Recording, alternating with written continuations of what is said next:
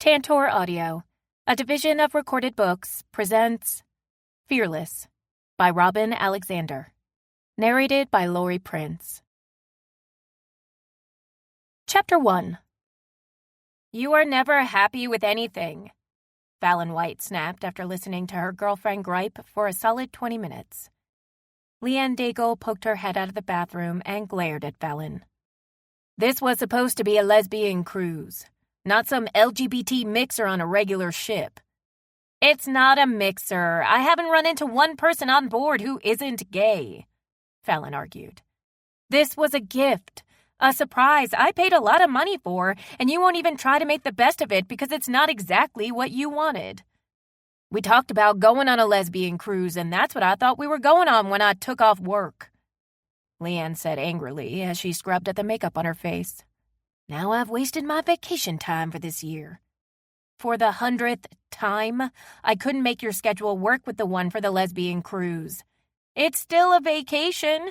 I missed snorkeling with the stingrays because I sat in this room with you all day begging your forgiveness for taking you on a trip you didn't have to pay for. It was supposed to be a romantic trip, and you brought friends, Leanne spat out. Angela is the one that discovered this cruise line was going to be an LGBT cruise. She had already booked a trip with Mandy. We aren't sharing a cabin with them, and they don't expect us to go everywhere with them. This could have been a romantic trip, but you decided to piss all over it. When you're with Angela, you act like an idiot. Exhibit A, you spent $300 on a giant roll of plastic and cooking oil, so you and your friends could slip and slide all over the backyard like a bunch of kids, Leanne said with fire in her eyes. Then Angela had to take you to the hospital when you broke through the fence and impaled yourself on a piece of wood. On top of all that, you killed the damn grass. Fallon held up a finger. Angela had nothing to do with the planning or the shopping. She simply helped me spread out the plastic and pour the oil. I don't need her assistance to be an idiot, and that was over a year ago. You bring it up all the time like it just happened. I'm much less of an idiot these days, and you won't admit it. Living with you is like being in the circus. On my ride home from work each day, I wonder what I'm going to find in the house. Ducks, an alligator carcass. It was a skin, not a whole gator. Fallon jumped off the bed to her feet. I haven't brought home anything but groceries in ages. I'm so damn tired of you refusing to acknowledge that. Leanne jabbed a finger at Fallon. You've made me live a life of worrying and wondering. I have to constantly steel myself for what might happen next. You haven't changed. This cruise is a prime example of that. We talked about taking a lesbian cruise, and you tell me one day you booked one. You left out the part about it not being lesbian at all, and that's how you operate. There are a lot of lesbians on this ship. If you were looking forward to it being a romantic trip, then why do you need to be completely surrounded by other lesbians? That's not the point. You make a decision and expect me to be happy with it, and I'm seldom happy anymore, Leanne snapped. Fallon shook her head as all the fight drained out of her. There is no point to this. Neither of us is happy. We're both being fools by pretending that our relationship is going to get any better. I can't keep living like this. When we get home, I'm moving back to my apartment. Leanne threw up her hands. If you would just try to act like an adult, we could get along. I am an adult. I work, I pay bills, I keep up with the yard, the grocery shopping, picking up your dry cleaning. I'm home every night. I put aside things I like to do to make you happy, and it's never enough. Fallon patted her chest. I am an adult, but I am not the adult you want. I can't please you, and I'm so fucking tired of trying and failing. Fine, Leanne said coolly. She went into the bathroom and slammed the door behind her. I just ate an entire order of large onion rings, Fallon said with a look of pride when her best friend, Angela Dalton, joined her at the bar. Angela stared at the empty, greasy plate in front of Fallon with disgust. Why would you do that to yourself? Leanne hates onion rings, and I haven't eaten even one in 2 years. I needed to make up for lost time in rings. Oh, Angela said with a nod as she took a seat on the stool beside Fallon. You're just gonna poke the bear, huh? No matter what I do, I piss off that bear, and that's why we broke up. Angela sighed as she motioned for the bartender. I'm not surprised. This has been a long time coming. What are you drinking? Rum punch. 2 rum punches, please. Angela handed her key card to the bartender when he set a napkin on the bar in front of her. She gazed at Fallon and put a hand on her shoulder. Are you okay? I feel like I've just been released from prison. Fallon shrugged. I knew this day was coming, and I thought it would hurt, but I don't feel anything but numb. Or better yet, resolved. The sun is shining down on me, and I'm free.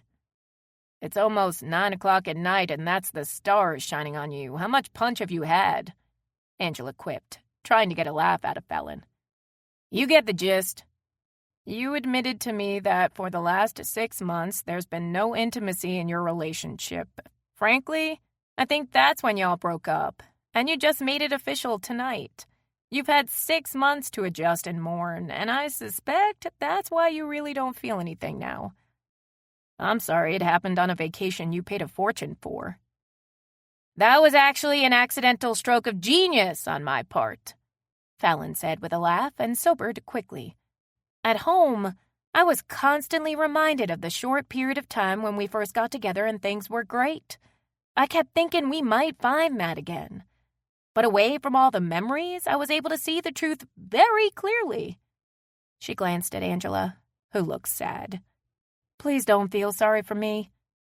I'm doing my best not to be insensitive to your situation, but I really want to dance and sing. It's been hard to sit back and watch my best friend allow someone else to choke the life out of her, Angela said as the bartender served their drinks. You go ahead and celebrate your freedom. You've paid your dues and then some. Amen, sister, Fallon said with a smile and took a big sip of her punch. We never can get on the same cycle of being single at the same time. Now you have Mandy. You think you'll get serious with her? Angela nodded. It's been a great 3 months, and I have high hopes. She's different. I've never dated anyone so laid back. If I've had a bad day at work and I tell her I need time to myself, she doesn't sweat that. She doesn't ask me if I'm mad at her or get her feelings hurt. She gets it. And she likes to be by herself sometimes, too. She doesn't get bent out of shape when I want to do something alone with you. She just does her own thing. I really think she could be the one. Where is Mandy? She's taking a jewelry-making class, Angela said and frowned. I tried to join in, but I kept dropping my puka shells. I couldn't string them to save my life. She sent me to the excursion desk to see if there was anything I wanted to do when we get to Roatan tomorrow. I spotted you through the window on the way. I haven't seen you but once since we left New Orleans, so I pounced. She took a sip of her drink and smacked her lips. The punch is tasty. Yeah, it's good, Fallon agreed. I'm going to have a lot more of these. After Mandy's class, we're going to go to a show. Why don't you come with us? I'm not really in the mood, but thanks, Fallon said with a smile. I just want to sit here and drink my punch. I've been with the bear for the last couple of days on the quiet deck at the ass end of the ship. I haven't even explored. Did you even get off the boat at the ports we visited? Angela asked with a frown. Hell no. Leanne said she didn't feel safe. We're doing something exciting in Roatan tomorrow. Do you want input on the excursion or do you want me to surprise you? Angela asked. Fallon's eyes lit up. Surprise me. You'll need my key card for my ticket. No, this is on me, Angela said and stopped Fallon from reaching into the pocket of her shorts. You're always springing for our adventures. Let me do this. We have a little couch in our cabin that makes into a bed. Why don't you bunk with us tonight? No way, Fallon laughed. You've only been with Mandy a few months. I know what's going on in your room. I have a couch in mine, too. She gave Angela a hug and patted her cheek. Just knowing you're on board if I need you is enough. Go enjoy your night. Okay, but you need to remember that you don't have a big tolerance for booze, so take it easy on the punch. We get into Roatan at 9 tomorrow morning, so be ready to roll. Also, you need to gargle with that punch. You smell like a fried onion. Haley Hollis groaned when she saw the Do Not Disturb placard hanging on the handle of her cabin door, and it was after midnight. Her roommate's moaning carried out into the hall and caught the attention of two men as they passed. Haley smiled at them sardonically. Until now, I didn't know what a peacock in heat sounded like. She pounded on the door. Erin! Next time you hook up, go to her room for a change! Haley stomped down the hallway and took the first exit to the outer deck. She shoved through the door, took 2 steps outside, and collided with a woman holding a very large frozen drink. Haley felt the cold liquid soaking the front of her shorts and shirt and completely lost her mind. Really? She bellowed.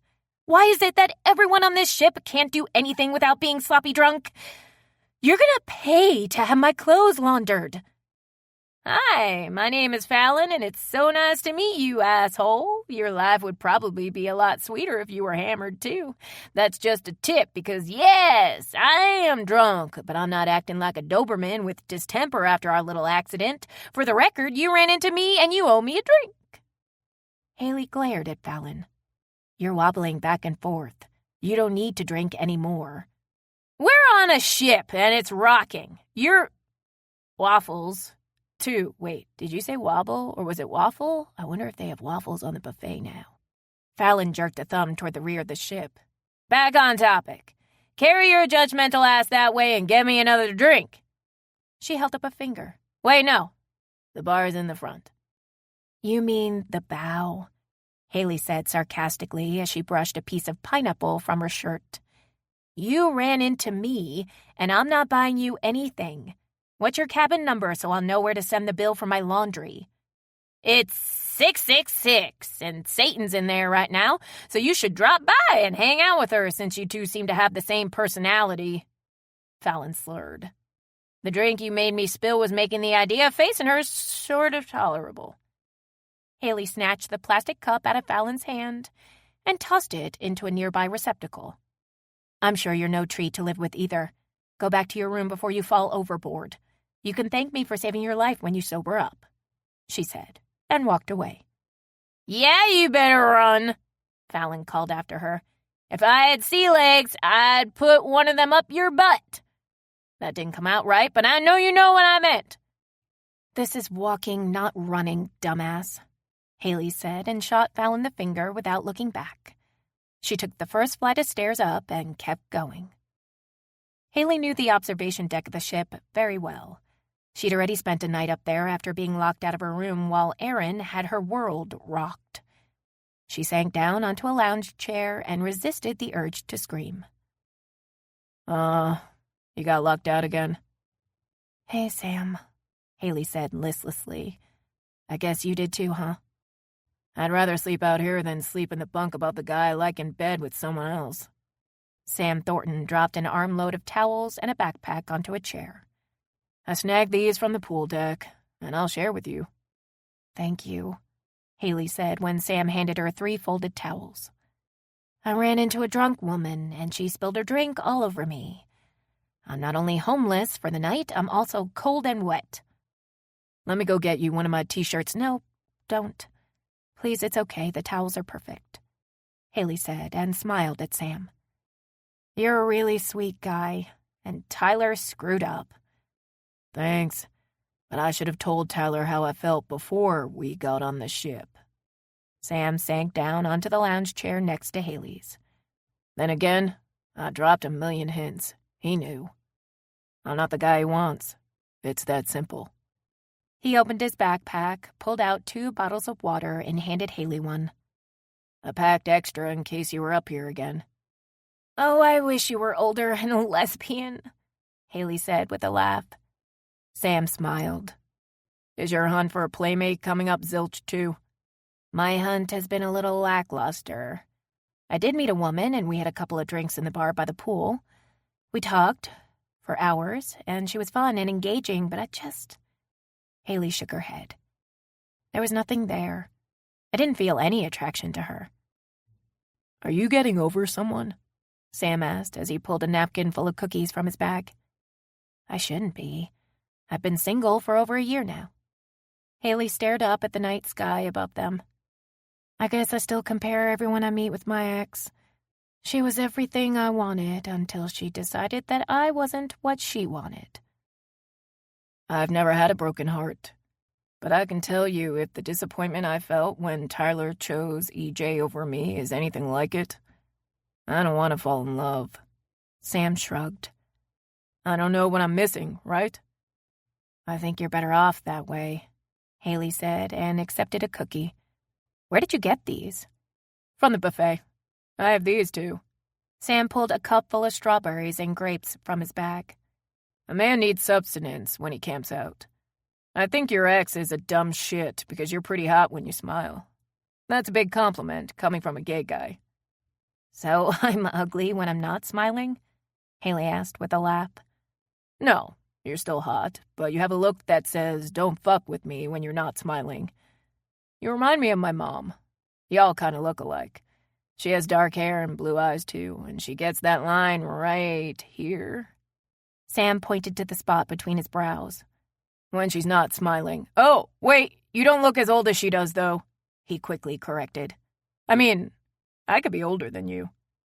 You're not, Haley said with a smile, and studied Sam's youthful face and bright blue eyes when he swept his blonde bangs from them with a shake of his head. You're 24. 25. I'm 10 years ahead of you, Haley said and bit into her cookie. So, like, when I was searching my upper lip for hair, you were already in college. Are you determined to make me feel old? Haley asked dryly. Sam laughed. Oops. Insert abrupt subject change. Hey, you want to do something tomorrow? Like a dumbass, I bought 2 tickets for a zip line adventure because Tyler said it was something he wanted to try when we set up this trip. It sounds like a lot of fun. We'll zip, then we'll take a boat to a reef to snorkel. Haley hadn't gone on any excursions because she didn't have anyone to go with. She wasn't exactly thrilled with going on a zip line, but she wasn't about to pass up the offer of Sam's company. Sure, she said with a smile. I'll pay you for the ticket and I'll buy you lunch. That's already included. If I meet a cute guy, you can tell him how wonderful and sweet I am. Absolutely, Haley said with a nod as she grabbed a grape. I'll be your wing woman. I'll throw your roommate overboard when we get to port if you want me to, Sam offered with a smile. I'd like the pleasure of doing that myself. This is the last time I'll ever room with someone I barely know. How'd you end up with her? Erin is my best friend's cousin. My friends Cindy and Terry were supposed to be on this trip with us, but Terry's mother fell and broke her hip, so they had to cancel at the last minute. I'd met Erin once or twice, so I thought it would be okay to travel with her. Cindy didn't want me to cancel either because she and Terry bought me this trip for my birthday, so I felt like I couldn't refuse. Haley explained with a sigh. Aw, when is your birthday? Sam asked. Yesterday. Sam piled a grape and a strawberry atop a cookie and handed it to Haley. Tomorrow I'll find you a real cake, but this will do for now. Happy birthday, Haley. Thank you. Haley pretended to blow out the candle and ate the cookie and fruit in one bite. Chapter 2. The next morning, Fallon awoke to a knock. She pulled on a robe, wondering where Leanne was, since she was the one who arranged for breakfast to be brought to their room each day to avoid the dining room. Good morning, Fallon said as she opened their stateroom. The smile on the steward's face transformed into a look of surprise. Then his smile promptly returned.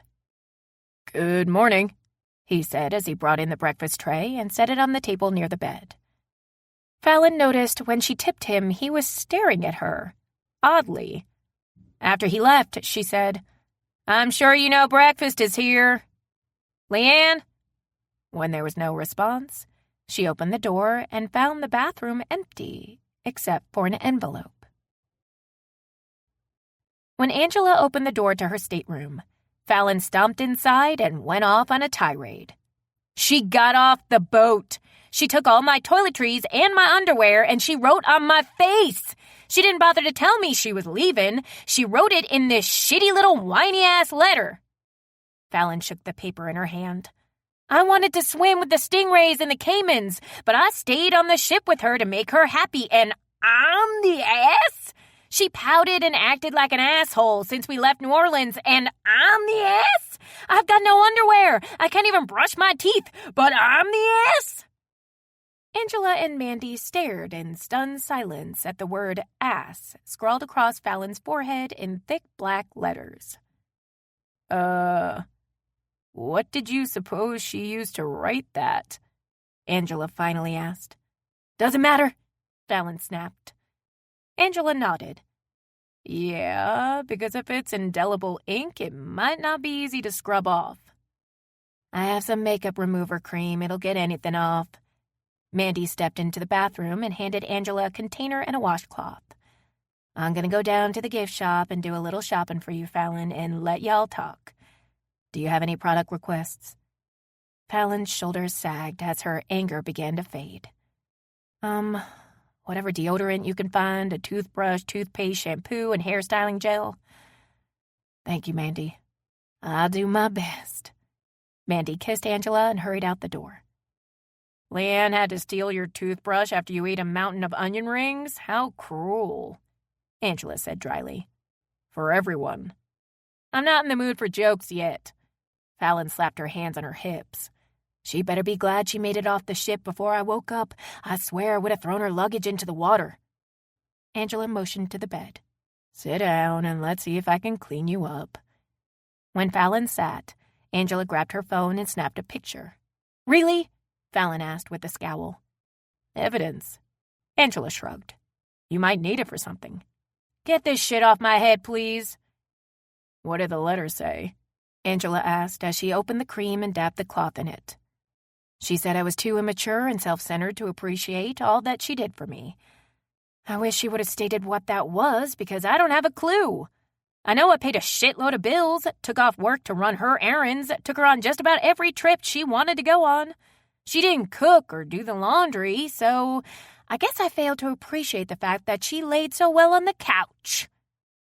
This is coming off, Angela said as she scrubbed Fallon's skin. Good. Thanks. Fallon blew out a heavy breath. She said I need to get my things from her place the day after I get back. Will you help me move? Of course. I know you didn't take furniture to her place, so what's there besides your clothes? Fallon thought for a moment. Laptop, my sketch stuff, pictures, and general junk, I guess. It won't take long. At least you still have your apartment. And your head is clean now. Angela patted Fallon on the shoulder. It's a good thing you noticed your branding before anyone else did. Fallon laughed sardonically. Well, actually, I didn't. The steward who delivered the breakfast tray saw it first. Then when I came here, I crossed paths with a woman who I had words with last night when she ran into me and made me spill my drink. She took one look at me, held up a thumb, and kept on walking. There aren't a lot of people going on this excursion, Haley observed as she and Sam waited at the back of the line to board the bus. Sam shrugged and looked up at the gathering clouds. I guess that's because it's the rainy season and this excursion ranks high on the adventure scale. Well, if it ranks high, I would think more people will want to do it. Oh. Sam shook his head. No, that's not what I meant. I should have asked this before, but you don't have any heart or health issues, do you? No, Haley replied slowly. Why? The adventure scale works like this. Level 1 is family-friendly. Level 2 may require something like the ability to swim, and 3 is more like make sure your life insurance policy is up to date. Sam laughed at the expression on Haley's face. It's safe, otherwise the cruise line wouldn't sponsor it. Haley nodded with a weak smile and wondered what she'd gotten herself into. Have you ever ziplined before? Oh, yeah. My first time was over a gorge, and when I saw the drop-off, I almost pissed myself. I kept hearing my dad in my head bitching about all the adventures he passed on, and he's too old to do now. I don't want to be griping about the same thing, so I did it. And it was amazing. The most daring thing I have ever done was to go on this cruise after my best friend Cindy and her girlfriend had to back out. This hasn't been a pleasant experience.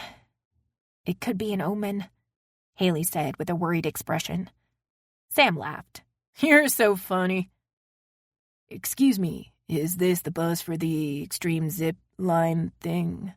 A guy asked as he walked over to where Sam and Haley stood. Haley noticed that Sam's voice was a little deeper when he replied. Yeah, it is. Great, I'm Aiden. Nice to meet you. I'm Sam, and this is my friend Haley. Pleasure to meet you, Aiden, Haley said with a smile. You too. None of my friends wanted to do this, and it's not really all that extreme, according to the pictures I saw. Instead of being in a harness, we'll be strapped into some kind of little chair thing, and the line has an automatic braking system. My grandma could handle that. Aiden grinned. She would have if she'd been on this cruise. When Sam and Aiden began to talk about a rock climbing excursion in Mexico they thought was lame, Haley heard her father's voice in her head, too. Haley, a sensible person weighs risk. If you touch the handle on that teeter-totter, you will collect all the germs deposited by mucus-wiping children before you. Not to mention, that thing is a brain or bone injury waiting to happen. If you fell off, the seat could crush your head. You could die that easily. Haley heard her mother's voice. Michael, she's 8. Her skull cap isn't even fused. Let the child play. After you, my lady. Haley blinked and came back to the present. Sam was smiling at her and gesturing for her to get on the bus. Her knee-jerk reaction was to tell Sam she'd changed her mind, but then she heard her own inner voice imploring her to live a little because she'd never dared to get on a teeter-totter. She climbed on the bus with her knees knocking and quickly chose a seat. She was surprised that Sam sat next to her after the way he looked at Aiden. Do you want me to tell Aiden how great you are? She asked softly. Hell yes, did you see his arms? Sam whispered. Oh yeah, even as a lesbian I noticed and appreciated those. There were signs all over the waiting area for this bus, and he knew he was in the right place. He just wanted to talk to you. Sam glanced over his shoulder at Aiden, who picked a seat not far behind them. I hope you're right, because he is cute. We made it, a woman said loudly as she raced onto the bus, stuffing her long blonde hair through the hole in the back of her ball cap. She was forced to wait at the top of the steps when someone spilled the contents of her bag into the aisle ahead of her. Do you think she's cute? Sam asked. I'm not really attracted to blondes, Haley said as she watched the woman take the hand of another woman with dark hair coming up the steps of the bus. She doesn't appear to be single either. When the aisle was clear, the blonde and her partner moved on, and another woman climbed the steps behind them. Haley noticed her very dark hair, closely cropped on one side and long and wavy on the other, framing her jawline. The name Fallon popped in her head as she suddenly remembered the woman introducing herself after their collision. Haley groaned when Fallon met her gaze and recognition filled her dark eyes. Fallon cocked her head and smiled, but she didn't say anything as she passed Haley and Sam. The one with the really cool haircut was smiling at you, Sam whispered. That's the woman who spilled her drink on me last night, and I forgot to mention she smelled like onions, Haley said with disgust. That hairstyle screams, look at me, I think I'm cool. My sister's hair is cut like that, and I did it. Haley's eyes flew open wide. You're a hairdresser? Yep, Sam said, looking a little perturbed. Oops, Haley said with a laugh. I'm sure it's very cool on your sister. Even as a gay man, I can appreciate a good-looking woman, and she is one. She smelled nice when she passed, no hint of onion, and I like the sea turtle tattoo on her ankle. I think you should forgive her and see where that leads. I've never dated a woman with a tattoo, Haley said thoughtfully. What? How many women have you dated? Sam asked loudly. Dude! Sorry, Sam whispered. I thought everybody had a tat. I've got an eagle on my back. Do you at least have any piercings? My ears? Sam looked at Haley as though she was from another planet. Oh, honey, you've got to get some ink. While standing in line, the group was given a class on zip-lining safety. Haley learned what not to touch and to always face forward, but that was all she heard.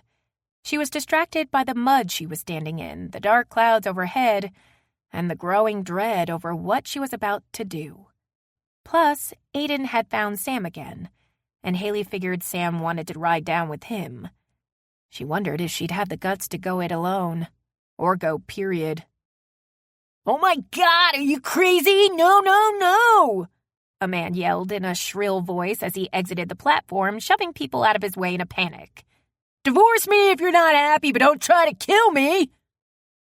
"The line just got shorter," Aiden said with a smile. Sam nodded. "They have 4 lines. I don't know why they're running just 2. Probably didn't bring in a bunch of manpower since our group is small. They'll let us go in the rain, but if it starts lightning, we're screwed. Did you guys leave your stuff on the bus?" Aiden asked. "I'm worried about my phone getting wet." Sam dangled the key attached to a rubber band on his wrist. "We put our stuff in a lockbox beneath our seat. Your seat probably had one too. We'll hold your place if you want to go store your phone." "I think I will." Haley watched Aiden jog off. Hey, Sam, if you want to ride down with him, I won't mind. Sam smiled. "I'm not going to leave you hanging. We made plans to do this together. You're my bud, and he can catch up with us at the bottom." You two seem to be hitting it off, and I really don't mind, Haley said, hoping Sam would take the bait because she was becoming more nervous by the second. "No way. I want to be with you on your first zipline trip," Sam insisted. Haley's heart sank because she had begun to formulate an escape plan. She was going to wait for Sam and Aiden to take off. Then she was going back to the bus. She fought the urge to whimper when someone screamed as they left the platform on the descent. Sam was a gentleman and motioned for Haley to go ahead of him when it came their turn to climb the 3 steps to the platform. Haley's mind went blank when she looked down the mountain. She was so overwhelmed by what she saw, she answered no when the attendant asked if she was with Sam. She could hear Sam arguing that he was supposed to go with her while another attendant yelled for a single rider. Someone told Haley to sit in a basket, and she did it. While she was being strapped in, she could hear conversations all around her, but they sounded so far away. Her brain had shut down as she stared at the space between the line and the treetops beneath it. Hey, the guy said, and snapped his fingers in front of her face. "Are you okay?" Yes, Haley said numbly, not fully understanding why he was asking. "She's ready," the attendant said. "Second rider?" Haley turned her head expecting to see Sam, but the drunk drink spiller who smelled like onions was next to her instead. What happened? Why are you here?" "They asked for another single rider, and I raised my hand. "I'm not any happier about it than you are," Fallon said with a scowl. The attendant placed Haley's hands on the 2 handles against her shoulders. "Face forward at all times," he said. "Let me hear you roar." "Do what?" Haley asked as the sky opened up before her. She released a real roar then, but it sounded more like a high-pitched hysterical scream. Chapter 3. All Fallon could do was laugh as she flew down the side of the mountain with the wind in her face. The experience was exhilarating, and she loved every second of it. She was also thoroughly amused by the commentary from her zipline partner who would blurt out words that didn't make sense together. "Birds under me! Insurance! Fuck!" Haley was lagging just behind Fallon on her line, so Fallon would have to lean her head back to catch a glimpse of her. Haley was staring straight ahead, eyes wide as the goggles she wore. Instead of letting her legs dangle, she held them straight out in front of her. "See people! Fast! Tree! Bird! Water!" Haley yelled. Even under gloomy skies growing darker by the second, the water in the distance was a brilliant blue. The tree canopy kept Fallon from seeing mostly what was directly below her, but she caught glimpses of the ground that she was getting gradually closer to. She sighed, thinking the trip went by too fast. "Teeter-totter is gonna smash my head," Haley blurted out. Fallon's laugh was cut short when lightning streaked the sky in the distance, but it took a while for the thunder to follow. Still, it was too close for comfort. As much as she'd enjoyed the ride, she was thankful when she felt the brake on her line gradually slow her. When they arrived on the platform, the receiving crew went to work removing the harnessed seats. One of the attendants said, "We've had to stop the ziplining for now because of the lightning. The bus is going to bring the rest of the group down to the lunch pavilion." He pointed to a trail. Follow these signs, and you'll come out at the pavilion." "Okay, thanks," Fallon said as she watched Haley walk stiffly toward the stairs, still wearing her helmet and goggles. "Oh, lady, your helmet," one of the attendants said and tapped Haley on the shoulder. Haley looked completely confused. "I'm wearing a helmet?" "And goggles?" Fallon tried not to laugh, but it came out in a snort. Fallon decided to be nice and wait for Haley since she seemed to be having an out-of-body experience. Once Haley was free of the equipment, she headed back to the stairs, and Fallon followed. They walked briskly down the trail, walled by tall and very thick vegetation as the rain began and thunder rumbled in the distance. "I kind of feel like a rat in a maze," Fallon said as the trail curved. Haley nodded. "Uh-huh." "I take it you found the ride terrifying?" When Haley didn't respond, Fallon said, "Since we keep running into each other, I guess we should introduce ourselves. My name is Fallon. And yours is?" "I know your name. You told me last night when you ran into me." "I remember that encounter differently." "Do you have a name?" Fallon asked. "Haley." "Do people call you Hal for short?" Fallon asked and wiped the rain from her eyes. "No." "Crappy weather, huh?" "There's a bright side, though. You had an incredibly bad case of helmet head a few minutes ago. When you pulled it off, all your hair made like a big turban, but you still had some long pieces hanging down. Then it kind of resembled a tornado with legs. Now it's plastered to your head and shoulders." Fallon grinned when Haley scowled at her. "Hey, it was funny. Are you incapable of laughter?" "I don't think you're funny." "It's a good damn thing your hair has a sense of humor because you sure don't." "Why is that? Do you have a stick jammed in your ass?" Fallon asked. Haley opened her mouth to say something when they rounded a curve and almost ran into a man standing on the trail.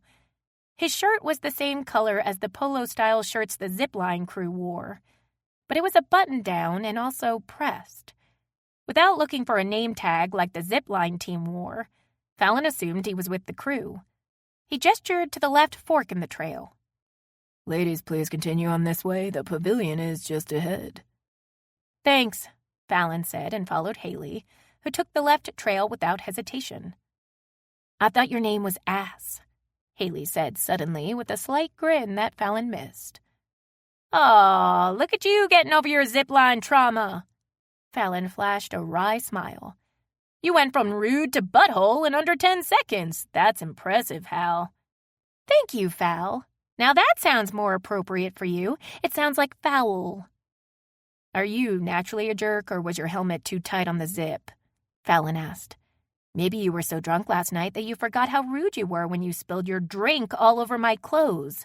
So let me help you out. You didn't apologize, and you demanded another drink." "You barreled out of the door and slammed into me. Yeah, I was drunk, but I wasn't so plastered that I don't remember what happened. Even though it wasn't my fault. I probably would have offered to pay to clean or replace your clothes if you hadn't acted like a butthole. That drink cost me $12, and it was in a collector's cup that you so rudely threw away." Haley abruptly stopped walking and whirled around. "You paid $12 for some punch with rum in it? Wow. You're either really wealthy or really dumb, and I think it's the latter." "Look here, asshole. All the drinks on that ship are expensive, and I was having a bad night, so slow your roll with the judgment," Fallon spat out. Haley jerked a thumb at her chest. "I did not run into you. I was about to walk past you when you staggered into me." "Ladies, just a minute." Fallon held up her hand to the man who had directed them down the trail. "Again, I would have apologized had it been my fault, and I don't remember it the way you're telling it. I'm a nice person. I could have left you behind on the platform back there, but you didn't even know you were wearing a helmet. I waited to walk with you and make sure you were all right." Fallon pounded her chest. "That's the kind of person I am." "Empty your pockets, bitches," the man said firmly. Fallon and Haley stared at him in shock, and Fallon noticed he had one hand in his pocket, leading her to believe he had a weapon. "I have running shorts on," she stammered. "No pockets." "You have pockets," the man said and nodded at Haley. "Empty them and drop your shit in the sand." "I left everything on the bus." Haley patted the pockets of her shorts. See? The thief's expression darkened. Take off your rings and watches. Oh, you can have my ring, Fallon said as she pried it off her finger. I would advise you not to rub it because the woman who gave it to me is liable to come out of it like a genie and burn your face off with her soul-ripping words. She's as obnoxious as Helmet Head here. The second Fallon's ring hit the sand, Haley turned and ran down the trail screaming. That jolted Fallon into action, and she took off behind her, yelling, "An asshole in a very nice blue shirt is robbing us!" Haley seemed to move faster than the lightning striking through the sky. Fallon kept with her through the twists and turns of the trail as it grew narrower. Haley glanced over her shoulder and shot off the sandy path through the foliage. Fallon followed, too, and swatted at the limbs in front of her. She staggered when something connected with her shin, and she thought she was about to be overtaken by the robber. She dared to look over her shoulder but didn't see him behind her. She slowed her stride when she came into a clearing that looked as though it had flooded recently. Haley popped out from behind a pile of wood that had been washed up on a cropping of rocks and waved. Fallon rushed into the hiding place and looked over the top of it for the robber. "Get down," Haley said and shoved Fallon onto the ground. Fallon gasped for air for a moment or two, then asked, "Why did you leave the trail?" "He obviously knows it.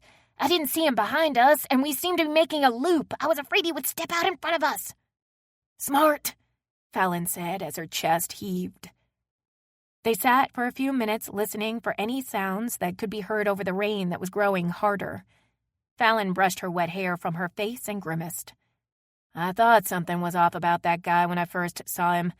It was just a gnawing feeling, and normally I trust my instincts, but I was thrown off by the churning desire to choke you a little bit." "The same thing happened to me. I was totally caught up in a fantasy where I was stuffing handfuls of sand in your yap." Fallon glared at Haley. "You are a tool. I would really like to continue insulting you, but right now isn't the time.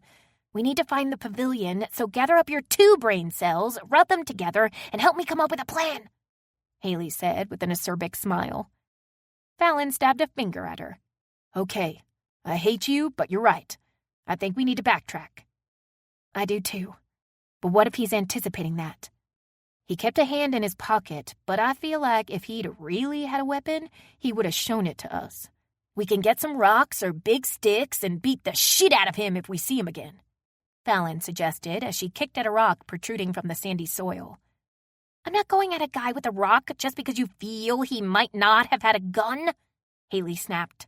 "Oh, what was I thinking? Surely there's a grenade launcher lying around here in the sand. You dig for it."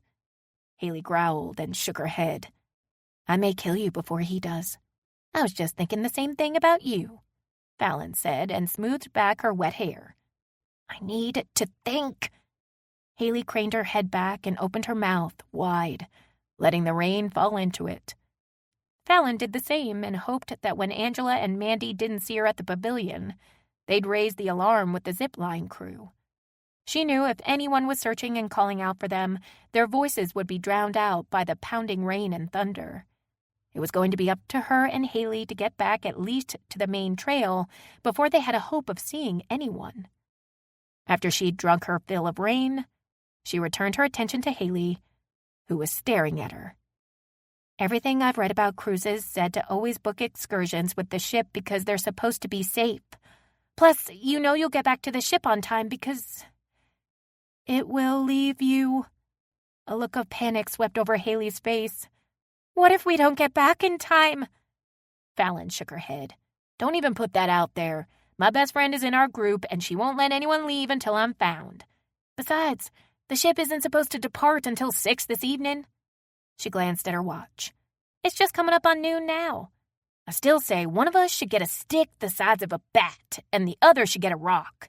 We'd have to get too close to him if we were both carrying rocks." "Why don't we both get sticks?" Haley asked with a frown.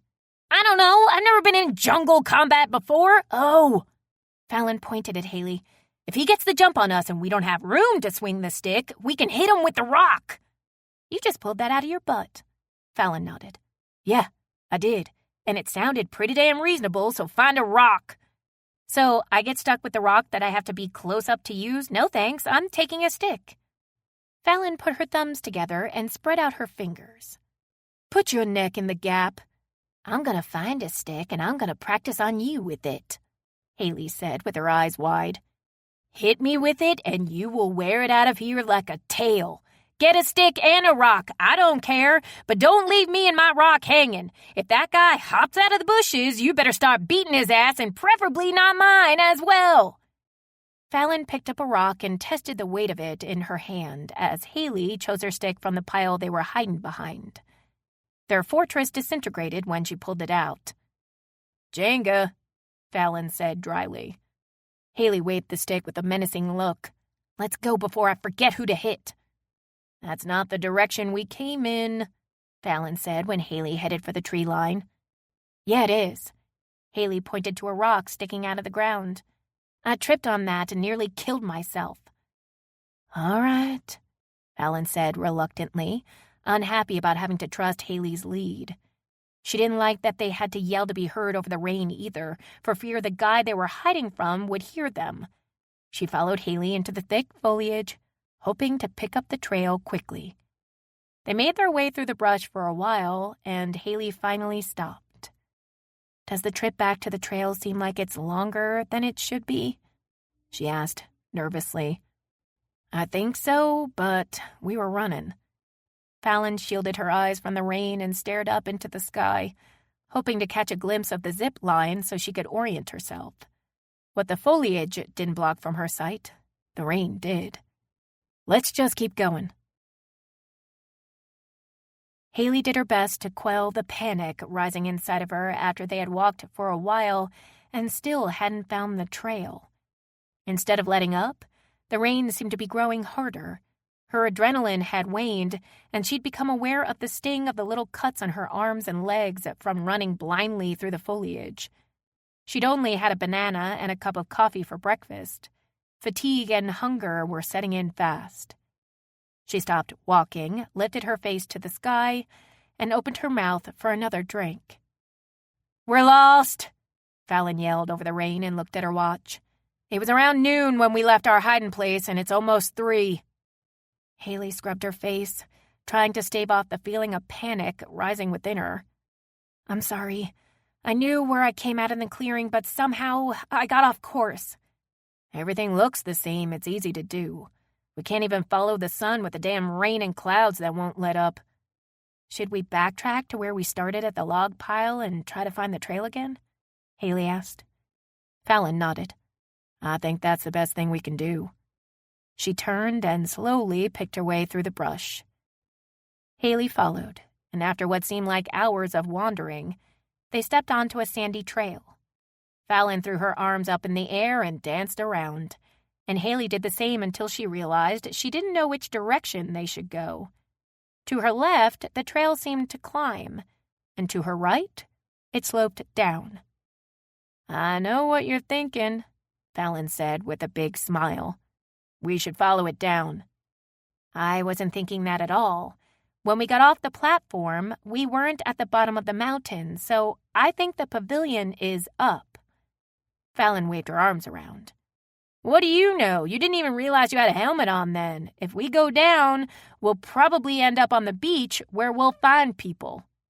If you bring that helmet up again, you're going to need one to deflect the blows from this branch in my hand. You can't talk smack, Fallon said with a laugh. You just wave the stick and say, I'm going to beat your ass. You don't use words like deflect. Are we really having this conversation right now? Haley yelled. I'm starving, scratched up, and sick of being lost. She inhaled deeply and let it out slowly. We have to stop fighting. It's only making me more flustered, and I can't think. All right. Truce. I still think we should go down because we'll ultimately come out at the beach. Haley nodded. Fine. Let's go to the beach. They hurried down the sandy path that began to narrow. Then there was only foliage. What? Fallon exclaimed. Who makes a path to nowhere? She snatched Haley's stick and beat at the bushes while cursing. The rain gradually tapered off to a sprinkle. Haley thought she heard something between Fallon's rants and shook her. Listen! Fallon fell silent except for her heavy breathing. Is that a goat? Yes, Haley replied excitedly. We need to find it. Fallon gazed at her for a moment with a frown. I don't know what you're plotting, but as hungry as I am, I've suddenly decided to become a vegetarian. I will not let you kill that animal. At times, you seem somewhat intelligent. Then there is this, Haley said and waved a hand at Fallon. We aren't going to eat it. We're going to find it, and hopefully it will lead us to the people it belongs to. Fallon nodded with her lips clamped tightly together. That was dumb. I'll blame it on my low blood sugar. Okay, Haley said distractedly as she moved into the brush. Let's just listen for the goat.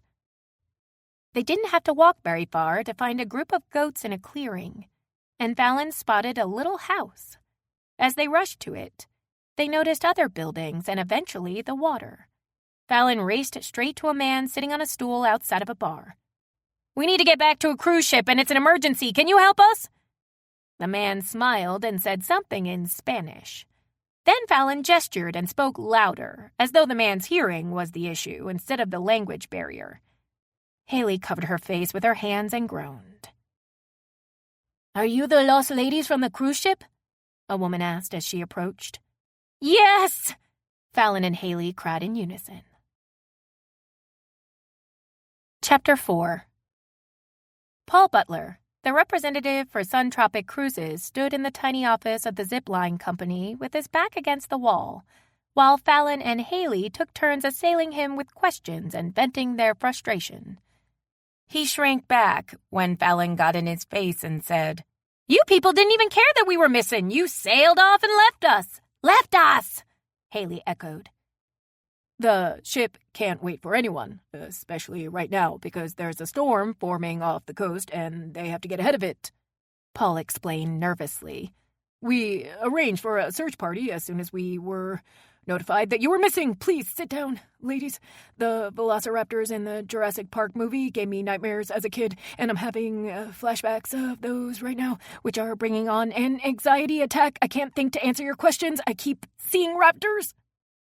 Fallon pointed at Paul and said to Haley, He's got the nerve to call us vicious dinosaurs after his ship left us stranded here? I guess I don't have to worry about having a place to stay because I'm probably gonna go to jail. Fallon bared her teeth at Paul. I'm about to show you a raptor. Before you shred him, we should find out what our next step is going to be. Haley took Fallon by the arm and tugged her over to a chair. Paul, we're going to give you a little space so your brain can work. I'll turn her loose if I don't hear some good news. Sit, Fallon. Fallon plopped down into a plastic chair and frowned up at Haley. I'm only sitting because I'm exhausted, not because you ordered me to do it. I want that clear. Yeah, sure. Haley set her gaze on Paul. Tell me how you're going to get us back to the ship. Paul cleared his throat. Normally, in these situations, the passenger is responsible for their lodging until they can arrange transportation back to the ship, he said, and threw up a hand. Don't kill the messenger. I'm not even a real employee of the cruise line. They pay me a fee to tell people what to do after they miss the boat. Usually they're drunk and lost track of time, or they wandered on their own and didn't make it back to the dock when they were supposed to. This is the first time anyone has been robbed on a ship-sponsored excursion, so I don't know the protocol on this. I'm waiting for a call. I didn't pack my credit card and passport in my butthole when I left the ship this morning, Fallon said tightly as she tried to control her rage. Haley pinched the bridge of her nose. Everything is butthole with you. Why didn't you say pocket? I was dressed to get wet on a ship-sponsored excursion, so it was as unlikely that I'd need my credit cards and passport as it was for me to pack them in my butthole. Fallon flung her arms around. That's the point! What little cash I brought, my ship ID card, and my phone were left on the bus. I have nothing! Neither do I. Haley gazed at Paul. My things are on the ship and the bus, too. We're helpless here. So when you get your call, you explain that to whomever you're talking to at Sun Tropic, or better yet, let me do it. Paul ran a hand through his dark hair. Would either of you like some more cookies or Coffee while we wait? Yes, because the cop I gave my report to ate half my cookies and drank my coffee, Fallon snapped. Haley nodded. I'd like some more too, please. I'll be right back. Paul rushed out of the office. Should we have let him go? Fallon asked. For all we know, he's jumping in his car and getting the hell out of here just like the zipline company's owner. Haley sighed and sank down into the chair next to Fallon. I don't know. I'm so hungry and tired I can't concentrate on any one thought. I didn't think about us not having passports until you mentioned it. Would we even be allowed to leave Honduras without them? At least we got these really cool-looking prison orange sweatshirts from Suntropic. I'm sure airport security will take one look at them and wave us on by to take our flights we were able to buy after earning money from cleaning fish on the dock. That's where we're headed, Haley! You were a lot calmer when we were lost in the jungle. Even lost, I felt more in control than I do now. Fallon massaged her temples. This trip has been a disaster since I stepped foot on that ship. Usually I can adapt and make the best of just about any situation, but this time, everything around me fell apart and I can't get a grip.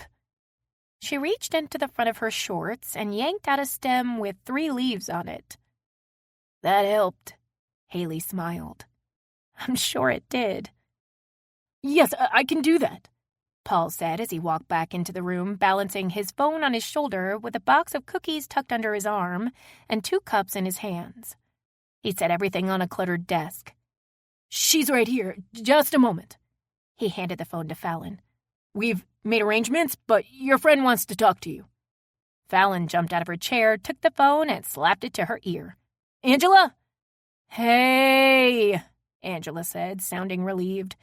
The cruise line isn't charging for this call, but they want me to talk fast. The first thing I want you to know is I didn't leave you on my own accord. We searched for you and Haley with the zip line and ship crew. When one of the crew told me the ship would leave whether we found you or not, I raced back on board to speak to whoever was in charge because no one out there knew anything. After going round and around with, I guess he's the purser, I didn't know, the ship pulled away from the dock and they wouldn't let me back off. I know you, Fallon said with a weary smile. Okay, here's the deal. With your permission, the cruise line will fax a copy of your credit card to a hotel that'll accept it for now. At least you'll have a place to stay, and we'll fight with the cruise line over reimbursements later. The purser is telling me they're not responsible, but I spoke with someone else, and they're not sure because y'all were on a ship-sponsored excursion. We'll go over that at another time. There's a storm that's rapidly intensifying, so the ship is racing to get away from it, and we're not going to stop at some of the planned ports. What they're trying to do now is to make arrangements to get yours and Haley's wallets, passports, and phones in the hands of a courier who will bring that stuff to the hotel you'll be staying at. They're also sending letters for you and Haley verifying you did miss the ship in Roatan. I think you're going to need those when you fly out of there. At least you'll have everything you need to get home.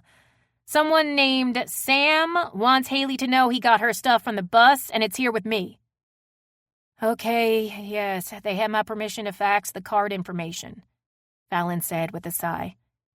Their guy Paul is going to take you and Haley to the hotel, and I'll hopefully be able to call you there tomorrow.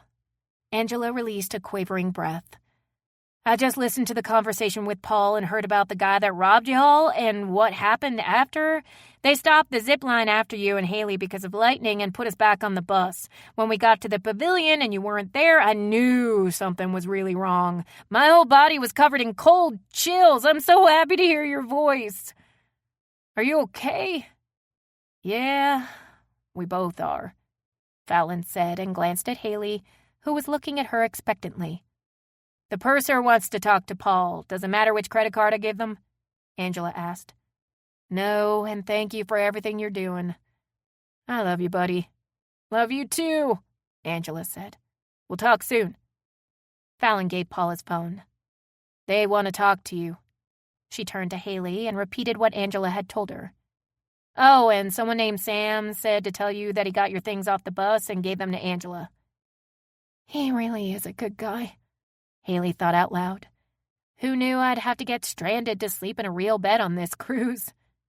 What have you been doing, sleeping in a hammock in the boiler room? My horny roommate kept locking me out of our cabin. I spent 2 nights on the top deck sleeping on a lounge chair with Sam, Haley replied. No wonder you're so grumpy. Why would you share a chair with Sam? Was there only one up there? What? Haley asked with a frown. He had his own chair. Fallon closed her eyes. Don't judge. I'm pretty tired. Paul escorted Fallon and Haley inside the lobby of the Seaside Amato. Marcus, these are the ladies I was telling you about, Fallon White and Haley Hollis. Ladies, this is Marcus Amato. Marcus was a thin man, except for his protruding belly. His sagging jowls reminded Fallon of a bulldog, and she wondered if he might bite because of the way his brow furrowed as he looked her and Haley over from head to toe. He scrubbed a handkerchief over his balding head and grunted. Nice to meet you, Marcus, Fallon said a tad warily. They're filthy wet and shivering, covered in scratches, and the only thing you people could do for them is give them a couple of lousy sweatshirts? Marcus asked with a thick New York accent. I did what I could, Paul said, wide-eyed. You know I'm not authorized to. They look like abandoned puppies. They make me sick and sad. Marcus waved a hand. Get out of my sight, Paul. Good night, ladies. Paul turned on one heel and headed for the door. Fallon and Haley exchanged glances, and Haley said, We would never enter your hotel looking like this on a normal day. I'm not mad at you, Marcus said, but didn't look as though he meant it. He slid a piece of paper across the counter toward Fallon. You need to sign this stating you'll be responsible for all the room charges. I charged you for a typical room, but I set you up in a 2-bedroom bungalow. Thank you. Fallon glanced at the rate and signed the paper without hesitation. Haley took a look at it, too. When our wallets arrive, would it be possible to split the entire bill? Yes. Marcus handed the paper to the clerk standing behind the desk with him. Until then, you're going to need food and clothes. There's a gift shop on the property where you can get something to wear. Washing machines are on the bottom floor of the main building near the pool. They take quarters, so let someone at the desk know and we'll get them going for you. There's no restaurant on the premises, but I can order whatever you want and have it delivered to your room. You want pizza, burgers, tacos, steak, chicken, whatever, I can get it. Pizza? Fallon asked Haley. No, you need meat, real meat, Marcus interjected. You both look puny. You like cheeseburgers and fries? Haley started salivating. Yes, sir? Marcus waved a hand at the clerk. Go make that happen. He stared at Fallon and Haley and said, They told me a man robbed you. Did he have a weapon? He had his hand in his pocket, and I think we both figured he had a gun, Haley explained. If he had a gun, he would have shown it to you. Marcus shook a finger at both of them. Fallon glanced at Haley. I think I may have mentioned that after the fact. You should have bashed his head with a rock, Marcus said. You keep hitting until he stops moving. You remember that if there's a next time. Okay, Fallon said and watched the color drain out of Haley's face. Marcus set 2 keys on the counter. You're in bungalow 11. You go through that arch on my left and down the hall to the door. Once you're outside, you go left again and follow the sidewalk to 11. It's marked. On your way, you'll pass the gift shop. Go in there and get clothes and whatever else you need. I'll tell Rosa to give you half off. In the morning, you call the desk and tell them what you want for breakfast. There's menus in the bungalow. Thank you, Mr. Amato, Fallon said with a smile. It was very kind of you to give us a discount on the room and at the store. I have daughters. If they were ever in your situation, I'd expect they would be treated the same way. You call me Marcus. Now go, your food will be here soon.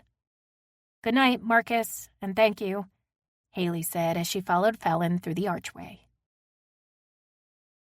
After a shopping spree in the gift shop, Fallon and Haley followed the sidewalk to bungalow 11.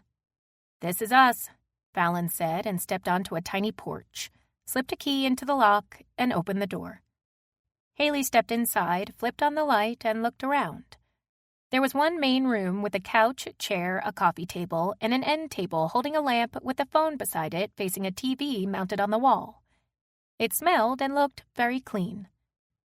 This is adorable. Fallon checked out one bedroom, then went to the next. They both have their own bathroom. Which one do you want? I don't care, Haley said with a big smile. I'll take this one. Fallon tossed her bag into one of the bedrooms. Why don't you take a shower first? One of us needs to be on the lookout for the food. I don't know if they'll just bring it in if we don't answer the door. No, you go first. You have a cut on your leg that you should clean. It's already looking really red. Fallon glanced down at her shin and headed for her room. Yeah, that looks angry. I'll be quick so you can have a chance to clean up before the food gets here. Haley went into her room and found a queen-size bed and a bedside table with a lamp and a small armoire. There were rugs on either side of the bed covering the tan tile floor, but other than that, there weren't any amenities like a phone or TV. The bathroom was just as Spartan with a standalone shower and a small vanity. There were plenty of towels, though, and soaps, shampoos, conditioner, and lotion. She looked at her face in the mirror and sighed. There was a scratch on her left cheek, and her skin looked greasy. Haley opened one of the bars of soap and washed her face and hands. She went back into the den, took her clothes out of a bag, and started pulling the tags off them when it hit her that probably no one at home knew she wasn't still on the ship. She doubted that Aaron even knew she was missing. Haley avoided the furniture and sat her dirty body on the floor next to the table holding the phone and made a collect call. Her best friend, Cindy DeSalle, accepted the charges and started talking rapidly. I saw on the news there's a storm that's about to become a hurricane. Then I called the cruise line to find out if y'all were safe, and they said the ship was ahead of the storm. Is that true? Are y'all okay?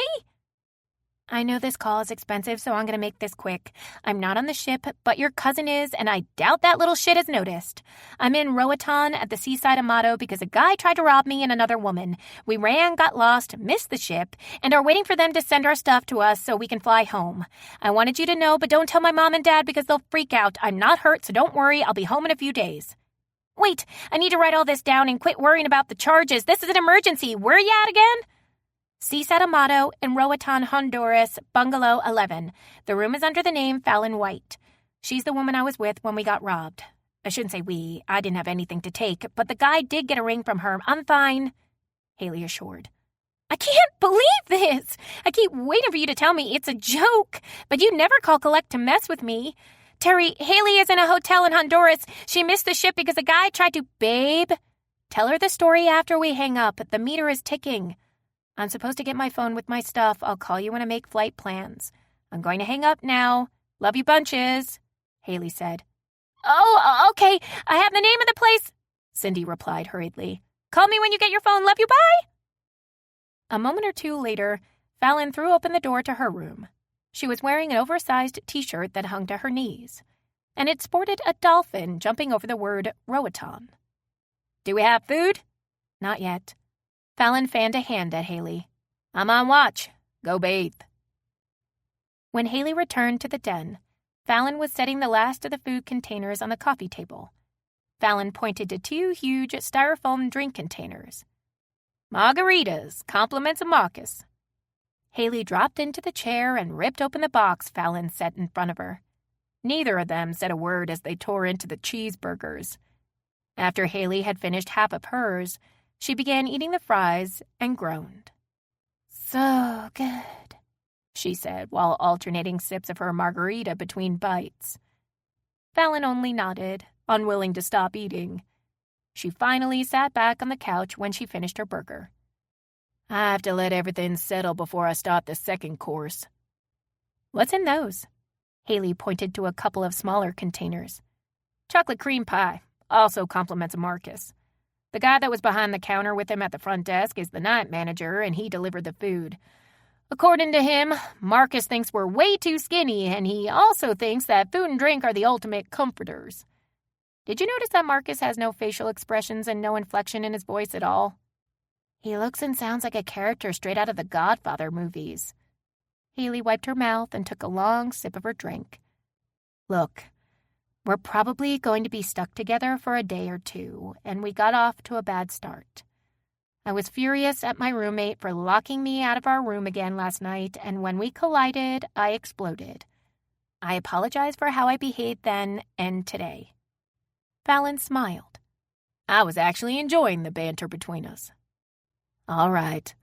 I apologize for running into you on the ship and for being insulting as well. I also appreciate, since your credit card was used for this hotel or inn or whatever it is, that you didn't leave me out in the cold. Well, it's Honduras. I don't think it gets cold. Fallon grinned when Haley shot her a look. I told you I'm a nice person. It never crossed my mind to tell you to fend for yourself. Except when you accused me of having only 2 brain cells. I did think about it for a second then. You called me a butthole. This day was a blur, but I feel like you called me that a lot. You threatened to hit me with your stick, Fallon countered. Haley smiled. I thought about that for a lot longer than a second. Fallon glared at her for a moment and laughed. I think I'm gonna like you, but that could be the margarita talking. Despite what you may think, I'm not a heavy drinker. I was having a bad night last night, and since I was stuck on a ship with a major problem, I chose to escape in the overpriced punch. You did mention that you were vacationing with Satan, so I'm sure that was problematic. I'm kind of curious to know why your best friend was arranging for all the help instead of her. We broke up last night. She left me a note that said she was catching a flight out of here this morning, and she took all my toiletries and underwear with her after writing ass on my forehead. She's not the devil, Fallon admitted with a sigh. We both hit a point of frustration that there was no turning back from. Maybe with some time apart, the frustration will subside and y'all can work it out, Haley said before taking another long pull on her straw. Fallon shook her head. We've taken breaks before. We saw a counselor, but we always end up back at square one, which is in a verbal boxing ring. I loved her for a time, but I'm not what she wants or needs, and she isn't those things for me either. Well, that sucks. I'm sorry, Haley said and bit back a smile. Then why are you smiling? Fallon asked with a laugh. Because... Damn! Haley completely cracked up. You've had a shitty week. I can't believe you got on a zip line with that kind of luck. Please excuse me, the margarita is really kicking in and the tip of my nose is numb. Fallon smiled. Yeah, that was just asking for it, wasn't it? What I want to know is why you did it.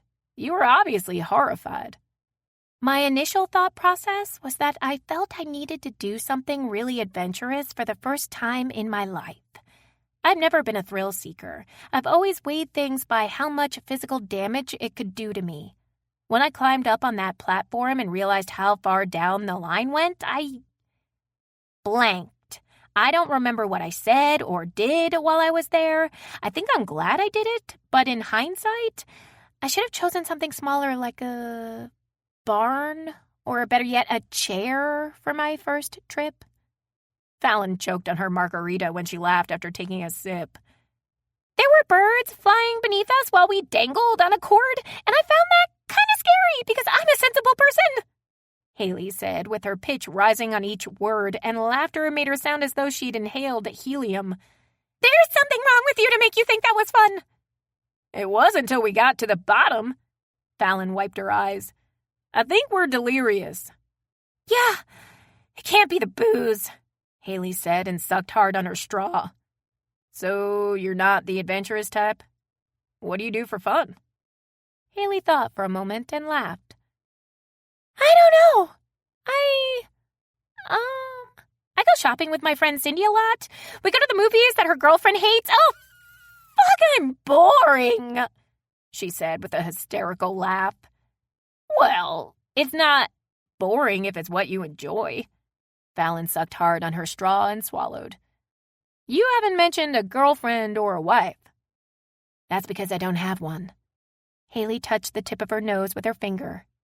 Phew, I'm feeling good. I should drink more often. My ex left me a year ago for someone else, she admitted and giggled.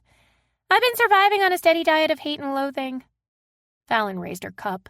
Whatever works, right? Yeah, I guess, Haley agreed with a shrug and a grin. She always complained that I wouldn't allow myself to be exciting, Look at me now, though.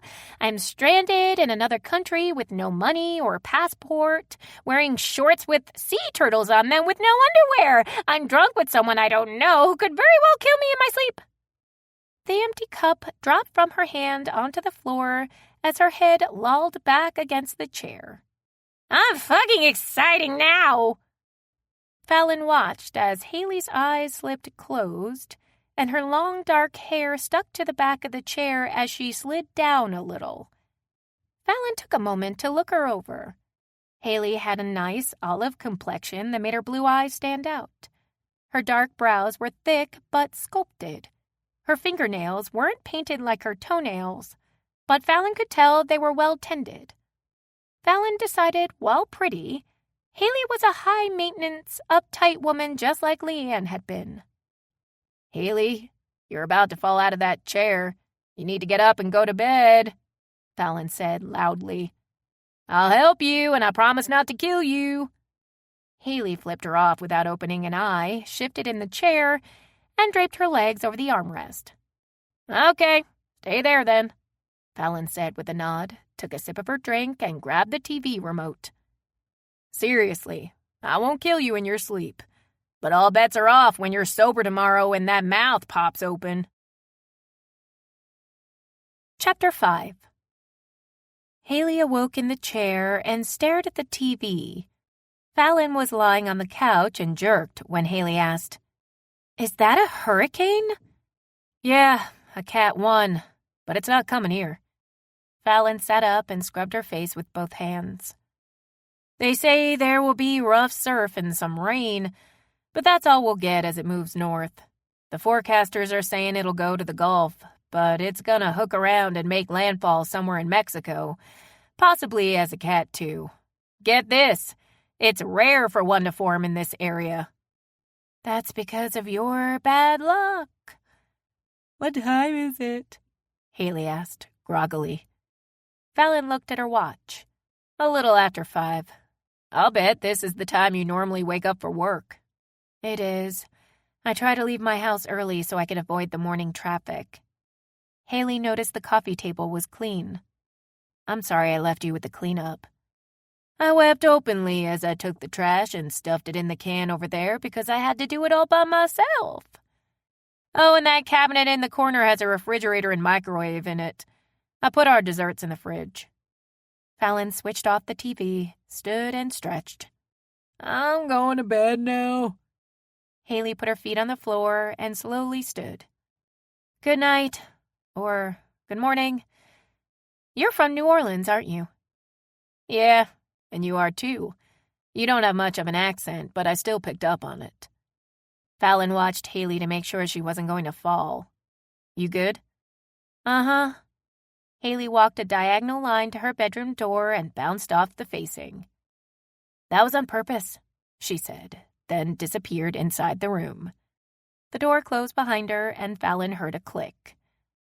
I don't have to worry about you sneaking up on me, Fallon said as she went into her own room. Fallon awoke 5 hours later to the sound of a door closing. She rolled over, intent on going back to sleep, when she caught the scent of food, and her stomach growled in response. Haley, she yelled. Did you order me food too? And coffee because I'm awesome. After a quick trip to the bathroom, Fallon went into the den and sat on the couch. Is this mine? She pointed to a cup. Yes, and so is this.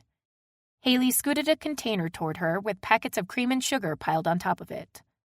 I was hungry when I woke up, and I had a headache, so I went to the gift shop and got some pain relievers and a pack of crackers so I wouldn't get sick when I took the pills.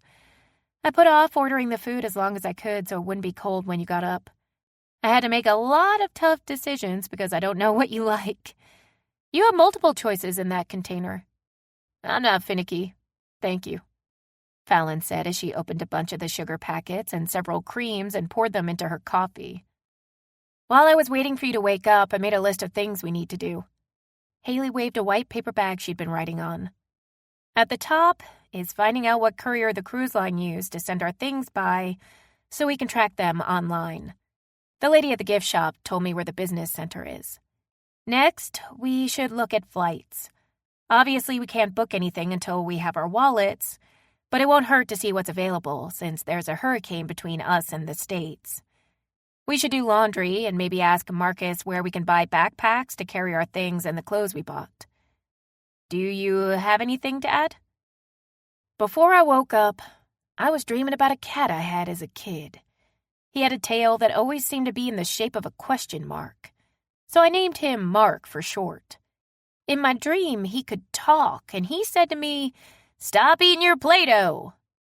I was an adult in my dream, so I argued with him and swore I didn't eat it. Fallon waved a finger. Here's the thing. I did eat it as a kid, though, just a few bites, and Mark saw me do it. That's all I have to add. Haley's jaw worked for a second before she finally managed to say, "What does that have to do with the list?" It means that I can't think about things like that when I've only been awake a few minutes. My mind is still on the fact that Mark could talk. Couldn't you have simply said that? Haley asked. No, because my brain doesn't work right until I've had coffee. Ah, Haley said with a sigh and sat back in the chair. My brain starts going the second I open my eyes. Did Mark say anything else? Did he tell you why they won't come when you call them? I'm pretty sure they think that's beneath them, but Mark didn't confirm. He was too fixated on the Play-Doh. Haley pursed her lips while she watched Fallon drink her coffee for a moment or two. What kind of work do you do? I'm not going to tell you, Fallon said with a smile. Don't tell me what you do either. We'll play a game and see if we can figure each other out before we get out of here. You're a teacher. Explain how you came up with that guess, Fallon said as she swept the packets off the box containing her breakfast.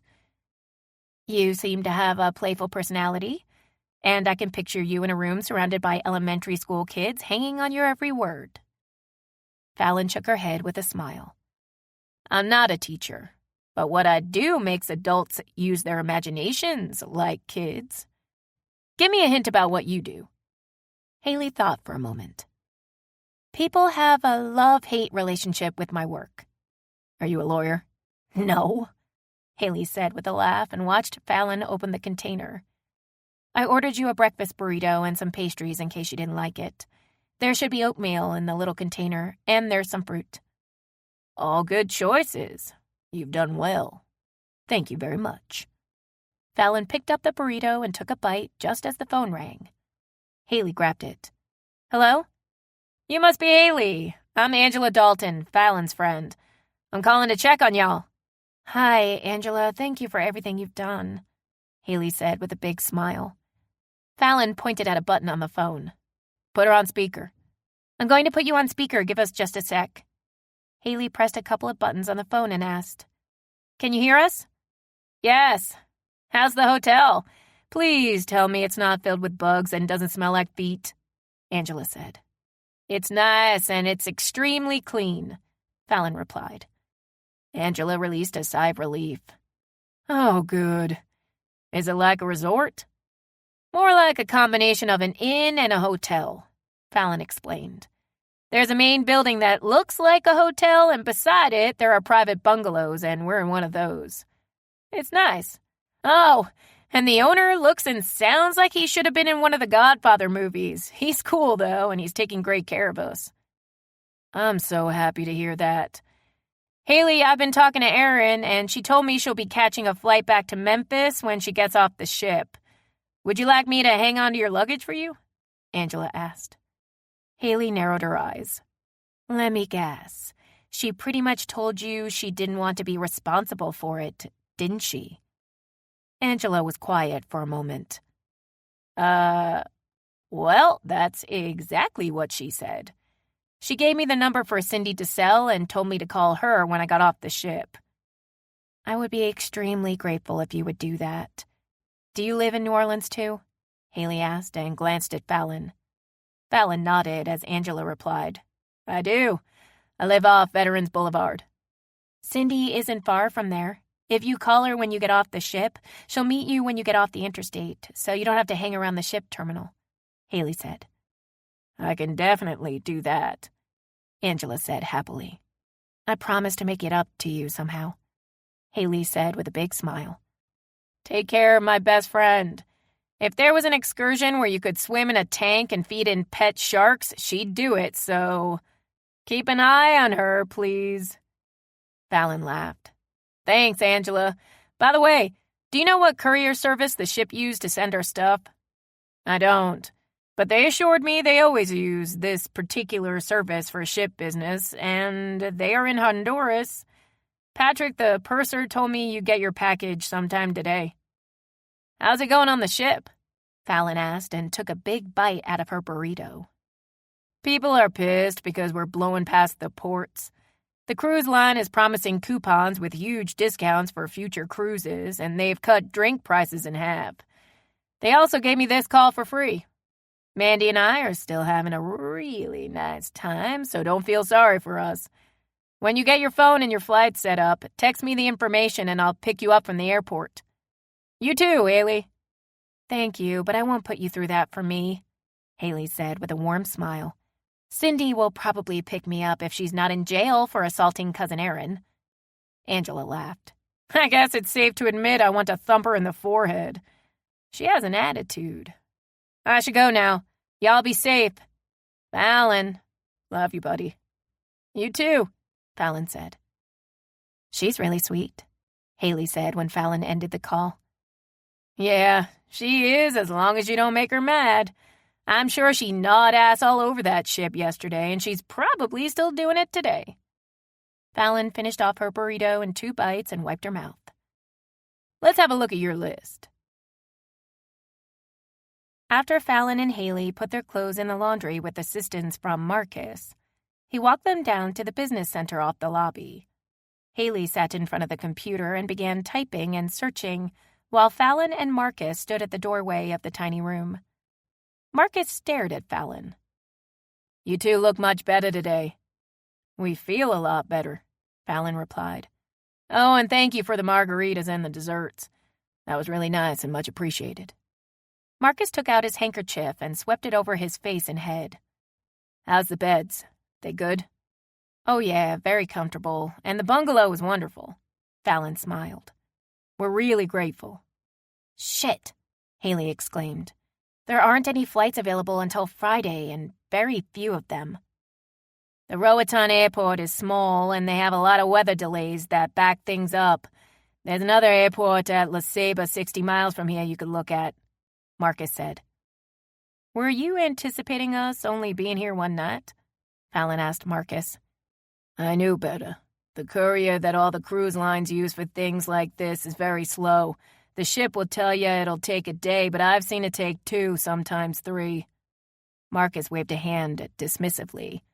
The bungalow is yours for as long as you need it. I got a lot of cancellations when that storm began to form. Haley spun around in the chair. What is the courier service's name? Sea Runners, but they ain't like FedEx or UPS with fancy tracking. They don't answer the phone listed on their website either. Marcus noted the panic on Haley's face. They do deliver and they don't steal. Do you get a lot of stranded ship passengers? Fallon asked. About a half dozen a year. They usually get too drunk to tell time or take the attitude the ship will wait for them. They usually have their wallets, though, but they have to wait on their passports. Some don't even have a passport, and it's a long, drawn-out process. Marcus glanced at a man as he walked into the lobby. Excuse me, I gotta go have a conversation with this guy. Haley looked completely deflated. Fallon, what are we gonna do? Make the best of it. I really don't think this is a good idea, Haley said as she watched the waves break on the beach. Fallon waved a hand at a handful of people playing in the surf. The locals are in it. Besides, we're only going to go out maybe 6 feet from the shore, and we'll catch a wave and ride in on this. She shook an inflatable alligator with handles on its back. We don't have on swimsuits. Haley folded her arms. I'm not even wearing a bra. I'm not wearing underwear, Fallon said with a grin. If it makes you feel better, I didn't even notice you were braless. Thanks for that, Haley replied dryly. You know what? You go ahead, and I'll stand here in the rain and watch. Someone needs to be able to run back to the office and call an ambulance. Okay, but you'll change your mind, Fallon said as she turned and walked into the water with the gator tucked under her arm. Haley watched as Fallon waded out about waist deep. She turned to face the shore and looked over her shoulder as a wave built behind her and jumped on the raft. Instead of riding the wave, it crashed on her. Haley covered her mouth as she watched arms and legs flail in the turbulent water. The gator made it to shore first, followed by Fallon crawling and gagging. That was great! Until I kicked myself in the back of the head, Fallon rasped. Haley grabbed the gator raft before it was swept back out. Are you okay? Yeah, I'm fine. Fallon popped the kinks out of her neck and stood. I know you're supposed to get back on a horse when you fall off, but does that rule apply after it stomps you? You looked like a human accordion out there. Fallon smiled. It was a rough ride, but I've had worse. She collected her gator and stalked with determination back into the surf. Haley watched Fallon in fascination while weighing the risk she was taking. Haley figured the most likely possibility was drowning first, dislocation of joints, and maybe a concussion if Fallon kicked her own head again. A memory of going to the beach with her parents when she was 10 invaded her mind. She'd been so thoroughly shellacked with sunscreen she left a sheen on the water she'd only spent a minute in. Her mother had allowed her to wade in ankle deep, until her father came charging out of the beach house they had rented screaming, "Get her out! Are you crazy? There are sharks!" Other beachgoers fled the water terrified, flinging their children onto the sand like sacks of flour in an effort to get them away from the sharks her father hadn't actually seen. Haley was so traumatized she wouldn't even play in the sand after that, for fear a shark would waddle up on the beach and eat her. As she grew older, she realized her father took overprotectiveness to an insane level. He had a horror story for everything she wanted to do. Sometimes they were accompanied with disturbing pictures. If it had not been for her mother, Haley wouldn't have had a driver's license, and she wouldn't have been able to attend college in Baton Rouge. Fallon laughed hysterically as she rode in on a wave. Then she charged right back into the water. Haley itched to follow her, but she couldn't convince her feet to move.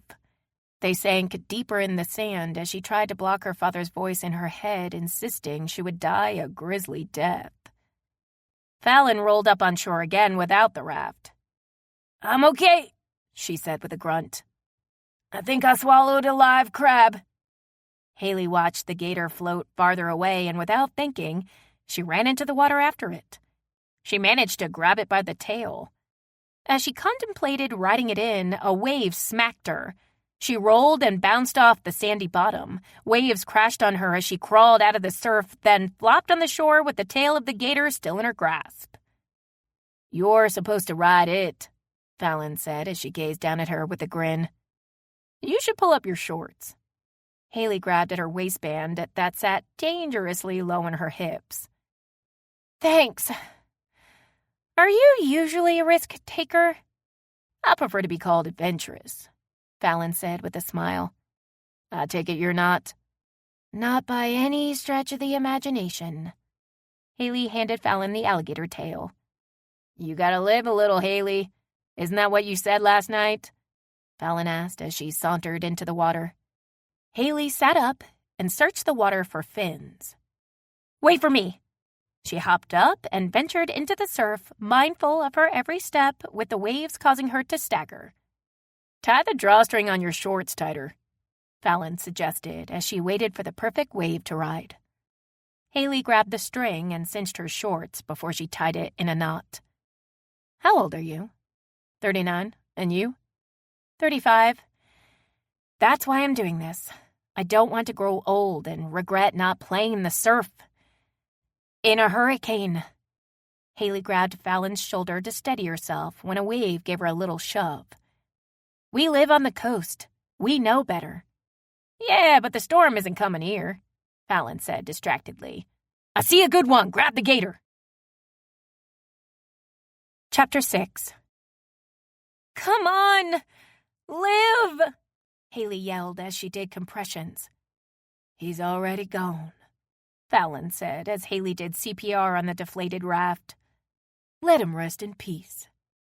What do you think popped him? You ripping the handle out of his back, I'm sure, Fallon said with a laugh. We had some good rides, though, and that time you rode to shore upside down on him was awesome. Haley looked pleased with herself as she stretched out on the flattened gator. The sun looks like it's trying to come out. At least it stopped raining.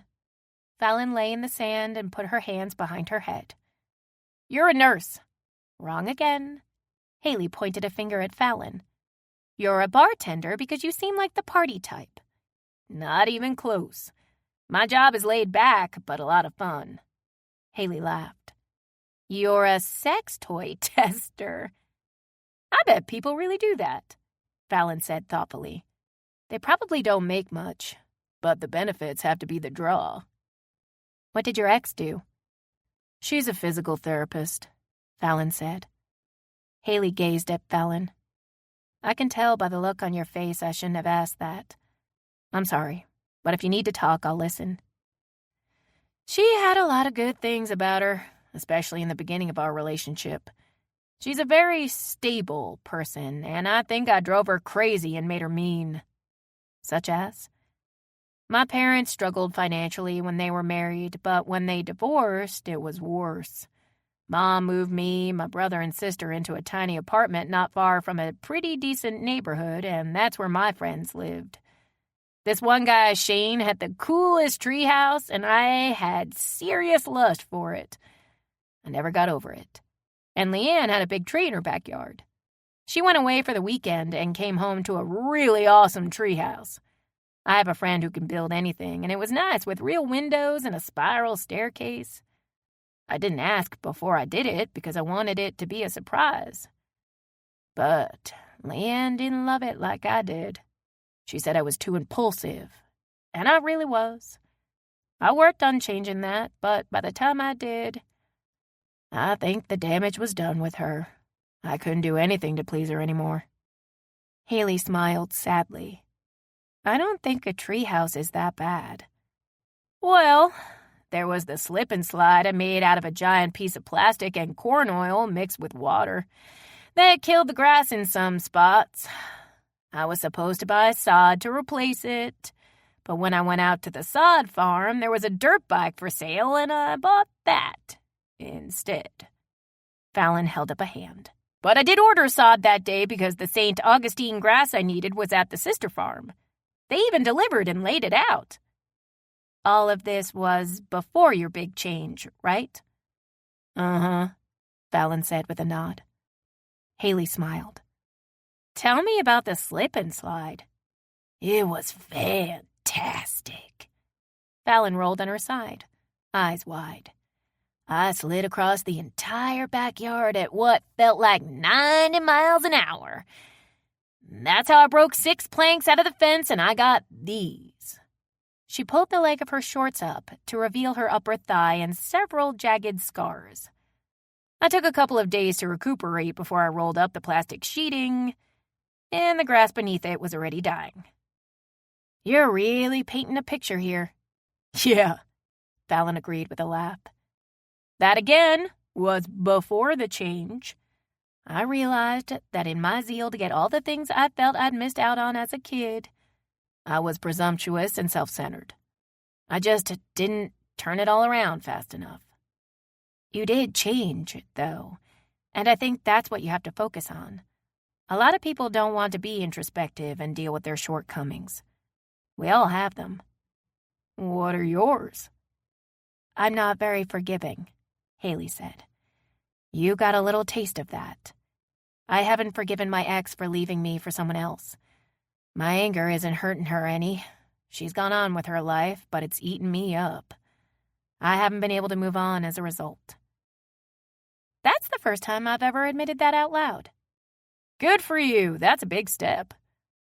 I'm serious, Fallon said when Haley looked at her as though she was crazy.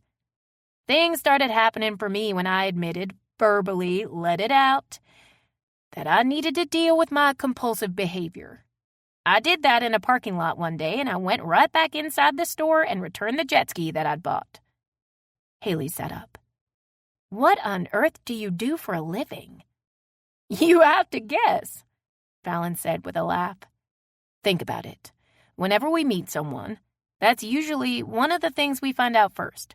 We start to form an opinion of who they are based on their job or career. It's a natural instinct. I think it's more fascinating to learn other things first. And when you find out what a person does, you have that, that makes sense moment. Child psychologist.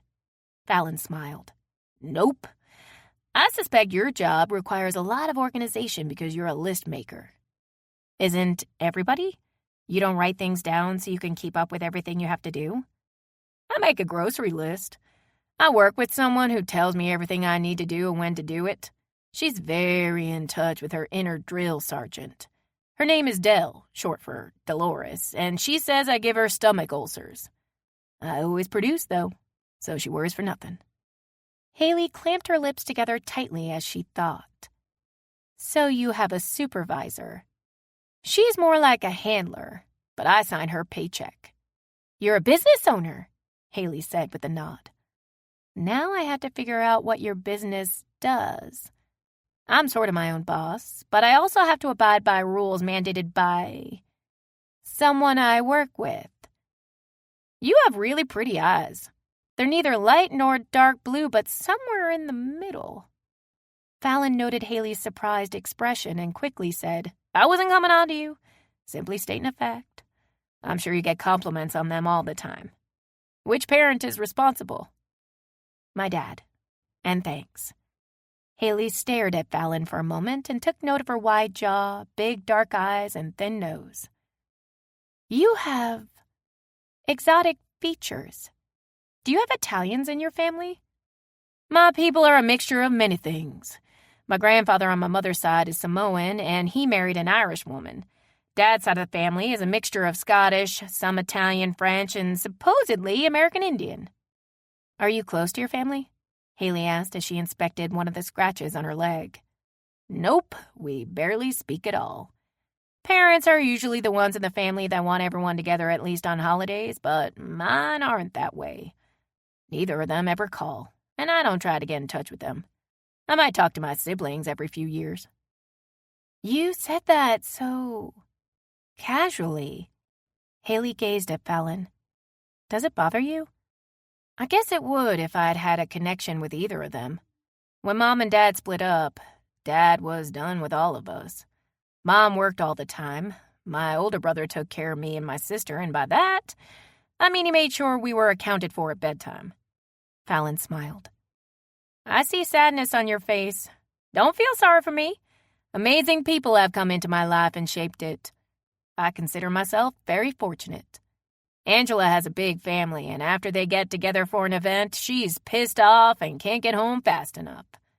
I think I'm the luckier of the two of us. Haley's brow shot up. I'm the exact same way. Don't get me wrong, I love my parents, but I have to take them in small doses.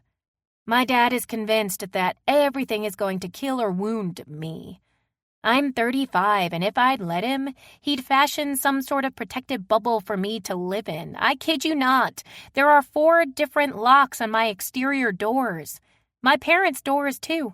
And we both have a security system worthy of Fort Knox. Are you an only child? I have 2 half-sisters from Dad's previous marriage. Dad is almost 20 years older than my mother, and she's not much older than his daughters. They don't like that. They've had some disparaging things to say to my mom, so needless to say, I'm not close to them. When you describe me as exotic, do you mean I'm strange-looking? Fallon asked with a slight smile. Oh, no. Haley shook her head. Now that I don't want to beat you with a stick, I can admit that you're actually pretty. Your eyes are really big. I mean, not unusually big. You have nice skin. Okay, just stop, Fallon said with a laugh. Do you wear a suit to work? No. I guess I'd say I wear business clothes, but not anything too dressy. What do you wear? Anything I want, and it's always casual. Fallon dug into the sand with her fingers. Nobody usually sees me, so I don't have to worry about making an impression. I really like that. Haley shook her head. You have me completely stumped. Good, Fallon said with a laugh. What job would you hate to have? I wouldn't want to be a gastroenterologist. You know, they're the ones who work with the colon. Haley shook her head. This is a job I could not do. What's your pick?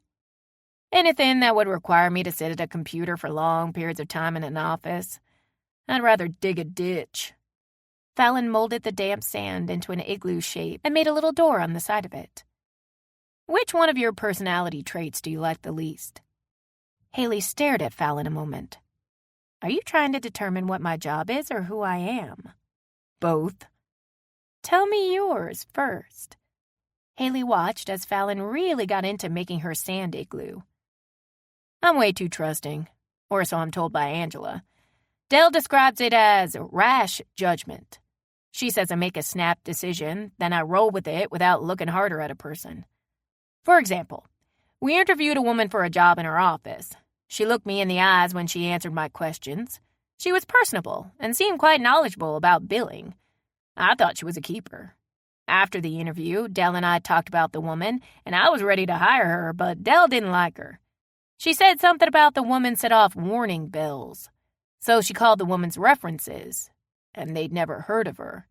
Dell dug deeper, and the woman had an arrest warrant for assault with a deadly weapon. She'd tried to run over her last boss with her car in Mississippi. If not for Dell, I could have been roadkill. What set off Dell's warning bells? Haley asked with her brow furrowed. She said the woman had crazy eyes. Fallon shrugged. I didn't see crazy eyes. I thought she was really focusing on the interview because she never blinked. She stabbed her notebook with a pen a couple of times, and I thought she was dotting an I. She didn't blink? Haley asked with a frown. Not once. That's not normal. You didn't have even one jingle of a warning bell? Haley asked. No, I thought she was blinking when I did, Fallon said as she knocked down her igloo and started over. So, what's the trait you don't like? Well, I guess it's the polar opposite of yours. I have a hard time trusting people. My dad is a naturally paranoid person who always thinks the worst is going to happen. I grew up with him telling me just about everyone would stab me in the back if they got half a chance. I've learned that's not true, but it's always on my mind when I meet someone. I noticed you closed your bedroom door, and I heard you lock it last night, Fallon said as she packed a dome of sand. You slept with yours wide open, and you don't even know me. I could have crept into your room and smothered you with a pillow. I figured when you didn't beat me to death with your stick when you were mad at me, I was safe. Fallon laughed. You're not a killer. You turned white as a sheet when Marcus said we should have beaten the robber with a rock. I'm not a killer either. Just so you know, I'm a very light sleeper and your ankles pop a lot. I think you pay more attention than you let on, Haley said suspiciously and shivered when a gust of wind buffeted them. What time is it? Fallon glanced at her watch. A little after 4, and I'm hungry. Is it really? We didn't even eat lunch. I have an odd craving for spaghetti and meatballs. I think it's because I saw it on one of the menus. You said that, and now I've got a taste for it, Fallon said as she stood and gave Haley a hand up. We need to hit the outdoor showers and rinse off all this sand. We also need to bury Greenie in a trash can. Haley picked up the deflated alligator raft. You're in the medical field because when you did CPR on him, it looked legit. You're partially correct, Haley said with a smile as she walked alongside Fallon toward the inn. Fallon laughed. You could also be a cowgirl because you didn't let Greenie throw you. The point is, I rode it like a boss. Haley stuffed the deflated alligator raft into the first trash can they came to. Wait, shouldn't we recycle him? Fallon asked. It's a PVC material, so no. Fallon whirled around and found Marcus nearby on the walk smoking a cigarette. Hey, Marcus. Hello, ladies, he said with a nod. Haley smiled. Hey, Marcus, We were thinking about getting spaghetti and meatballs from— No. Marcus shook his head. Don't order that from the menu in your room. It's no good. I know a place. I'll make a call. You both want spaghetti and meatballs? Yes, sir, Fallon replied. How about dessert? Marcus asked, looking at them. Marcus, are you trying to make us fat? Haley asked. We haven't even eaten our desserts from last night. They're in the refrigerator. You gotta have the cannolis. There's no debate on this. Marcus stubbed his cigarette out in the ashtray on top of the trash can. I'll go make a call. Thank you, Fallon called after him and smiled at Haley. I think he's really sweet, but he doesn't want anyone to know. Okay, there you go. You think he's sweet, but he looks and sounds like a mobster to me, so which one of us is correct in our assumptions? He could be a sweet mobster, Fallon offered with a shrug. What, you think he pats people on the head before he pops a can in their ass? Fallon grinned. A cap? She mimicked holding a gun. I popped a cap in his ass? It means I shot him. I think popping a can in someone's ass sounds more diabolical. Haley held her head high and walked away. The food is here, Haley yelled from the den. Fallon was about to dry her hair after her shower, but ran a hand through it instead. She pulled on her clothes, raced into the den, and stared at a bottle of wine on the coffee table. Did we order that? Compliments of Marcus again. I checked the ticket, and it wasn't on there. He even pulled the cork and sent his apologies that we'd have to drink out of fake glasses. Haley laughed and held up what looked like a wine glass. It's plastic. Well, thank you, sweet mobster Marcus, Fallon said with a grin and sat on the sofa. I'm going to have to leave him a great review. Haley scooted a container of food in front of Fallon and poured them both a glass of wine. What kind of music do you like? I can usually find something I enjoy in all genres. Fallon grinned. I'm going to guess that you like soft rock oldies like Air Supply. There's nothing wrong with Air Supply, Haley said, a tad defensively. You see me as vanilla, don't you? Soft, no edginess. There's nothing wrong with that. Haley was quiet for a moment. I am vanilla, but I don't want to be. For a long time, I've felt like I've lived my life in a cage. My parents were very successful, and I felt I had to be too, so I could live up to their expectations. I was always on the honor roll in school, the dean's list in college. When I began my career, I had to be the best, rise the fastest. My sole focus has been on achievement, and when that guy held us up and for a second I thought I was going to die, I realized I'd never really lived. All my life experience has been school and work. Sometimes I feel like there's a wild child inside me, but I'm afraid to let her out. What would she do if you turned her loose? Fallon asked as she took the top off her dish. She would do something crazy, but not bad enough to go to jail. Haley grimaced. I don't know. Shit. Fallon laughed and took a bite of her spaghetti. She chewed for a moment, eyes wide, then attacked her dinner with gusto. Haley grabbed a piece of bread from the box between them and glanced at Fallon. That good, huh? She took a bite and covered her mouth with her hand. Oh, it is. Neither of them said anything for a while as they ate. Fallon slowed down after she'd eaten most of her dinner. She topped off their wine glasses. I didn't realize how hungry I was until I took that first bite.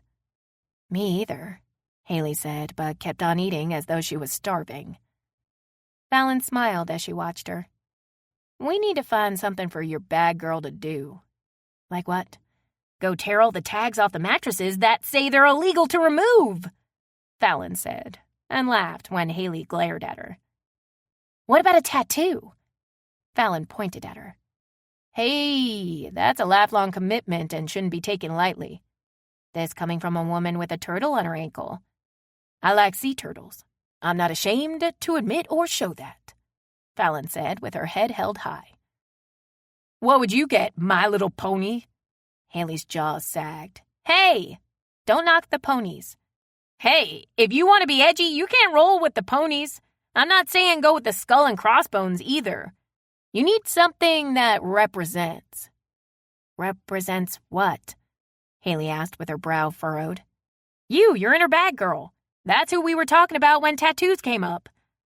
What does Haley 2.0 have to say? It could be a song lyric you identify with. Oh, I'm all out of love, Haley said excitedly. What? Fallon looked as though she was in pain. You're not always gonna be out of it. What's the next woman that comes along gonna think when she sees that? Oh, she's out of love? No hope for me. Haley, get air supply out of your head. An edgy woman may like one of their songs, but she won't admit it. And she sure as hell won't have it on her body. Shit, I thought that was a good one. Haley shook her head. The problem is, I don't know what Haley 2.0 wants. Think on it. You don't have to make a decision right now. Angela decided she wanted one, and she was in a tattoo parlor an hour later with no idea what she would get. Now she's walking around with a green parrot on her right ass cheek. She doesn't even like birds. Haley took a sip of her wine. Was she the blonde that was wearing a blue ball cap yesterday who got on the bus right before you did? No, that was Mandy, her new girlfriend. Angela was the one with shoulder-length, light brown hair and green eyes. Her mother is South Korean, and her dad has blonde hair and green eyes, too. Now, Angela is someone I think has exotic looks. She's very pretty. So, did you two ever date? I did have a little crush on her the first time I saw her moving into the apartment next to mine, Fallon admitted with a smile. That changed when we met and became instant friends. Not long after that, we decided to go camping in Florida, even though we didn't really know each other well. We both wanted to get away one weekend and didn't have a particular place in mind, so we just drove. The weather turned out bad and we had to sleep in the car. It was so hot and humid, it was hard to breathe. I was in my 20s, but I felt like I was 90 when I woke up the next morning, and I was sure she was going to hate me because the trip was my idea. She was sitting there, eating cookies with a big smile on her face, hair soaked with sweat, and said I'd missed the most beautiful sunrise she'd ever seen. I fell in love with her then, not in a romantic way. I just knew that she was someone I'd want in my lap. Haley dropped her fork into her empty container. Why do you think your love for her wasn't a romantic thing? We've both admitted that when we met, we sensed a kindred spirit in the other. There was a sisterly bond we recognized immediately. Do you know what I mean? Not really. Maybe I don't have that intuition. Plus, I'm usually very guarded when I meet someone new, Haley said. I didn't like my best friend Cindy when I first met her. Cindy's girlfriend Terry and I became friends first because we'd gone to school together. A friend of Ava's, my ex, threw a party and we went. Terry and Cindy happened to be there too, and Terry introduced us. Cindy barely spoke to me, and she kept looking me over from head to toe. I thought she was a snob who disapproved of me. When I saw Terry at work the following week, she told me that Cindy thought I was gorgeous, and she'd loved the outfit I wore to the party and wanted to know where I got my shoes. She also told me that Cindy is painfully shy when she first meets people, so I invited them to the house for dinner. The more Cindy and I let our guard down with each other, the more we realized we liked each other and had a lot in common.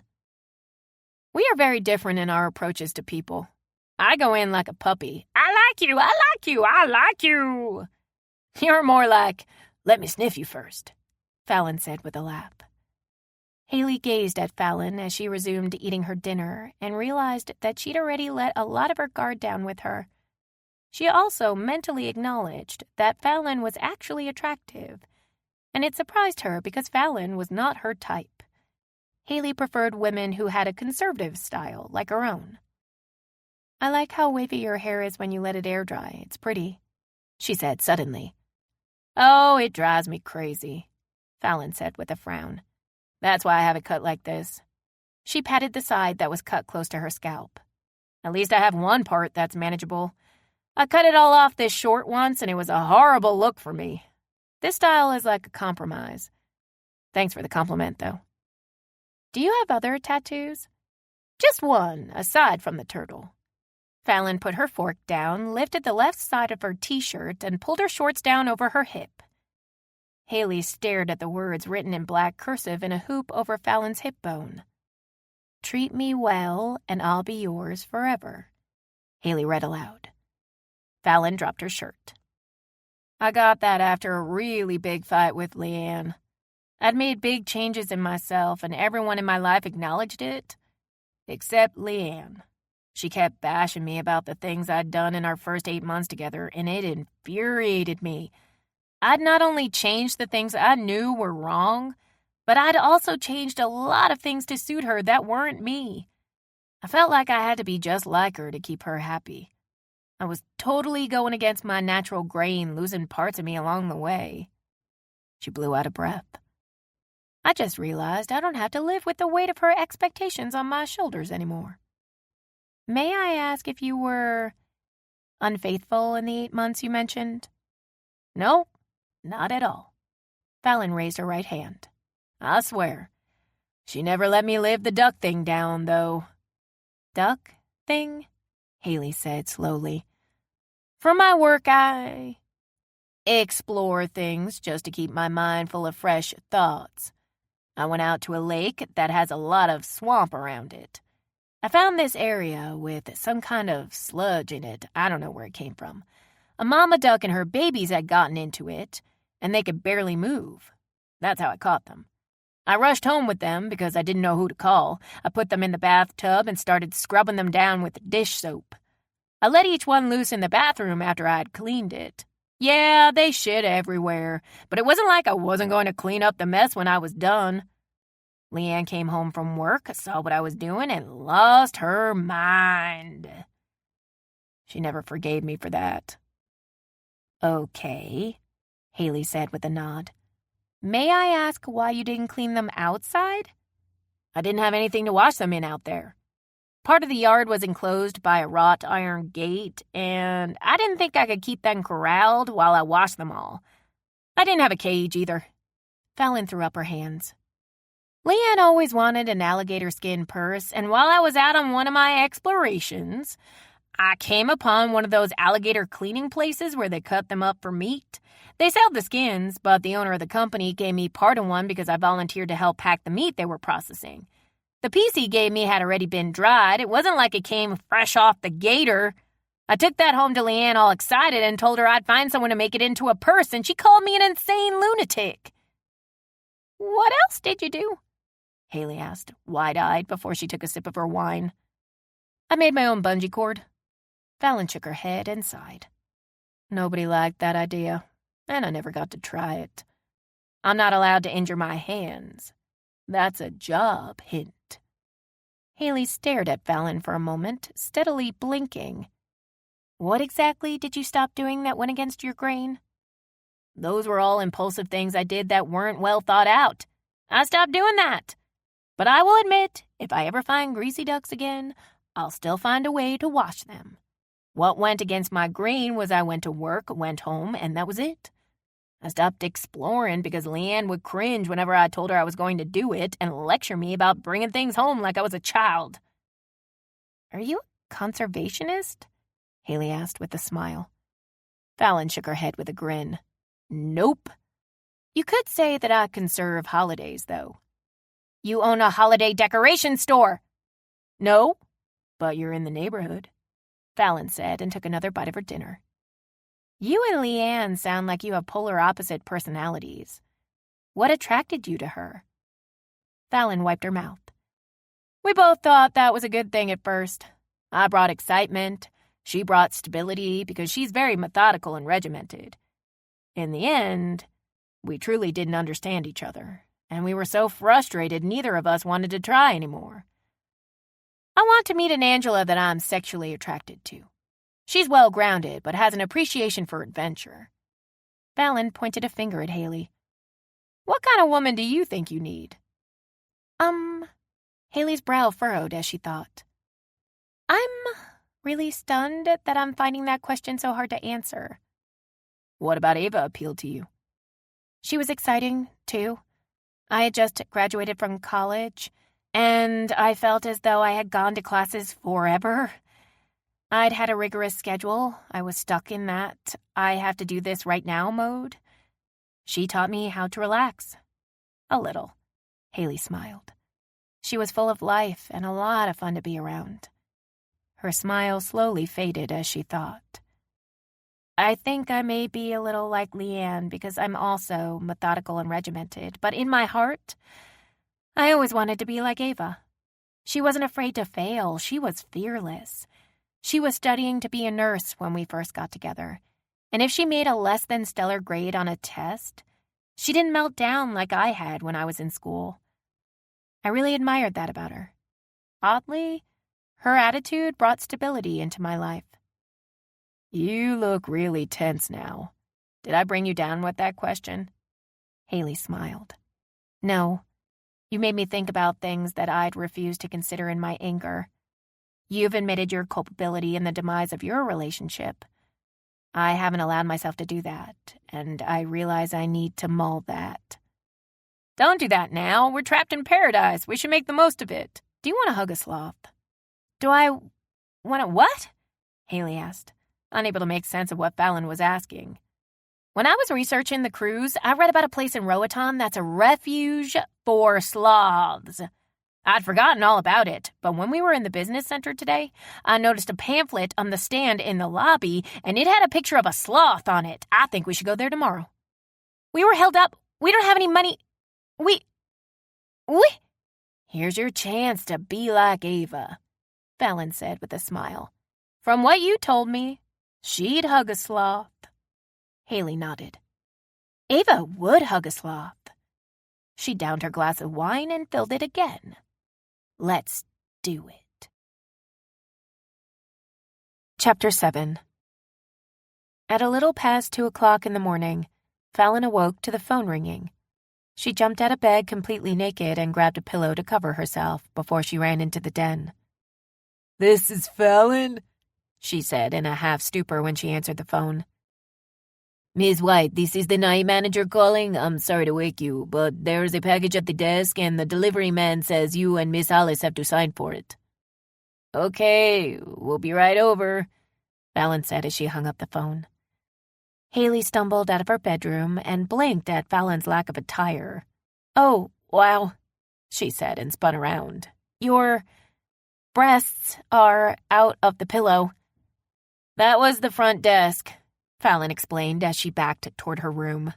The package is here, and we're both required to sign for it. I'll go put a bra on, and you should too, along with the shirt. Fallon quickly got dressed and met Haley at the door. They jogged over to the office, signed the paperwork, and ripped into the box as though it was Christmas. They both tipped the courier and went back to their bungalow. While Fallon checked her wallet to make sure everything was there, Haley plugged her phone in to charge. I bought an overseas package from my phone. You're welcome to use it, or give the number to anyone who may need to get in touch. Thank you. Fallon held up Haley's wallet. You should go through this and make sure you have everything. Haley inspected her wallet and nodded. I'll have Marcus put my credit card on the account tomorrow. Before we go anywhere, we should set up our flights home. Let's discuss it tomorrow, Fallon said and yawned. I'm ready to go back to bed. I was dreaming about Mark again. He wasn't talking, but I think he was on the verge. Ask him why they suddenly bolt from a room for no reason. Fallon laughed. Good night. Haley returned to her room and stretched out in her bed with the sight of Fallon's breasts still imprinted on her brain. Shit, she whispered and rubbed her eyes. The sudden sexual attraction was out of character for her. She wasn't the one-night stand type. She'd never had sex with anyone she only thought was pretty. Desire didn't come instantaneously for her either. She had to know a person and decide whether she trusted her or not, before the feeling in the pit of her stomach she was experiencing at that moment occurred. She couldn't blame it on the wine. They'd only drunk half the bottle. Haley blinked rapidly and closed her eyes. Shit. Fallon was thankful that Haley had insisted they check before breakfast to see if they could set up flights. They were lucky to get the last 2 seats on a flight that left for New Orleans on Saturday afternoon. Everything else was booked until Monday. As much as she would have loved having an excuse to stay longer, she knew she needed to go home and move her things out of Leanne's house. Next, Fallon made arrangements with a private tour company to take her and Haley out to the Sloth Preserve. Haley seemed more at ease with the idea when Fallon explained the service she chose was highly rated by respected travel websites and magazines. They would also have a guide that would stay with them every step of the way during their adventure. They walked to a restaurant next to the inn, had a quick lunch, and returned to the hotel lobby to wait on their driver. Marcus noticed them when they walked in. "You two look like you're about to go somewhere. What are you doing?" "We're gonna go hug a sloth," Fallon said excitedly. Marcus displayed the first facial expression they'd seen when he narrowed his eyes. "How you gonna get there?" "We hired a guide from CC Tour Company. Was that a bad idea?" Haley asked with concern. "They're okay," Marcus said as his face relaxed. "You ask me for recommendations from now on. Got that? I take care of my people, and I won't let you go with anyone I know won't keep you safe." "Is it that bad out there?" Haley asked with a pained expression and began to fidget. "No, this is a good place with good people. When you have friends from out of town visit New Orleans, which is a big tourist draw, don't you want to protect them?" Marcus asked, looking at both of them. Fallon grinned and wagged a finger at him. "You're a big old papa bear." "Shut up." Marcus turned his attention to Haley. "You get what I'm saying?" "Yes, sir," Haley replied with a nod. Marcus looked past them. "Your guide just pulled up, but you two stay right here. I want to talk to this guy. I know him." Fallon glanced over her shoulder. "I told him we'd meet him out." "Stay." Marcus held up a finger. "A respectable man comes inside." "It's not a date," Fallon said with a laugh that ended abruptly when Marcus's eyes narrowed again. She sighed. "Okay, Dad." The lobby door opened, and a man poked his head inside. "You, come here," Marcus said with an actual tone, and it didn't sound pleasant. "Good day, Marcus," the man said timidly as he approached the counter. Marcus gestured to Haley and Fallon. "These are the ladies that hired you. They're my people. You hear what I'm saying?" "Yes," the man said with a nod. "Ladies, this is Edward, and he's going to stick to you like glue," Marcus said with his gaze set on him. "Nice to meet you, Edward. I'm Fallon, and that's Haley," she said and shook his hand. "A pleasure to meet you as well," Edward said and shook Haley's hand too. Edward led them out to a 4-door Jeep Wrangler. Fallon offered Haley the front seat, but she opted to sit in the back. As they left the inn, Haley noticed the sun was trying to peek out from behind the clouds again. She halfway listened to the conversation between Fallon and Edward as she gazed at the water and waves as they crashed on the beach. All the beauty and sights to see barely registered in Haley's mind as she recalled seeing Fallon's breasts peeking out over the pillow she'd held against her bare body. She'd gone to sleep with that image in her mind and had awoken with it. She was angry with herself for not being able to think about anything else. Haley didn't want to ponder why arousal had taken control of her. She simply wanted it to stop. "You okay?" Haley realized that Fallon had turned and was gazing at her with concern. "Yes, I was just, bowled over by the, beauty?" Fallon grinned. "Ready to hug a sloth?" Haley was pretty certain that would take her mind off lustful thoughts, because the last thing she wanted to do was have a sloth on her chest. She nodded. "Definitely." Due to the weather, there weren't many people at the sanctuary for sloths and monkeys.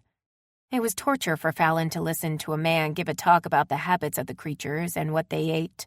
She wanted to hug a sloth. When that moment came, she melted when the unusual creature wrapped its arms around her neck and gazed at her curiously before it laid its head on her shoulder. Haley snapped pictures with her phone. "What does it feel like?" "It's so soft." Fallon gently stroked the sloth's back. "It doesn't seem to mind being held. But do they really like it?" Haley asked Gabby, the handler. Gabby smiled. Prissy always comes down from her tree when she sees people arrive. She's very social and loves to cuddle.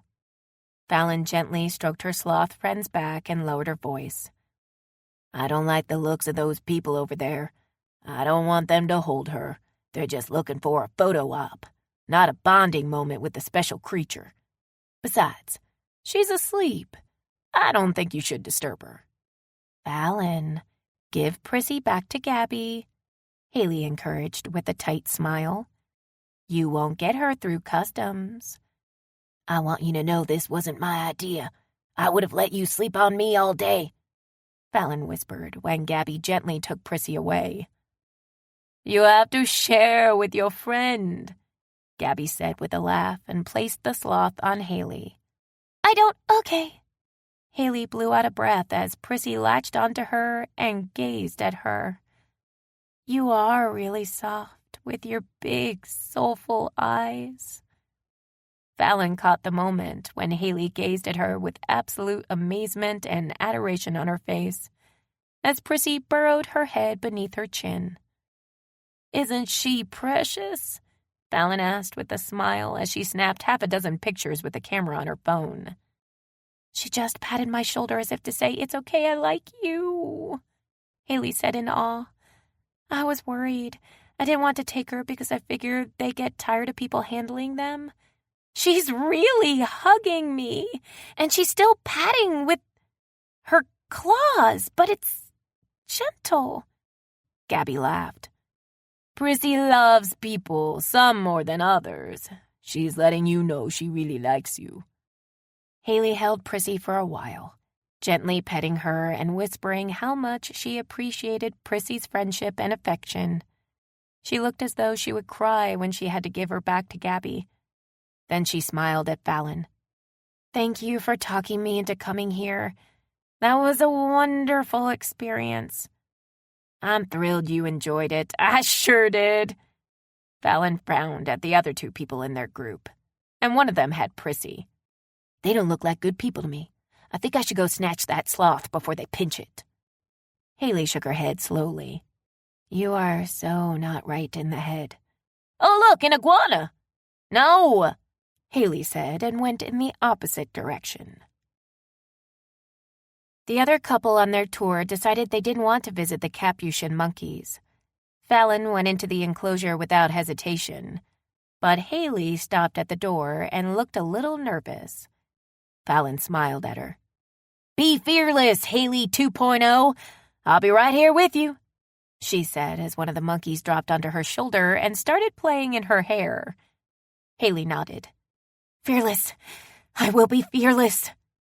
Fallon watched as Haley stepped timidly into the enclosure with Gabby right behind her, videoing with the camera on Fallon's phone. Just let them do their thing.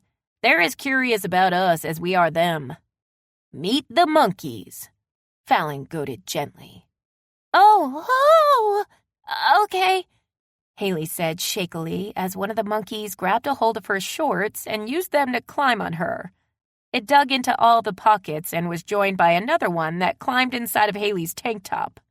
Oh, dear God, it's in my shirt. Is it scratching you? Fallon asked with concern. No, Haley exhaled loudly. It's, soft, and it's, using my swimsuit to... Her eyes widened when the monkey popped out of the neck on the front of her shirt and felt around on her face. Fallon was sporting 3 monkeys, 2 on her shoulders playing in her hair, and 1 content to sit on her arm and watch what was happening to Haley. How many people do you know can say they've been groomed by monkeys? Fallon asked with a laugh. None, Haley said as one toyed with her earlobe. Fallon beamed as she watched Haley relax and truly enjoy her encounter. Gabby nabbed at the band that one of the monkeys pulled from Haley's hair. Her dark brown locks fell onto her shoulders, and the monkeys completely messed it up. Fallon found Haley's disheveled look quite sexy, and unlike Haley, she didn't try to combat the stirring it caused inside of her. She allowed her gaze to wander over Haley from head to toe. appreciating every bit of the visual feast. Next, Fallon and Haley visited with parrots and blew kisses to a spider monkey that blew them back. Haley even posed for a picture with an iguana that was 2 feet away from her. That was as close as she would get to the creature that looked as though it didn't want to be near her either. When their tour was over, they met up with their guide waiting at his jeep. "What would you like to see next, ladies?" he asked. "I should have done more research, but I had tunnel vision on the sloths," Fallon shrugged. "What do you suggest?" "There are gardens where you can hike." "No, thank you," Fallon and Haley said at nearly the same time. "We've already done that, and it wasn't a pleasant experience," Haley said, and pointed to the scratches on her legs. Edward thought for a moment. "I could take you on a driving tour, shopping. There are mud buggy rides, horseback." Haley's brow shot up. "You mean like dune buggies for mud?" "Are you going to forget that you're wearing this helmet?" Fallon asked with a laugh as she clipped her seatbelt. Haley's response was to stomp the gas pedal of the buggy, and they flew straight into a bog. Mud and sand coated their goggles, faces, and helmets, while Haley did donuts. She plowed up a hill next and through a creek on the track. Fallon gripped a handlebar with both hands and howled with laughter. Haley hit the next mud hole at top speed and sent tall waves of muck flying. She took a curve in the track sideways, then straightened out for the next mud hole. "This is awesome!" Fallon yelled and started spitting when mud and sand hit her in the mouth. "Now this is Haley 2.0. I love it!" After a couple of laps around the track, Haley came to an abrupt stop and grinned. "You want to drive now?" Fallon shook her head. "No, I like not knowing what's coming." Haley took off again and did a power slide, sending a wave of mud and water into the cart. "Did you like that?" she asked with a laugh. Fallon was laughing so hard she could only nod. Then her head flew back when Haley stomped the gas again. Marcus was outside enjoying a cigarette when Edward wheeled up to the Seaside Amato entrance with the top off the Jeep. Marcus took one look at Fallon and Haley as they climbed out, caked in mud and wrapped in towels. He threw down his cigarette. "What happened to them?" he bellowed at Edward as he got out of the Jeep. "Nothing." Edward hopped right back into the driver's seat. "We went mud riding," Fallon explained quickly with a big grin. "Haley drove that buggy like a boss." "You did this to yourselves on purpose?" Marcus asked, looking them over. "Yes, sir," Haley said, sounding repentant. "We promised not to go into the bungalow like this." Marcus returned to his bland manner of speaking. "I thought you two had been in an accident." A very small smile curved his lips for a split second. "Did you have a good time?" "Oh, we did," Haley said with a big smile. "I hugged a sloth, monkeys climbed in and out of my shirt, and the mud buggy ride was so much fun. We took a driving tour of the island and stopped for ice cream. It was fantastic!" "So, we're good, Marcus?" Edward asked with a hopeful expression. "Yeah, get out of here." "Keep the towels, ladies. I enjoyed your company," Edward yelled out the window as he sped away. "I was going to tip him," Haley said with disappointment. Marcus waved a hand. "He's still alive. That's his tip." "It's okay. I took care of him before we got here," Fallon assured with a smile. "You two smell like earth and dung. Go bathe." Marcus lit up another cigarette. "Now." "Yes, Dad," Fallon said as she and Haley headed for the outdoor showers to rinse off. "Clean your ears. There's mud in them," Marcus called after them. Chapter 8. "Well, you look human again," Marcus said when Fallon and Haley returned to the lobby a little later. Fallon smiled. "I'll take that as a compliment. We saw a place where we'd like to have dinner, and we'd like you to recommend a cab service, please." "Where do you want to go?" Marcus asked. "I think it was called Pike's Parrot," Haley said. "It's not far, but we thought it might be safer to take a cab." Fallon jerked a thumb at Haley. "She does. I wanted to walk." Marcus grabbed a piece of paper, wrote down a number, and handed it to Haley. I'll drop you off on my way home, but you call this number no exceptions when you're ready to come back." He waved at the desk clerk. "Have a good night." "Marcus, would you like to adopt me?" Fallon asked as she and Haley followed him out a side door. "I've already got 2 girls just like you," Marcus said with a grunt. "I got a dog, and I keep it in my office when I'm here because it's vicious. She's in my front seat, so don't reach up there for nothing, and don't try to pet her. Petunia won't tear your arms off if you do as I say." He opened the back door of an old Suburban that was already running and pointed at Fallon. "Get in." "We could walk," Haley said with her pitch higher than normal. Fallon climbed right on in and met the eye of a growling chihuahua. "Hi, Petunia." "Hush, Toonie, these are our people," Marcus said as Haley slowly climbed into the back seat with Fallon. "Don't make direct eye contact with her," Fallon whispered with a laugh when Marcus closed the back door. Petunia climbed onto the center console, showing her teeth to Fallon and Haley, as Marcus climbed into the front seat. Marcus petted her and actually chuckled. "That's my girl." He put on his seatbelt, then connected the harness Petunia wore to the seatbelt on the passenger side. Petunia peered around the seat and continued to show her teeth at Haley. But the second Marcus put his hand on the gear shift, the dog flattened herself out on the front seat and dug her claws into it. The old Suburban sprung to life as Marcus stomped the gas. Haley grabbed Fallon's arm when Marcus flew down a dirt road heedless of potholes. Haley sounded as though air was being knocked from her lungs when she said, "We sure do appreciate you giving us a ride." "My pleasure. Like I told you, Roatan is a wonderful place with the loveliest people you'll find on this earth. Nevertheless, it's not safe for 2 ladies to walk the street after dark in an area they're not familiar with, understand?"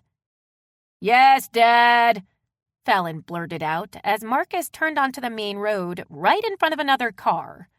She winced when Haley dug her fingers even deeper into her wrist.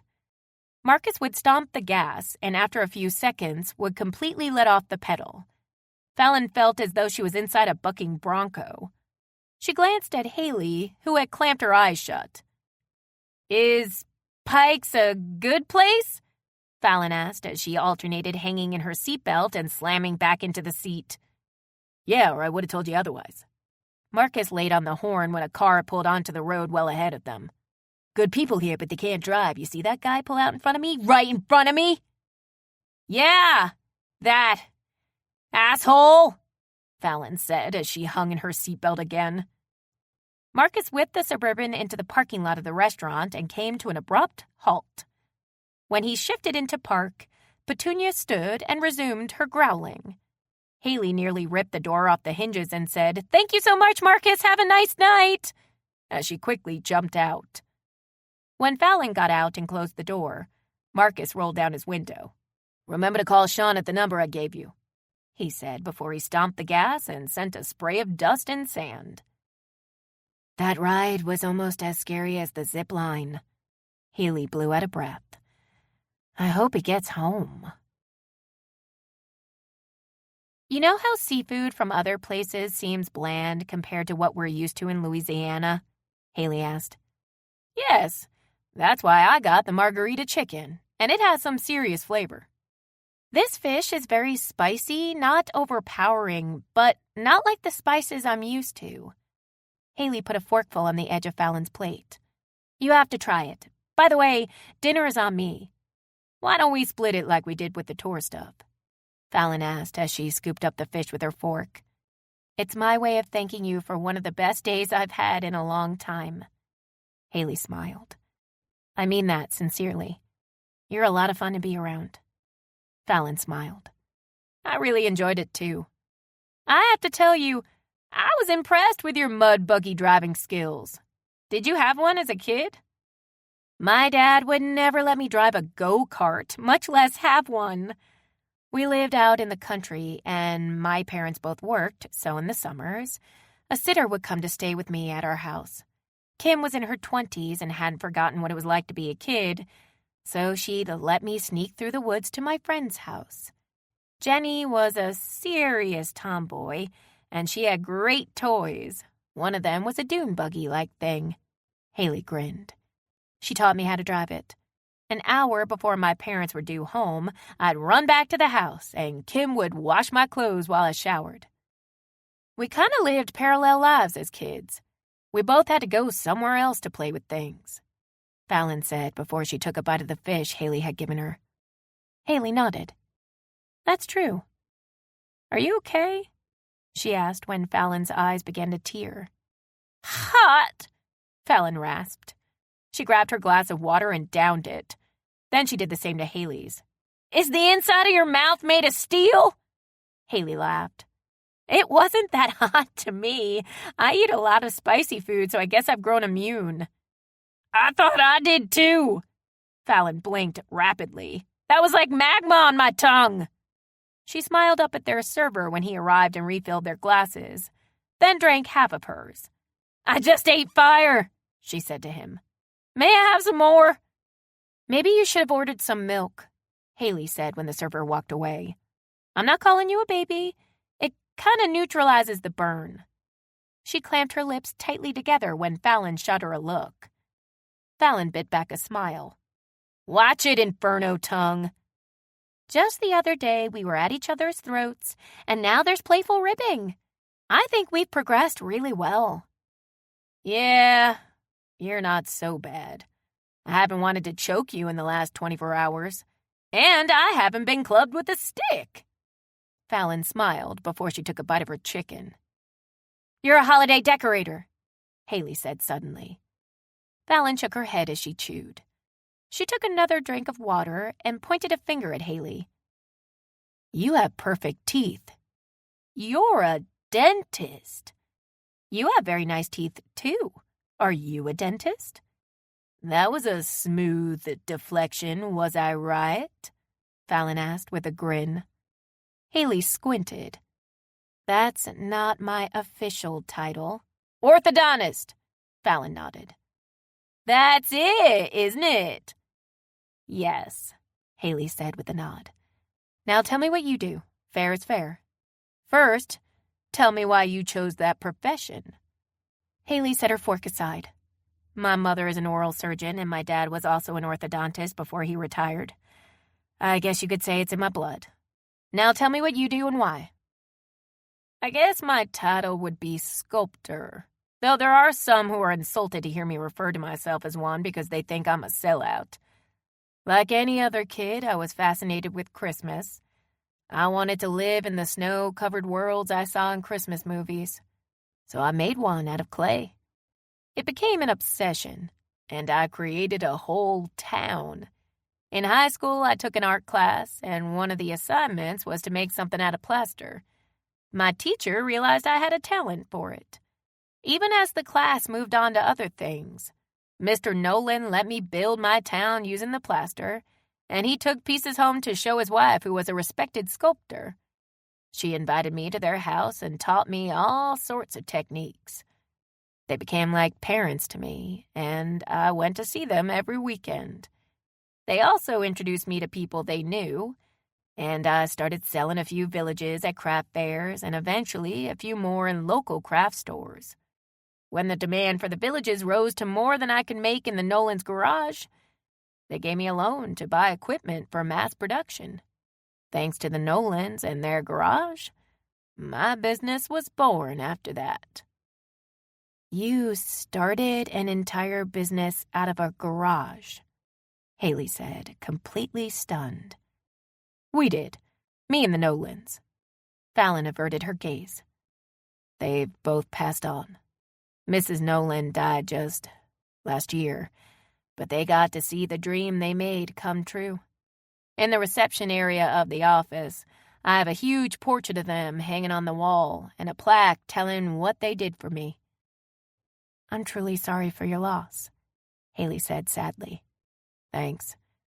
Mr. Nolan planned to retire the year after I took his class, so he and Mrs. Nolan were up in years when I met them.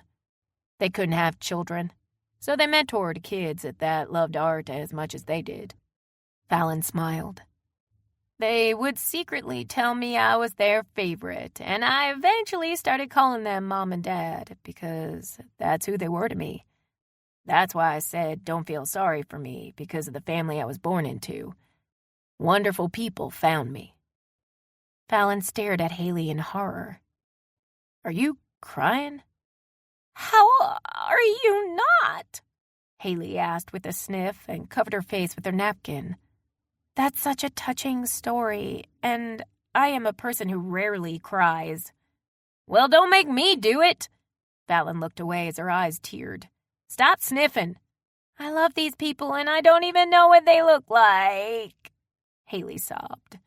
And you loved them, then you lost them, and you have a big picture of them. Shit! Fallon grabbed her napkin and covered her face with it. The server walked over to the table. Ladies, is everything okay? Fish! Hot! Fallon rasped. I'll get more water, the server said quickly. No hard liquor, I don't care what it is, Haley sobbed. I'll be right back, the server said and rushed off. Do you want to go snorkeling tomorrow? Fallon squeaked as she tried to rein in her emotions. I've never done that before, Haley said and followed with a loud snort. Haley, please, you're killing me. Fallon scrubbed roughly at her eyes and started to sing Don't Mess With My Toot Toot. Haley slowly lowered her napkin and gawked at Fallon. What are you doing? Sing with me. You know the song. It'll make you stop crying. Fallon nodded. Come on, sing it. Haley didn't know the words, but she chimed in whenever Fallon got to the toot toot part. After a chorus or two, she regained her composure. Yeah, that did it. The server returned with a pitcher of water and 2 shot glasses. I wasn't sure what you meant by hard liquor, but I brought tequila, he said as he topped off their water. Someone in the kitchen said it helps with digestion. He set a plate with lime slices on the table. May I get you ladies anything else? Fallon glanced at Haley. No, I think we'll be fine, thank you.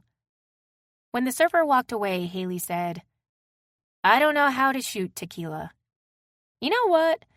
I've never shot it myself, but I think you bite into the lime after you... Fallon's eyes went wide when Haley picked up the tequila and downed it. Haley's right eye closed, the left one twitched, and her mouth hung open for what seemed like a long time. Are you breathing? Fallon asked. I think I'm okay, Haley whispered after a moment or two. You do yours. Fallon picked up her drink, tossed it back, and bit into a lime slice. And her eyes watered again. Yeah, she said with a nod. Better. So, about the snorkeling, I can teach you. Haley smiled and planted her hand in her chin. You're an artist. That totally makes sense. I like the way your lips curve when you talk. It makes you look like you're smiling even when you're angry. Well, then it's more like a sneer, but you have very nice teeth. Thank you. I floss, Fallon said, and blinked rapidly. I know you're not going to believe this, but I have drunk more alcohol in the last week than I have in 6 months. I have wine, a lot of wine, when I visit my parents. That's why I always take a cab to visit them. I feel very clammed down in my soul right now. I should drink tequila when I see the folks instead of wine. Do you realize you said clam instead of calm? Fallon asked with a smile. Haley grinned. Yeah, but I don't care. I'm glad we missed the boat, Fallon said suddenly. I'm having a great time. And I think I'm going to be bummed when we have to go home. I imagine you'll have a lot to deal with when you get back. Haley's smile faded. I haven't asked how you're dealing with the breakup because I didn't want to bring it up in case you didn't want to think about it. I won't let myself think about it. Reality is at home. Fallon waved her hands around. This is a wonderful dream I've fallen into, and I want to stay in it until I board the plane. Haley nodded. I get it. I won't say anything to wake you up. Thank you. You know, we didn't eat the cannolis last night. They're in the fridge with our other desserts. Do you want to go back to the bungalow and have a little pig fest? Absolutely. Are you ready for me to call Sean? Yes. Fallon motioned for their server, then listened in amusement to Haley's brief conversation. Hello? This is... Yes. Do you... Yes. Thank you. Haley set her phone on the table. I think Sean is Jamaican. He said he'll be here in 10 minutes and he drives a red car. He also said Marcus had already called and put him on standby. Once the bill was settled, Fallon and Haley went outside to wait on Sean. Haley noticed an older red Impala parked near the street. One of the doors was blue, and the right front fender was silver. The windows were down, and smoke appeared to be billowing out of them, along with loud music. She looked at Fallon and said, If that's Sean, we're walking. He said 10 minutes. Fallon glanced at her watch. That was 5 minutes ago, so that's probably not him. No sooner than the words passed Fallon's lips, the music stopped, and a black man hopped out of the car wearing denim shorts so long they looked like capri pants and a yellow tank top. Long dreadlocks stuck out from beneath a red ball cap he wore backward. He threw his arms out wide. Fallon and Haley, is that you? He asked loudly in a thick Jamaican accent. Fuck it, we're walking, Haley said and spun in a circle, not knowing which way to go. Fallon wrapped an arm around her and pointed to the car. Hey, man, I think you're on fire. No, that's my vape. It makes a big plume. Sean opened the passenger side doors of his car and fanned at the cloud.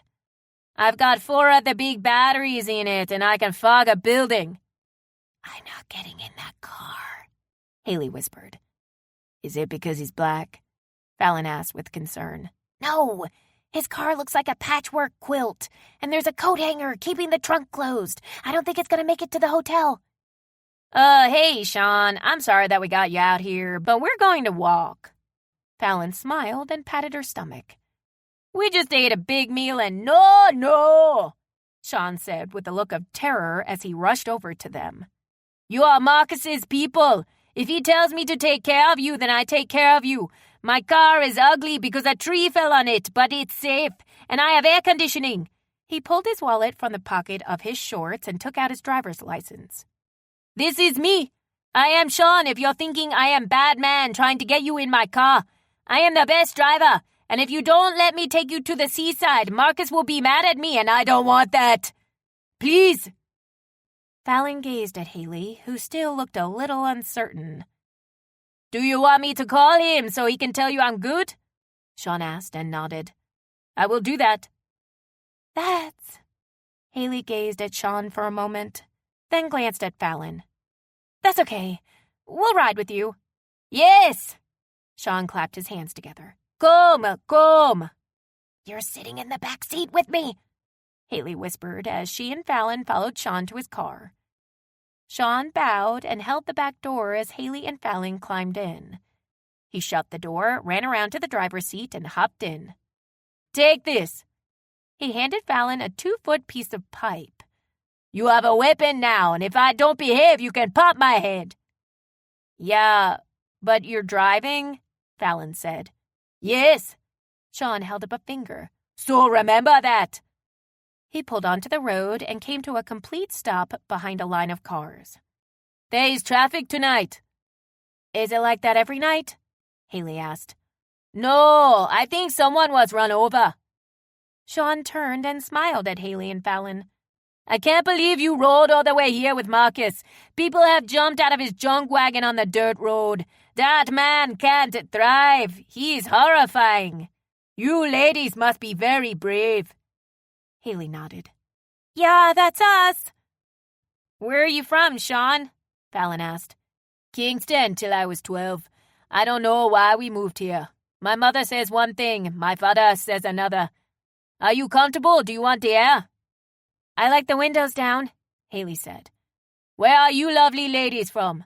Sean asked. New Orleans, Fallon said.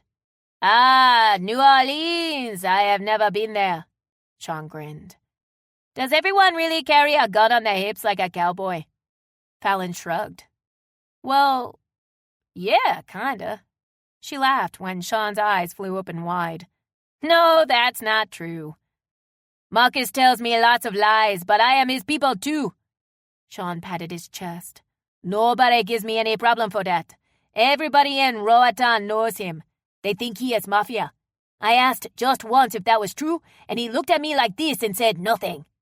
Sean stared at them with a blank expression, then laughed. If Marcus makes you his people, you are gold. How does he decide that? Haley asked. He has to like you. He says he knows the good people from the bad people when he first meets them. Sean patted his chest again. He said when he met me he knew I was good but stupid. And I was. I was only 16 and I trusted everybody. Marcus put me to work at his restaurant next to the seaside. I went to school and straight there on my bike every day. I worked all the jobs. And for my 21st birthday, he made me manager. And he says if I continue to do a great job, I will manage more of his businesses. Haley's brow shot up. You're not a cab driver? Oh, no. But when Marcus asks me to do something, I do it. Marcus doesn't like the cabbies because they take you a long way when they don't have to and charge you double. Some are good and fair, but you can't always find the good ones. Sean abruptly turned around when someone blew his horn and the traffic began to creep. See? I drive smooth. That Marcus can't control his foot, and that little dog of his knows it. She hangs onto her seat like a cat. She is the only one that will ride with him. I will thank you for not telling Marcus I said that. Fallon laughed. We won't. She leaned close to Haley and whispered, See, Marcus is a good man. Hey, Sean, are there any tattoo parlors in town you'd recommend? I can't say because I've never gotten one. Marcus told me if I ever did and he could see it, he would gut me like a fish. Haley gazed at Fallon with one of her brows shooting skyward. You want to take back that last statement? If you would like to go to a club and dance, I can take you to the nice places. Sean turned and looked over his shoulder at them again when the traffic stopped. I know a lesbian couple when I see one. My girlfriend is a lesbian, and I know the club she likes to go to. I go there with her all the time. Your girlfriend is a lesbian? Fallon asked with a confused look. Yes, Sean replied with a laugh. She doesn't want her family to know, but she told me. I put on my best clothes, pick her up at her house, say hello to her mother, and I take her to the club so she can dance with her girlfriend. Then I take her home, kiss her cheek, and give her back to her mama, who is very strict. I'm never late because I'm afraid of that woman. She has a face like Marcus. Aw, that's very sweet of you, Haley said with a smile. What happens if you meet a woman that you want to be your real girlfriend? Sean shook his head and laughed. There is one who has stolen my heart, but she is not for me now. Marcus says I need to make my fortune before I can provide for her a good home. This, I know, is right, because my mother says the same thing. She has to work 2 jobs. So Marcus is like a father figure for you? Fallon asked. Yes, Sean said with a laugh and a nod. He is father to all the people he makes his. Would you like to go to the club and dance? Fallon smiled at Haley. Do you want to dance? I haven't been to a club in ages. But, Sean, I'd feel bad if you're having to wait on us, Haley said. It's no problem. The bartender is my friend, and she gives me all the coffee and sopapillas I want. Sean grinned. I will be very happy to go. Chapter 9. The club was a ramshackle building that had been patched with pieces of plywood that had obviously been used somewhere else. It was completely open on one side, with a patio covered by a thatched roof that in some places Fallon could see the night sky through. There was a big grill off to one side, and it billowed with smoke as a woman cooked meats. The bar itself was also made of plywood and was surrounded by ratty bar stools. Loud music thundered into the night, and a few women danced while others sat at tables around the dance floor. Fallon leaned into Haley. I love this place. Somehow I knew you were going to say that. Haley smiled. I think it's kind of cool. What do you want to drink? Something in a bottle. Haley gazed at the display of bottled drinks. I think I'd like a hard cherry lemonade. Fallon nodded. That's my choice, too. She leaned against the bar next to where Sean sat already chomping away on sopaipillas. Sean motioned to Fallon and Haley and said to the bartender, "Camila, these ladies are Marcus's people and I told them about your club." "Hola, nice to see you," Camilla said with a nod. "Would you like something to drink or eat?" "We'd like 2 of the hard cherry lemonades, please," Fallon said. The music stopped for a moment, and Sean spun around on his bar stool. "Everyone," he began loudly and pointed to Fallon and Haley. "These are Marcus's people. Say hello." A few women said hola, and others raised their glasses. Sean pounded his chest. "Now say hello to me." "Hello, brother from another mother," some of the women yelled. Sean threw up his hands and smiled at Haley. "See, I'm a good man. I'm their brother." "I believe you," Haley said with a laugh. Fallon paid for the drinks and handed one to Haley. "I'm glad you played the job-guessing game with me. I know I'm weird, but once I know what someone does for a living, I tend to view them differently. I might have expected you to be pretentious and not realized as quickly that you're compassionate and considerate. You don't complain, but try to make the best of your situation. You're funny, and you're fun to be around." Haley held Fallon's gaze for a moment. "Maybe I'm only those things in your dream world." "No, those things are really part of who you are regardless. What you do for a living is back in the real world. Here, you're just Haley Hollis, fearless adventurer." "Yeah, you say that," Haley said with a laugh. "If I'd been stuck here by myself, I wouldn't have left the bungalow. I'm very happy I got stranded with you because this is the best vacation I've had in... ever." Fallon wagged a finger. "Now that made my night. Will I get to see you in the real world? Let's not talk about reality until we have to. Unfortunately, we spend more of our time in reality than we get to in the dream world. While we're here, let's make the most of it." Fallon held out her hand to Haley. "Deal?" Haley shook Fallon's hand. "Deal." She didn't release it when a different song began to play. "Oh, we have to dance to this," she yelled over the music and dragged Fallon to the dance floor. Fallon smiled as Haley danced. She was actually quite good at it, and simply let the music take her. Fallon was captivated and swayed to the rhythm, but her sole focus was on Haley. Desire came in a rush. Fallon knew it showed in her eyes because Haley's brow furrowed for a moment as she gazed at her. Slowly, the lines on Haley's forehead faded, and a slow, sexy smile spread across her face. "Now you are tired and a little drunk too, I think," Sean said as he drove Fallon and Haley back to the inn. "You will sleep well tonight." Haley silently disagreed. The 2 drinks she'd had after the tequila at the restaurant didn't extinguish the fire that ignited within her when she noticed the look in Fallon's eyes. She stared out the window, mulling all the reasons she shouldn't act on impulse. Still, there was a part of her that argued they were in a dream world, and what happened in dreams had no effect on reality. When the car came to a stop in front of the inn, Fallon leaned forward and tried to hand Sean some money. "No, I can't." He shook his head. "Marcus pays me, and he would be offended if I took your money." "I want you to have it," Fallon insisted. "You showed us a wonderful time." Sean shook his head. "No, sweet lady, I must refuse." He got out of the car and opened the back door. Haley climbed out and gave him a hug. "It was wonderful meeting you, Sean." "You too.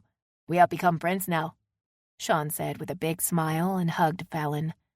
"Maybe one day if I get to New Orleans, you will give me a ride." "Do you have a piece of paper and pen?" Fallon asked. "Yes." Sean reached into his car and retrieved a small notebook and a pen. Fallon took it and wrote her number on a blank page along with her name. "If you ever decide to visit New Orleans, call me. I'll be your tour guide, and I'll chauffeur you anywhere you want to go." A warm smile spread across Sean's face. "Thank you, my friend." Sean climbed back into his car and turned the music up loud. and a big vape plume wafted out his window as he drove away. "He's just so damn sweet," Fallon said as she watched Sean go. "I know," Haley said as the red Impala faded from sight. "I'm starting to develop a fondness for Marcus, too." She followed Fallon as she headed for their bungalow. "Isn't it ironic how one asshole caused us to end up here and meet some of the most amazing people?" Fallon laughed. "We should find him and thank him." "I wouldn't go that far. The really funny thing is, I think you would. You're an interesting person, Fallon White. It's nice to be appreciated," Fallon said as she walked onto the small porch of the bungalow and put her key into the lock. "I mean that sincerely." Haley followed Fallon inside and watched as she went to the refrigerator and pulled out a container. "Fallon, am I part of your dream world?" "Of course, you're the best part of it," Fallon said without hesitation.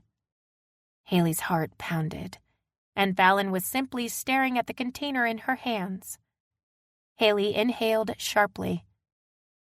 "I really get what you meant when you said this was a dream world because I am tempted to do things I wouldn't normally do in the real world. In the bar," she swallowed hard, "I saw the way you looked at me, and I'm wondering what's going through your mind right now." Fallon put the container back into the refrigerator and gripped the counter. She released a heavy breath. "Do you really want me to answer that?" "I'm pretty sure Haley 2.0 wants you to." "I don't think I've met her yet, so I need to know if you want to hear my answer." Fallon continued to stare at the cabinet. "Yeah, I do," Haley replied with a nod. "There was no intimacy in my relationship for a long time, and I craved it. I like your personality, and I find you very alluring. I can allow myself to get caught up in this dream world, and while I'm here, forget about real life. But when I get home, I know I'm going to have to face it. I don't know how fair that would be for you. I don't want you to feel used if we go back to reality and I have to shut down for a while to get my head together. I don't even know who I am right now, so I'm perfectly fine with that," Haley said with a soft laugh. "I don't want to be unfair to you because I know you're very vulnerable right now. I wouldn't normally proposition a woman I barely know, but this place, the water, the sloths, it's all very romantic." Fallon nodded and smiled, but she still didn't look at Haley. "It is. I've been lonely, too, so I think we'd be using each other, but that's okay with me in a dream." Did that sound selfish? "No, it sounds very honest," Fallon said. "What do you want to do?" Haley asked, barely above a whisper. "I want you." "Then why are you still standing over there holding on white-knuckled to the cabinet?" Haley asked. "Because I really want a cannoli." "What?" Haley asked with a frown. Then her eyes flew open wide when Fallon quickly closed the distance between them and wrapped her in her arms. The kiss that followed made Haley's knees weak. She fisted her hands in Fallon's shirt and held on to remain on her feet. Fallon seemed to be having the same problem, and they swayed back and forth as one kiss melded into another. Fallon took small steps backward toward her bedroom. Haley smothered Fallon in kisses, afraid she'd change her mind, but once they bumped into the bed, Fallon pulled away from her. "Give me a second to pull the sheet back. They make these beds so tight sometimes it's a wrestling match to get them undone." "I know, right?" Haley grabbed the comforter right in the middle and ripped it off. "I was going to turn it down, but I like your method better." Fallon grabbed Haley and kissed her again. The struggle to remove clothing began, and they eventually pulled apart long enough to take off what was left and climbed onto the bed. Both of them struggled for dominance, and Fallon broke one of the fevered kisses. "Is this Haley 2.0? "No, this is just me." "Oh, shit. You're just as wild as she is," Fallon said with a laugh and pinned Haley to the bed. "Stay still. I called Top first. You drove the mud buggy." "What is the mud Haley released a loud sigh when Fallon's mouth closed over one of her nipples. Okay, whatever you want." "How can you be so perfect?" Fallon asked, breathing heavily as she planted a fast trail of kisses down Haley's stomach. "I'm flattered you think I am." Haley bit her bottom lip when she felt Fallon's breath against one of her thighs. Fallon's moan made the muscles in her stomach contract, and Haley's back rose off the bed when Fallon's tongue went right to the place she wanted it most. The sensation sent her reeling, but at the same time, a little voice in the back of her head demanded to know what she was doing. She clamped her eyes closed and tried to focus on the wonderful things Fallon was doing to her. The voice grew louder and screamed, "This isn't you. What are you doing?" "This is who I am now, so shut the fuck up," Haley said suddenly and gasped when she realized she'd said it out loud. "What?" Fallon asked with concern. Haley said with a groan.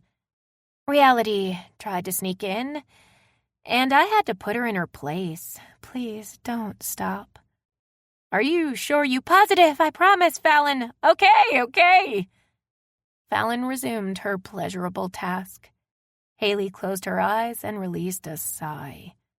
Reality had retreated, and she submerged into a world of incredible sensations and want. Haley didn't care about the noises she was making and didn't realize she had a handful of Fallon's hair. Her sole focus was on Fallon's tongue and how it made her feel. Her eyes flew open as her back left the bed again, and she was surprised at the intensity of her orgasm as it quickly overtook her. "Oh, shit," she said with an explosive breath. "Those weren't sexy words, but Fallon listened to Haley catch her breath and ran her fingertips over the top of her thigh, marveling at how soft her skin was. Haley's cries and her responsiveness had nearly driven Fallon over the edge with her when she came. She still felt on the verge, and she couldn't get the muscles in her legs to relax. Now, that was an out-of-body experience. Haley released her grip on Fallon's hair. "I'm so sorry. Did I hurt you?" "I don't mind having my hair pulled when I'm turned on." Fallon kissed the top of Haley's thigh. "Do it any other time, and I will release a scream that'll pierce your eardrums." Haley laughed. "Come back up here." Fallon climbed on top of her and meant to give Haley a gentle kiss, but quickly realized that Haley's passion had not been knocked down even a notch. She rolled over when Haley pushed on her shoulder and was smothered in kisses. She gasped when Haley moved to her neck and nibbled and kissed it. Fallon took Haley's hand and pressed it between her legs, unable to wait. She sucked in a breath through gritted teeth when Haley's groan sounded more like a growl, and she slipped 2 fingers into her. "You desire me," Fallon blurted out, surprised by Haley's enthusiasm. "Yes, I do," Haley said breathlessly against her neck. "Even if you didn't touch me again, I could be very satisfied doing this and other things all night." Fallon's eyes rolled up in her head when Haley used her knee to push her legs farther apart so she could have all the access she wanted. She made it clear to Fallon she had only one intention, and that was to completely blow her mind. Fallon balled her fist against Haley's back to keep from digging her fingers into her skin. "Yes," she cried in desperation when Haley grazed her clit with the tips of her fingers. "You know what I want." "Yes, I do." Haley slid down Fallon's body, slipped 2 fingers into her again, and closed her mouth over her clit. "Oh, shit," Fallon panted out and grabbed fistfuls of the sheets. "Right? That's all I could come up with, too. My brain power was zapped." "Haley, don't stop." The impassioned request spurred Haley on, and she was relentless in her pursuit. When she made Fallon come, she only gave her a moment to recover before she did it again. Fallon awoke to find Haley lying next to her, sleeping soundly, and gazed at her in fascination. She found it hard to reconcile that the woman she'd been lost with in the woods, and who had threatened to beat her with a stick, was the same one who had devoured her the night before. She'd never met anyone quite like Haley. Fallon had always taken the lead in the bedroom, and exhausted her lovers to the point where a few of them told her they'd have to take a nap break and left her hanging. Haley, on the other hand, made sure Fallon couldn't move before she went to sleep. Fallon continued to stare at Haley, who was deep in sleep, and recalled her tender touches when the passion gradually faded. Fallon could almost pretend that Haley genuinely loved her when she kissed her gently and stroked the side of her face. She knew her voice of reason, Angela, would tell her that it would be easy to misinterpret or read too much into those moments, because it was what Fallon truly desired. She wanted to be adored and feel real affection from someone she trusted. For a little while, Haley had made her feel as though she could trust her. "Are we still okay?" Haley asked without opening her eyes. "I heard you sigh." "We're fine," Fallon answered with a smile. Haley's eyes remained closed. "Regrets? Do you have an overwhelming urge to jump out of this bed and run away? Do you want time alone?" "No to all of that." Fallon smiled when Haley's eyes opened. "You can admit if you're feeling any of those things to me, though." "I'm not. I still want to enjoy my time with you until I have to step on the plane. Turn away from me. I don't want to breathe on you, but I do want to cuddle you." Fallon rolled over, and Haley snuggled up behind her. She planted a kiss on Fallon's shoulder. "Did you get out of bed in the middle of the night?" "I did, and I'm very sorry to admit to you that I ate my cannoli and yours. I also ate one of the slices of pie, and that was after I went into your bathroom and drank a gallon of water out of the tap. I hope the sticker on the mirror that claims the water is filtered is true." Haley's body shook with laughter. "I hope for your sake it is, too. I know what they say about drinking the water in Mexico, but I don't know anything about Honduras." "Let's keep it sexy, Haley. I don't want to talk about Montezuma's revenge while you're so close behind me." Haley kissed Fallon's shoulder again and toyed with her hair. "I'm willing to take my chances."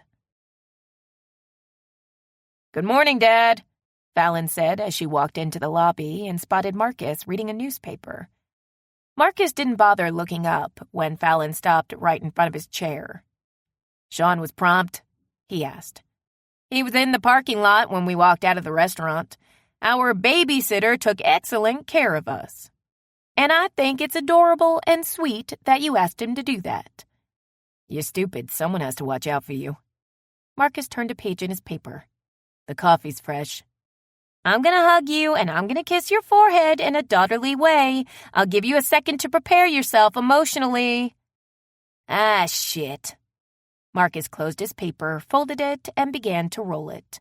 "If your face gets anywhere near me, I'm going to bop your nose just like I do to Petunia when she bites." Fallon quickly kissed him on top of his head and darted to the coffee pot. She grinned when she heard Marcus snort and try to cover the laugh with a cough.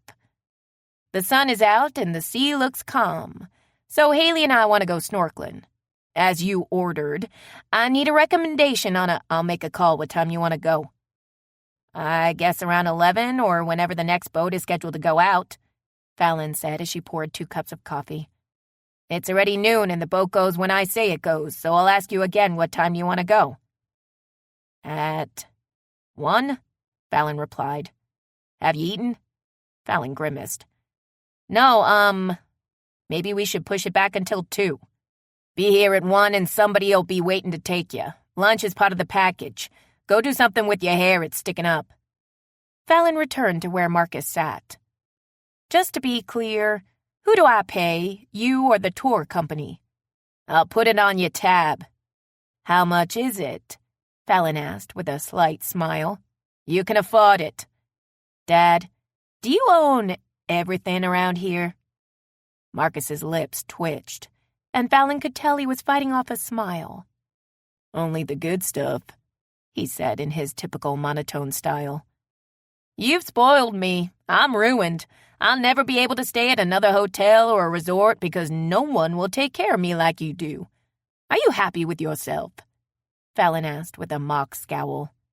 You'll live. Marcus waved a hand. Go, fix your hair. It's bothering me. Haley put on a pair of sunglasses and turned to Fallon. What about these? Too big for your face. Okay, what about these? Haley asked as she swapped them with her second choice. I like those. Fallon held up a can of spray sunscreen. Does this work for you? Yes. Haley nodded and watched as Fallon tried on a few pairs of sunglasses. She wanted to go snorkeling because Fallon wanted to, but she would have preferred to go right back to the bungalow and have a repeat of the night before. She questioned her own sanity because her behavior was so far out of the norm. She enjoyed sex, but she'd never been one to be so completely consumed with desire that she couldn't think. She wanted to blame it on Roatan, but as Fallon turned suddenly and started looking at a stack of beach towels, her gaze fell on Fallon's butt. It's you, she whispered with a sigh. Fallon said as she turned suddenly. What just went through your mind? Fallon asked with a slight grin as she took off the sunglasses she'd chosen and searched Haley's eyes. I think it's best we don't discuss it since we already have plans. Oh, Fallon said simply with a nod, then sighed when she looked at her watch. I'm going to walk away from you really quickly or I'll embarrass us both in this store. Haley gave Fallon a head start and met her at the checkout counter. Charge that to the room. It'll make it easier to split it when we settle up with Marcus, she said as Fallon pulled her wallet out of the pocket of her shorts. Okay. Haley set her sunglasses on the counter, then brushed past Fallon, discreetly grazing the backs of her thighs with her fingers. She felt the muscles beneath Fallon's skin twitch at her touch. With a grin, she walked out of the shop without looking back. You were so wrong for that, Fallon said with a laugh when she joined Haley outside. Haley grinned. You told me to be fearless, so you need to prepare yourself for whatever because I'm feeling a little crazy. Oh, I like it, Fallon sang as she walked off and pointed to her butt. Are you looking at this because I'm swinging it? Fearless! That's it! That's my tattoo! Fallon whirled around. Yes! Where are you going to put it? On the inside of my wrist, so I can look at it and be reminded of what I want to be. Nope, Fallon said with a smile. It's not what you want to be. It's what you are. You just have to believe it. You were fearless last night. Haley laughed as she joined Fallon. Are you going to lie and tell me you didn't notice my knees knocking? I swear I didn't. All I saw was a very confident woman who reduced me to rubble. Okay, I'm going to swagger like you just did. Tell me if I've got it. Haley walked off, swinging her hips. Fallon watched with a smile. You're trying too hard. Remember last night? Haley stopped, relaxed her shoulders, and began walking again, swinging her hips smoothly. How about now? The bungalow is the other way, Fallon called after her. Ladies, Sean exclaimed when Fallon and Haley entered the lobby. We are together again. You have me for the whole day, and I'm so happy. Haley beamed. You're taking us snorkeling? He's taking you to the boat, and he will go everywhere you kids go, Marcus interjected. He'll watch over you. Isn't that right, Sean? That is right, yes. My eyeballs will be all over them. Sean's smile dropped from his face when Marcus cleared his throat. What I mean to say is that I will watch them like my own sisters. Marcus nodded. Yeah, you will. I'm thrilled that Sean is going with us, but Dad, we're grown women. You don't have to baby us, Fallon said. At home, you're probably smart, but here you're stupid, Marcus graced them with one of his rare smiles and patted Fallon on the shoulder. You're especially stupid, so I gotta watch over you. That's what I do for my people. Don't take offense. I was stupid too when I came here. When you say stupid, you mean naive. I get it, Haley said with a nod. Marcus shook his head. No, I mean stupid. Naive means you don't know anything, and that's just a fancy word for stupid. Now get out of here, you little dumbasses. I know you meant that affectionately, Fallon said as she headed for the door. Marcus waved a hand. You drive me crazy. Bye, Dad. Haley blew Marcus a kiss as she followed Fallon and Sean. Out, Marcus bellowed and waved both hands. Chapter 10. Haley wore a smile as she listened to Fallon and Sean sing Uptown Funk at the top of their lungs. Fallon gave her a nudge. Come on, get in this. You know the words. Feel it in your soul, Haley. Sean shook a fist. Feel it in your soul. Haley joined in. She and Fallon rocked back and forth as they belted out the chorus. Sean nodded with the beat as he drove and sang. Then he abruptly switched the music off. We are here. Is this a boat repair dock? Fallon asked when the car came to a stop in front of what looked like a warehouse on the water, and Sean shut the engine off. Yes, Marcus's boat was just fixed. The skipper's gonna take it for a test run, so you get a private tour. Marcus said he knows you ladies won't complain if it breaks down again, and we have to be towed back. Sean opened his door and looked over his shoulder. The Little Angel is a great boat. You will love her. He hopped out of the car and opened the back door. I have no doubt, Fallon said as she climbed out, then gave Haley a hand. Don't misunderstand me. I'm not complaining. I didn't realize that Marcus was going to go to all this trouble when I asked him to recommend a tour company. Sean flashed a big, toothy grin. He has to take the boat out anyway, so we may as well be on it. Fallon and Haley followed Sean down the side of the building to a boardwalk and to a wooden gate where he punched in a code on a keypad. He held the gate when it swung open. Go ahead, my sisters, and please be sure to tell Marcus I called you that. Fallon was about to comment, but she gawked at the sight before her. These people must fix every boat in Roatan. This place looks like a marina, she said, looking at boats large and small. They fix a lot. One day I will have a boat, and they will probably have to fix it too. They take a lot of work. Sean fell in step beside them as they walked down the dock. He waved a hand. Look at the little angel. Isn't she pretty? Haley thought Sean meant the party barge with a covered top and nodded. It is cute. Her jaw sagged when Sean walked past to another gangway and made a flourish with his hand. Haley leaned close to Fallon, who'd stopped in her tracks and whispered, Is that a yacht? Yes, Fallon squeaked, looking like a kid on Christmas morning. Marcus is going to love this. Sean snapped a few pictures of Fallon and Haley staring in shock. Your faces are priceless right now. Come on, your boat is waiting on you. Fallon let out a scream and ran up the gangway. Haley followed her, shaking her head. Oh, dear God, please don't let me break anything. Once they were all on board, Sean led them up a flight of stairs to an open deck with a table elegantly set for 3. Ladies, this is Alan, and he is going to be spoiling us completely rotten today. Sean waved a hand at a man in a pair of white shorts and a red short-sleeved button-down shirt. Alan, this is Miss Fallon and Miss Haley. Pleasure to meet you both, Alan said with a nod and a smile. May I get you something to drink? It's nice to meet you, Haley stammered, completely bowled over by the pampering. Water? Fallon nodded. I'll have the same, and it's a pleasure to meet you too, Alan. Water for me, too. Would you let the skipper know we're ready? Sean asked. Yes, please make yourselves comfortable, and I'll be back shortly, Alan replied and walked away. He's new, Sean whispered. That's why he's here today. Go easy on him. We're all new sometime. He patted his chest with both hands. I feel like a regal man. Haley turned to Fallon.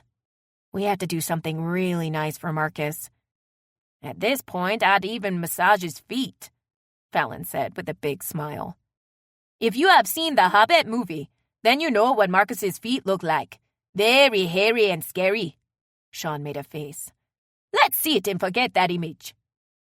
If Marcus has a yacht with a staff on it, why does he drive that old Suburban? Haley asked as she dropped her bag on a bench. It was the first vehicle he bought after he came here. Sean smiled as he pulled out Haley's chair. He is very sentimental. He has a big house with a high wall around it, and his wife drives a Mercedes. His daughters drive old cars like mine until they went to work and bought their own. Oh, ladies, this is Dinia, my friend. Sean gestured to a young woman who accompanied Alan. Dinia, these are my friends too, Haley and Fallon. Nice to meet you, Dinia said with a shy smile as she set out the glasses of water while Alan served the food. It's nice to meet you, Dinia, Fallon said. You have a lovely name. Thank you. It was my grandmother's. Haley smiled when Dinia set a glass in front of her. Thank you, and it's great to meet you. I'm king for a day, Dinia. Sean threw up his hands and grinned. Dinia laughed. So I see, much deserved. You are always working, Sean. Ladies and gentlemen, we have shrimp and assorted meats, cheeses, and vegetables that you can add to the salad Alan is serving. He will also be serving fresh flour tortillas if you would rather make the meal into a wrap. Dessert will be ice cream sundaes with your choice of toppings. If there is anything you need or want, please let Alan know. I hope you enjoy your meal, Dinia said with a smile. Sean watched her walk away. Fallon watched him and waited for Alan to leave before she said softly, You like her a lot. Sean nodded. She knows that, and she feels the same way. Her father won't let her date me because she's very smart and will be a doctor one day, and I haven't made my fortune yet. He pays for her school, so what can we do? If it is meant to be, then we will be together. If not, that will suck. I hope it works out for y'all, Haley said with a warm smile. Thank you. Me too. Sean picked up his fork and waved it between Fallon and Haley. How did you two meet, and how long have you been together? Haley grinned at Fallon. Why don't you answer that one? We met Monday on a cruise ship when I ran into her and spilled my drink all over her clothes and royally pissed her off. We saw each other again Tuesday and got stuck going down a zip line together. We only learned each other's first names right before a man tried to rob us. We ran into the jungly forest to get away from him and got lost. By the time we found our way out, we missed the ship and Marcus took us in. Fallon shrugged. I guess you could say 5 days if you count the night I ran into her on the ship. Sean was silent with a blank stare for a moment. Then he burst out laughing. Stop messing with me. Haley, you tell me the truth. That is the honest truth. Haley held up her right hand. I promise. You're not lesbians? Sean said, looking mortified, and started to sound like Haley when she'd gone down the zip line. Fallon, your hair, short, you had your arm around. Haley, when I saw you, Marcus tells me all the time not to assume anything, and I said to you, I know a lesbian couple when I see one. Oh my God, I took you to a lesbian bar. We are lesbians, but we aren't a couple, Haley explained as Fallon completely cracked up. Sean looked like the alligator raft when it deflated and sank back in his chair. At least I got one thing right. Sean, how old are you? Fallon asked. 22, but if you tell that story to Marcus, I won't make it to 23. He will give me his angry look until I shrivel and die. We aren't going to tell him anything, Fallon assured with a chuckle. Sean released a heavy breath and took a drink of his water as the boat moved away from the dock. I was so certain that you were a couple. I was watching you two on the dance floor and the looks you gave each other. I thought they have been together a long time because they're old, but they still have fire and passion between them. Who are you calling old? Haley asked and bit back a smile. Ladies, please excuse me. I'm going to jump off the boat, Sean said with a wry smile. In the front, so it will run me over. Why do you wear shorts over the bottom of your swimsuit? Haley asked as she rubbed the sunscreen she'd sprayed on Fallon's back into her skin. I'm self-conscious, I guess. Fallon stared at Sean as he set out the snorkel gear to keep her body from reacting to Haley's touch. She felt like her insides were still sizzling after she'd rubbed sunscreen all around the parts of Haley's backside that weren't covered by her suit. You have no reason to be, please let me assure you of that, Haley sighed. You're beautiful. Nobody has ever described me that way. They say I'm adorable or cute. Did you think I was beautiful when I spilled my drink on you? Fallon asked with a grin. Haley laughed. You were drunk and smelling of onions, so your inner beauty wasn't exactly hanging out there. Fallon turned suddenly and met Haley's gaze. I want to say I wish we'd met a long time ago, but I was a different person then, and you probably wouldn't have found me beautiful. Well, you probably wouldn't have liked me either. The person I am here isn't the one I was back home. Bitterness had kind of eaten away all the good parts of me, and this trip has made me realize that. I can't picture you being any other way than you are now, Fallon said with a smile. Haley smiled too. Good, and don't try. Fallon, do you take a medium or large life vest? Sean asked. You look like a small to me, but those are the only sizes we have. I am not wearing a life jacket to snorkel, Fallon said firmly as she joined Sean on the transom. I'm young and a strong swimmer, but I still wear one, Sean argued. Dude, really? Fallon said. Did you just call me old twice in one day? Sean planted a hand on his hip and sighed. That is so unfortunate. How deep is the water here? Haley asked. 6 to 8 feet. Sean groaned when Fallon jumped into the water. She is killing me! Haley took a medium vest and pulled it on. We'll have to stay close to her in case she gets into trouble. I hope that stuff fits, Miss Hardhead. Don't whine if the mask leaks. I will only point and laugh, Sean said after he tossed Fallon a pair of fins, a mask, and snorkel. Haley, smooth your hair back. Sean pressed a mask to her face. Inhale through your nose, and tell me if it suctions to your face. Haley did as she was instructed, and even when she shook her head, the mask stayed on. I think this one fits just fine. You probably already know this, but wait to put these on when you're at the edge of the transom, Alan said as he handed Haley a pair of fins. Haley shook her head. I didn't know that. This is my first time snorkeling. Oh, Sean said with his eyes wide. Don't touch anything. It's not good for that coral, and you don't know which one burns. Burns? Haley blurted out. Don't stick your hand or put your face near a hole, Alan added. You don't know what's living in it. Sean nodded. Yes, and when we get to the shallows, don't get too close to the coral, because the waves will push you into it, and sometimes they are sharp. It's gonna push me into coral that burns? Haley asked with her pitch rising. What's in the holes? Tell me what's in the fucking holes. There are sometimes eels.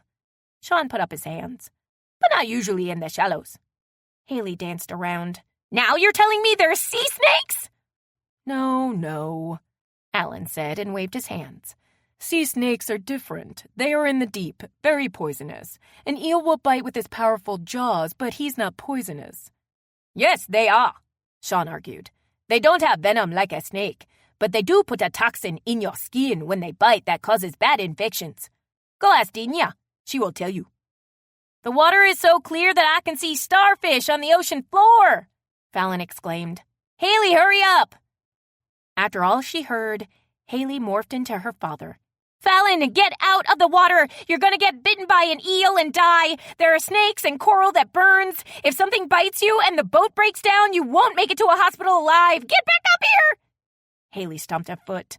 Now! Fallon pushed her mask up on her head and frowned at Sean and Alan. What crazy shit did y'all tell her? Nothing, Alan said and tried to look innocent. Haley, Marcus would not have let you go snorkeling if he thought any of those things would happen. Sean waved his hands frantically. He knows everything. Fallon, get on the boat, Haley snapped. There's a long pole with a hook on it back there somewhere. Go get it, Sean. You better not come at me with a hook. Fallon made no move to get on the boat. Haley's face turned to stone, and she stabbed a finger at Fallon. You're scaring me and you're making me mad. Haley, I've snorkeled in many places, and I have never, ever seen an eel or a snake, Fallon said calmly. Sean pounded his chest. Me either, and I have been in these waters most of my life, places even deeper, and I haven't seen any eels or snakes. What about the coral that burns? Haley asked as she began to calm. It's easy to see. It's kind of orange and it's shaped like a flame, Sean explained. I want to see it. Is there some on this reef? Fallon asked as she put her mask back over her eyes. Sean sounded like Haley. He pointed his finger at Fallon and said, You will stay right there. These are my waters. You are my people, and you will wait for me to show them to you. Okay, Fallon said with resignation. Sean took a calming breath and smiled at Haley. You have my word as an honorable man that I will not let anything happen to you. I will take an eel to the chest for you. I'd take an eel too. Fallon raised her right hand. If there were any. Haley, don't let this opportunity to be fearless pass you by. I want to share this experience with you, so we'll have this memory when we go back home and have to face reality. I've always wanted to hold a starfish and have it wrap around my hand, but the full body wrap, I have to say, is a lot more fun. Fallon smiled at Haley while they were mask to mask. I can't move, though, and I think we're about to drown, even with this stupid life jacket Sean made me wear. Safety first, Sean said as he floated nearby with his back turned to them. You have to take your heels out of my butt crack and release your hold on my ribs, Fallon grimaced. You're really strong. You're not going to let go of my hand, swear to it, Haley said shakily. I swear I will not let go of your hand, even if you break the bones in mine, Fallon said and rubbed Haley's back. You can break my bones too, Sean offered. Look at me. Fallon gently clasped Haley's face in her hands. She smiled when Haley's eyes met hers. I know you're terrified because your pupils are massive. You got into the water and I'm proud of you. If you want to go back on the boat and call it a day, I'll still be proud of you. I'm going to do this, Haley said with as much resolve as she could muster. Then why are you pushing my shorts and swimsuit deeper into my butt with your heel? Fallon whispered. Involuntary reaction, Haley replied just as softly as she slowly relaxed her legs. Thank you. The strap on the back of your fins was really getting in there. Haley completely released her hold and grabbed Fallon's hand with an iron-tight grip. Fallon put the mouthpiece of Haley's snorkel into her mouth. Put your face in the water and take a minute to get used to breathing through the snorkel. There's no rush. Go at your own pace. Haley held on to Fallon's hand and allowed her body to float on the surface for a moment before she put her face in the water. At first, she held her breath, then dared a slight inhale. She took deeper breaths as she became more comfortable and watched colorful fish swim around the coral nearby. She saw the starfish on the sandy bottom that Fallon had mentioned, and while she focused on the sights, she relaxed. She glanced at Fallon, who floated beside her, watching her. When she returned her attention to the reef, a large, dark hand appeared in front of her. She took Sean's hand as well, and the three of them glided across the surface of the water. She heard twin groans and loosened her grip. After about 45 minutes, they had seen everything the reef had to offer and took a break. Sean told them about another reef he knew of, and they made plans to see it. When they swam over to the boat, Fallon said, Sean, would you give us a moment alone, please? I promise we'll stay right here by the ladder, and we'll be up top in a minute. Okay, Sean said and climbed up onto the transom. You are fearless, Fallon said and pulled Haley close. You make me want to do this. She gave Haley a long, slow kiss. That was the icing on the cake. Haley blew out a breath and smiled. Why didn't you tell me you'd reward me like that in the first place? I might have gotten in the water sooner. Fallon laughed. No, you wouldn't have. Haley was much more eager to get in the water at the next reef. She held on to Fallon's and Sean's hands again, and when they saw a stingray swimming along the sandy bottom, she had a momentary lapse of sanity. While holding Sean's hand, she nearly drowned Fallon while climbing halfway on her. They snorkeled for about an hour, then returned to the boat where Fallon and Haley enjoyed a snack on the upper rear deck alone. While relaxing on loungers, they were treated to a water tour by the captain, who cruised at a leisurely pace. Haley gazed out at the water and said, "We're drinking wine and eating cheese on the back of a yacht. We were afraid we were going to die on Tuesday, and on Friday we're in the lap of luxury." I was afraid I was going to die a little while ago, too. Somebody tried to use me as a raft after a stingray sighting. Fallon nodded with a smile. I see where I rank. You were swimming toward it, and I was trying to stop you. Haley raised a finger. Even after I squeezed your hand, you continued on. I thought you knew when I crumpled your fingers like a wad of paper, it meant stop. More aggressive means were required because you rank pretty high up on the chain. Fallon gazed at Haley with a smile. You were awesome today. You kicked fear in the ass. What is a woman who would chase a stingray afraid of? Haley asked. The ray wasn't going to bother us. It was on the bottom looking for food, and we were on the surface. That water was a lot deeper than it seemed, and we were a good distance away. Haley smiled. That was a smooth deflection, but it didn't work. What scares you? My CPA at tax time? Fallon shrugged. Everything kind of has a season, and I'm afraid people will get tired of my villages, which are the bread and butter for my company. I've been mass producing them since I was 26, and my sales have steadily grown, but there's always that fear they'll suddenly stop. I don't want to go back to working for a roofing company, which is what I did until I found success doing what I love. Did you go to college? I dropped out of high school. My mom married a prick, and I couldn't stand living under the same roof with him. He got along fine with my brother and sister, but he hated me. My brother was happy to not be in charge of me and my younger sister, and my sister is the type who likes to be led by the nose. After doing things for myself for as long as I could remember, I wouldn't allow a stranger to dictate my every move. I knew what would happen if I dropped out of school, and it did. He kicked me out of the house, and my mother let him. My best friend's dad owned a roofing company, and he knew about my home life, so he hired me, Fallon said with a smile. He also set me up in a little apartment in his shop. Haley's brow furrowed. How old were you? I'd just turned 17.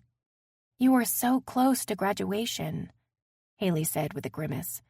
In hindsight, was it so bad at home that you couldn't wait to leave once you finished high school? John, the man Mom married, wasn't physically abusive, but he screamed a lot. He never laid his hands on me, but he was a big man who liked to tower over me, and when he yelled, I could feel his breath on my hair. He yelled at me every single day. My friend's dad and the Nolans gave me a hand up that I would have never gotten at home. Instead of tearing me down and making me feel worthless, they built me up and made me believe I could do anything. In hindsight, being kicked out of my home was the best thing that ever happened to me. Fallon smiled. I have absolutely no regrets about that. Oh, shit, I'm sorry. Don't cry. Haley fanned her face with her hands. I swear, I don't know what's wrong with me. I knew I shouldn't have eaten at the cruise ship buffet. Now I've caught empathy. No wonder you're not afraid of anything. You've been on your own since you were 17. You're probably one of the most interesting people I've ever met in my life. That's saying something, because I knew a guy who was a contortionist that can make himself look like a paperclip. Sing the toot toot! Fallon sang part of the song with a smile. You okay now? Yeah. Haley nodded and sniffed. I'm serious. I don't know what's wrong with me. It's like I'm coming alive. I have emotions and needs and wants. I really think it's the fresh air. How long has it been since you've taken a vacation? Haley pursed her lips as she thought. Spring break in my senior year in college? Are you kidding me? Fallon asked with a frown. No, Haley admitted with a sigh. I was in school, then I went to work. I set my bar really high, thinking one day I'd relax when I achieved my goals. To tell you and me the truth, that's why Ava left me. It's been in the back of my mind for a while, but I haven't been able to admit that until just now. I didn't make time for her. Then I had the audacity to be pissed at her for leaving. This damn fresh air makes me think about things like that. Do you miss her? No, I got over her a long time ago, but I was never willing to admit my wrongdoing in our relationship. Haley inhaled sharply. It's actually kind of liberating. It is, Fallon agreed with a nod. I think you need to take vacations more often. Get away from your world and clear your head. It's healthy. I think if I would have taken a long trip, I wouldn't have stayed with Leanne when I knew the relationship had died. I was kind of stuck on a hamster wheel, going through the motions, not feeling anything but aggravation. We get bogged down in day-to-day things, and we forget what it's like to live. Sage advice, Haley said with a sigh and a nod. We're talking about reality and wasting our time in the dream. We don't have much time left. Fallon gazed at Haley and nodded. I like your idea for the tattoo. Are you gonna get just the word fearless, or will there be some decoration around it? You know, a sloth and a monkey would look good. I don't know if all that will fit on my wrist, Haley said with a smile and leaned close to Fallon. She stroked Fallon's cheek with her fingertips, then kissed her. Fallon smiled at Haley as she slowly pulled away. I could draw it on your arm so you can see how it'll look. You draw, too? I'm a pretty good sketch artist. Fallon took Haley's hand and gazed at her wrist. Dainty. That's not what you said last night. Fallon laughed. I don't know what I said. I was dehydrated and exhausted. The run through the jungle didn't tire me out like you did. I enjoyed every second of it, though, and I hope there'll be a repeat tonight. Count on it. We'll pick up plenty of water and protein foods on the way back. You're very pretty. Fallon grabbed her phone and aimed the camera at Haley. Show me your swagger. Haley laughed and Fallon snapped the picture. They both jumped when they heard a loud pop. Then the boat slowed. I think that was a bad sound, Haley said, wide-eyed. Everything is okay, Sean yelled as he ran up the stairs a few minutes later. Don't worry about the smoke. They will have the fire out very quickly. Continue to enjoy your wine and cheese. The boat to tow us in will be here soon. Haley turned to Fallon. See, if you had been bitten by an eel, you wouldn't have made it back to shore alive. Chapter 11. Marcus was waiting on the dock when the little angel was towed back into the boatyard, and it was almost 10 that night. Did you kids at least have a good time while the damn thing was running? He asked when Fallon, Haley, and Sean disembarked. We had an amazing time, Haley said. We're just really sorry about your yacht. Marcus jerked a thumb at the shop. I told them I didn't think what they fixed was the problem, but they assured me she was ready for the water. I'm sorry that I thought your trip would be a great chance to try her out. Dad, it was wonderful. Your crew spoiled us even after the motor of your angel flew home to Jesus. Dina cooked us dinner and Alan waited on us hand and foot. I felt like a queen. I can't thank you enough for the experience. Fallon threw her hands up. I'm gonna hug you. Marcus pointed a finger at her. You stay over there. He laid a hand on Sean's shoulder. What about you? You have a good day? Sean beamed. One of the best ever. I was a king. Good. A tiny smile creased Marcus's lips. Take these ladies back to the seaside for me. Thank you so much. You're the sweetest man in the world. Haley rushed Marcus and kissed his cheek before he could react. I want to kiss you too, Sean said and threw his arms open wide. Marcus took a quick step back, tried to scowl, and laughed instead.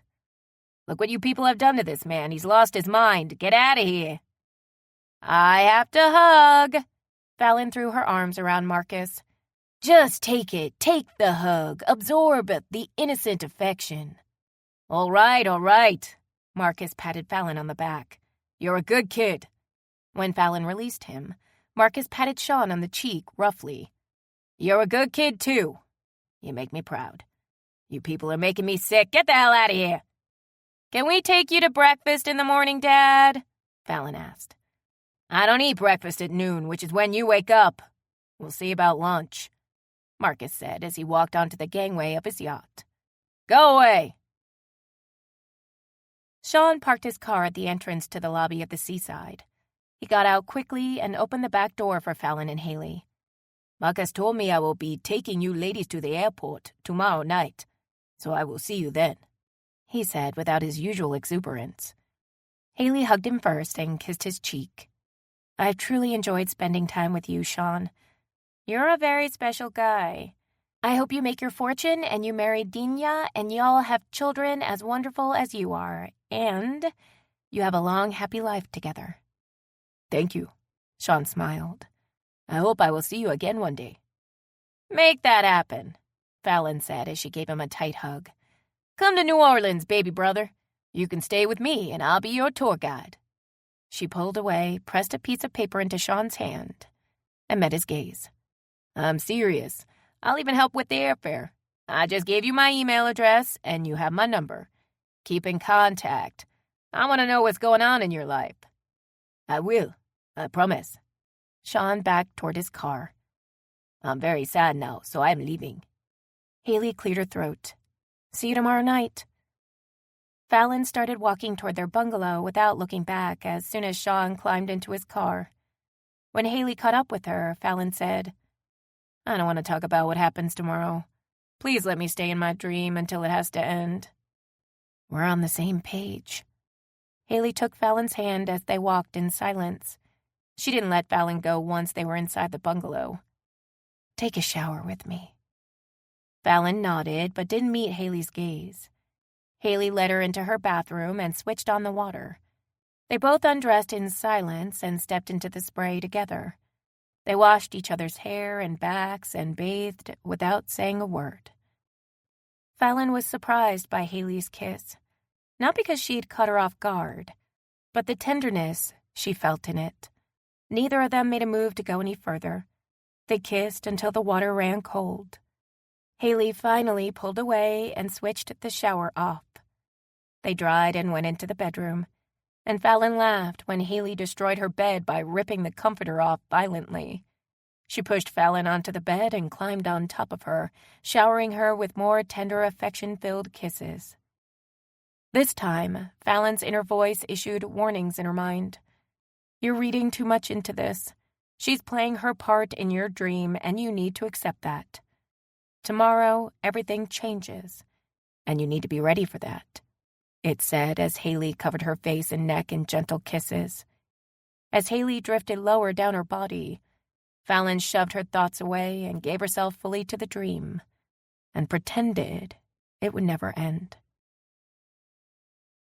They both awakened the next morning to Haley's phone ringing. Stay here, Haley said sleepily as she untangled herself from Fallon in the sheets. She ran into the den and dug her phone out of the plastic bag she'd carried their things in the day before, and answered Cindy's call. How come you haven't answered my calls? Cindy asked with concern. I didn't know you called, Haley said sleepily. I was on a boat yesterday. I may not have had service. Well, what's going on? Oh, we're flying out of Roatan tonight. We should be in New Orleans around 9:45, I think. Haley swept her hair out of her eyes. I'll catch a cab. No, I'm picking you up. Besides, I have your stuff. I met with Fallon's friend Angela, and she gave me everything. She and her girlfriend are very nice. Terry really liked them. She even invited them to the house for dinner. We'll all get together when you and Fallon get back and get settled in. Give me your flight details.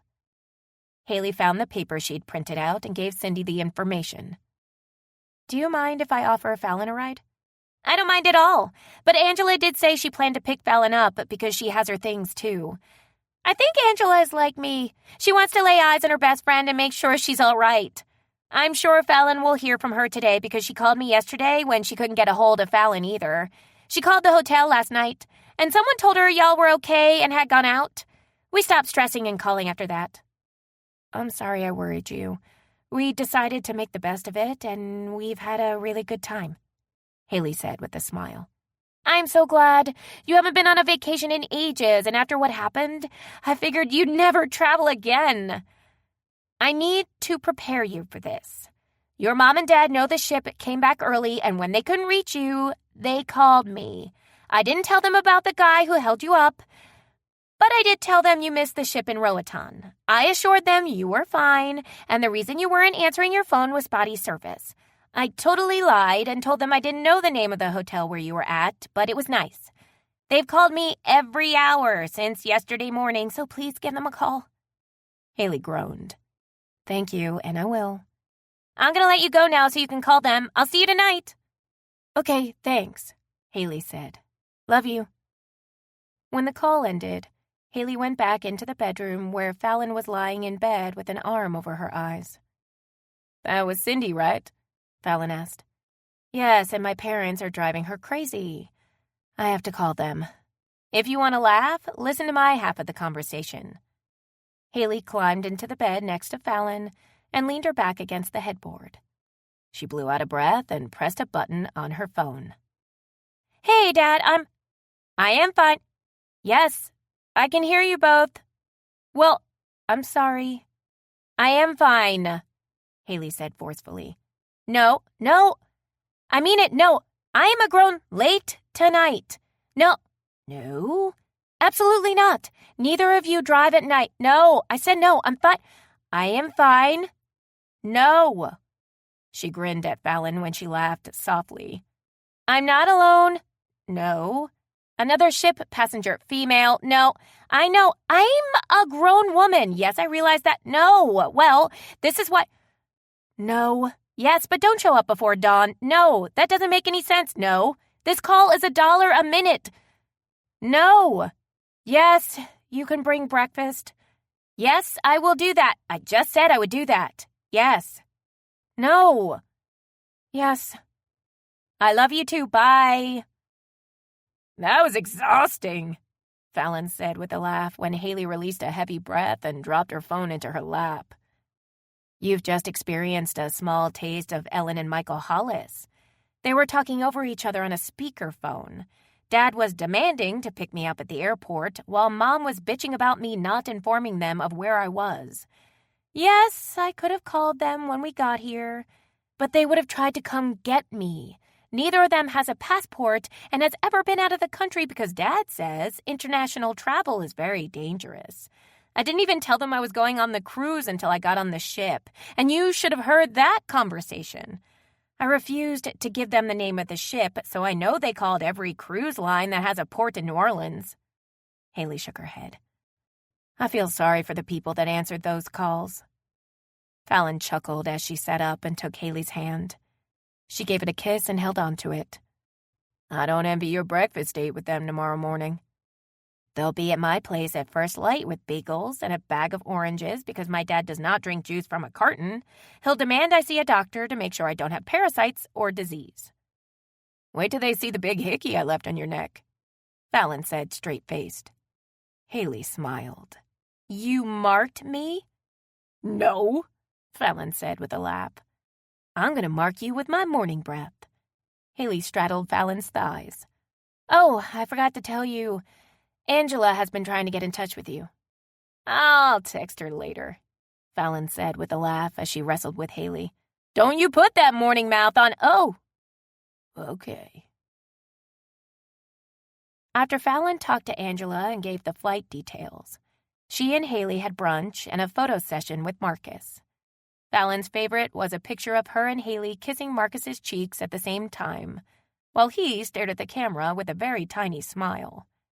They settled up their bill with him after they ate, and it was much smaller than Fallon or Haley anticipated. When they questioned Marcus about it, he told them to shut up and get the hell out of his lobby. Fallon watched Haley stuff her things into one of the plastic bags they'd gotten from the gift shop. You were right. We should have gotten backpacks. Why sweat the small stuff? Haley dropped her bag into the chair next to Fallon's and walked over to where she stood. Are we going to talk now? We could do that. Or we could wait until we get to the airport, where I can't kiss you as freely as I want. Sean will be at the lobby soon. Fallon pulled Haley into her arms and gave her a very long, slow kiss. Haley sighed when their lips parted, and she set her chin on Fallon's shoulder, closed her eyes, and held on to her tightly. I never did eat that piece of pie. Marcus isn't going to be happy. I took care of it around 4 this morning, after I drank another gallon of water out of the tap. Kiss me again, Haley said with a sigh. Fallon did as Haley asked, and when they pulled away, she couldn't look at her. She felt a ball of emotion in her throat and knew if she saw one tear in Haley's eyes, she'd break down. Haley seemed to understand and grabbed their bags. Fallon put a hand on her lower back and led her to the door. They exchanged one more quick kiss before they headed to the lobby. Ah, they are here, Sean said with disappointment when they walked in. I was telling Marcus that you two probably ran away so you wouldn't have to go home. Thought about it, Haley said with a smile and threw her arms around Marcus before he could escape. Thank you for rescuing us and for being so incredibly sweet. Marcus accepted the hug without protest. You're welcome, kid. He rolled his eyes when he released Haley and held out his arms to Fallon. Get in here. Thanks for everything, Dad, Fallon said as she hugged him. I'll be back. I promise. Yeah, you do that. Marcus held her at arm's length. Listen to me, you're very stupid. Haley has a weary look, you don't. You look like a puppy searching for a lap to sit on so you can carry a bag everywhere you go with a rock in it in case you gotta bash a head. Fallon nodded with a smile. Words to live by. Get out of here. Marcus let Fallon go and gave her a gentle nudge. Sean, take care of my people. I will. Dead. Don't you start that shit, Marcus bellowed. Fallon followed Haley and Sean to the door. As Sean opened it for Haley, Fallon looked over her shoulder at Marcus. He'd pulled his handkerchief from his pocket and abruptly turned when he noticed she was looking at him. I told you, he's very sentimental, Sean said after they walked outside. Please don't tell him I said that. Sean did all the talking during the drive. Haley would make an occasional comment, but Fallon's focus was on the way Haley's hand felt in hers. She hated to let it go when Sean stopped beside the curb at the airport. As they got out of the car, Sean gave them both a big hug. When I get home tonight, I will send you an email so you will have my address, he said to Fallon. Send me Haley's too so we can talk. I will, Fallon said with a sad smile. We'll chat soon. Sean blew them both a kiss, got back into his car, and drove away. Haley pulled the letters from the cruise line out of her bag and handed Fallon hers. Okay, let's get this process started, she said with heavy resignation in her tone. When they made it to their crowded gate, Haley led Fallon to a quiet spot nearby, and they took a seat on the floor. Haley sat cross-legged with her chin in her hand and gazed at Fallon. Hear me out, okay? Fallon nodded. Mind if I draw a tattoo ID on your arm while you talk to me? Go ahead, but I'm going to need you to look me in the eye when you answer my questions, Haley said, as Fallon took a pen from her bag and began to write the word fearless on her wrist. Like I told you the night I suggested the arrangement we had, I know you just went through a breakup and you have things to deal with at home. After I thought about it, I know I made it sound as though I didn't want to see you after we left Roatan, so I need to correct that. I know I need to give you time, but when you've worked out whatever you need to do, I want to see you again. Haley swallowed hard. I need to know if you want to see me. Fallon met her gaze. I did think you meant when we left here we wouldn't see each other again. So I've been trying to prepare myself for that. She released a sigh of relief. My answer is most definitely yes. I want to see you. She resumed, drawing. What if we don't fit in each other's worlds? We had a connection here in Roatan, so that gives me hope we'll work out. You're starting to sound a little fearful. Should I be concerned? You just laid that out there, Fallon said with a weak smile as she glanced at Haley. I wasn't brave enough to do that. I was going to let you get on that plane without telling you the same thing. And it was tearing me up. You're braver than I am. Well, I did just graduate from the Fear Not Academy, Haley said with a laugh, then sobered. Here's the deal, Fallon. A person is either in denial or not in touch with reality if they're not afraid of something. Fallon grinned. I really am afraid of my CPA. Sometimes he tells me things that result in me writing a lot of checks. She sighed again and waved the pen between herself and Haley. I'm scared of this, I can admit that. The one thing I keep truly guarded is my heart. I'll also admit the first time I honestly tried to let my walls down was with Leanne. But they went right back up when I felt threatened. In our dream world, I didn't have any walls with you, and I liked it. After all you've told me about your life, that makes a lot of sense. Haley licked her lips. We started off talking, and we're talking now.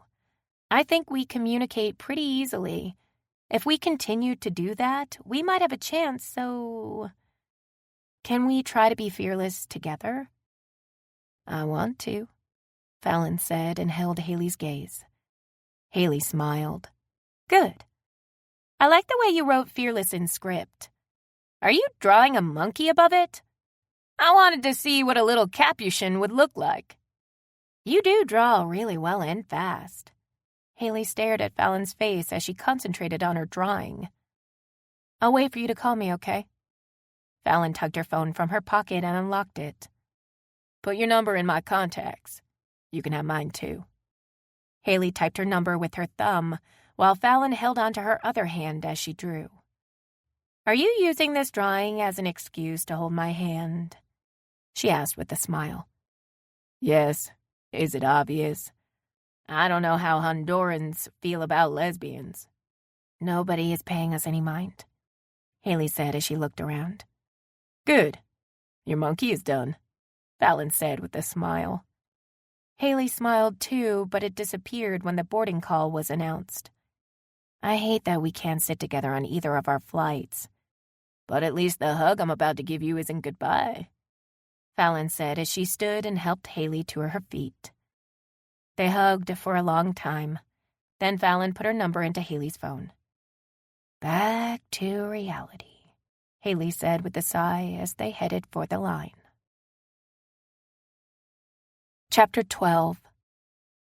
After going through customs in Houston, there was very little time for Haley and Fallon to catch their connecting flight. Instead of stealing a few kisses as Fallon had hoped, they ran through the airport to their gate and boarded their plane at the last minute.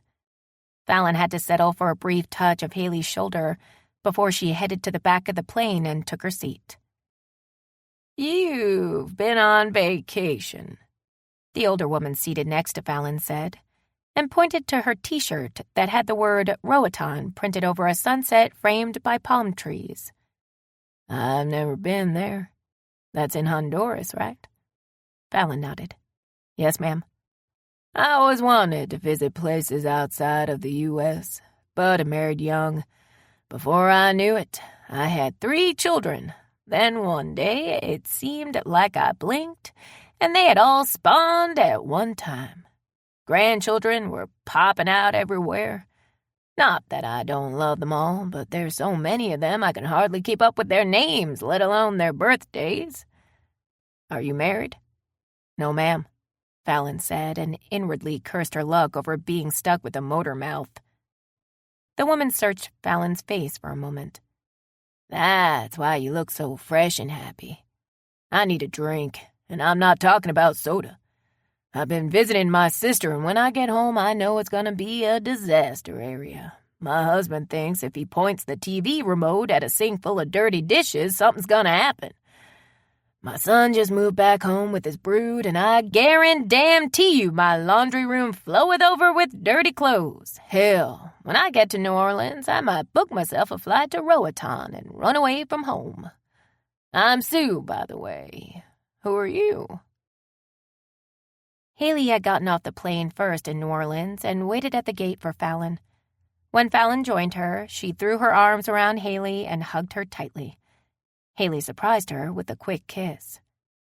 "Oh, that explains it," Sue said as she dragged her carry-on, missing one wheel, past them. "I should have been a lesbian. Most women know the TV remote won't do laundry or clean dishes." "What was that all about?" Haley asked. "That was Sue. She lives in Kenner. She's very unhappily married, and she's half in the bag.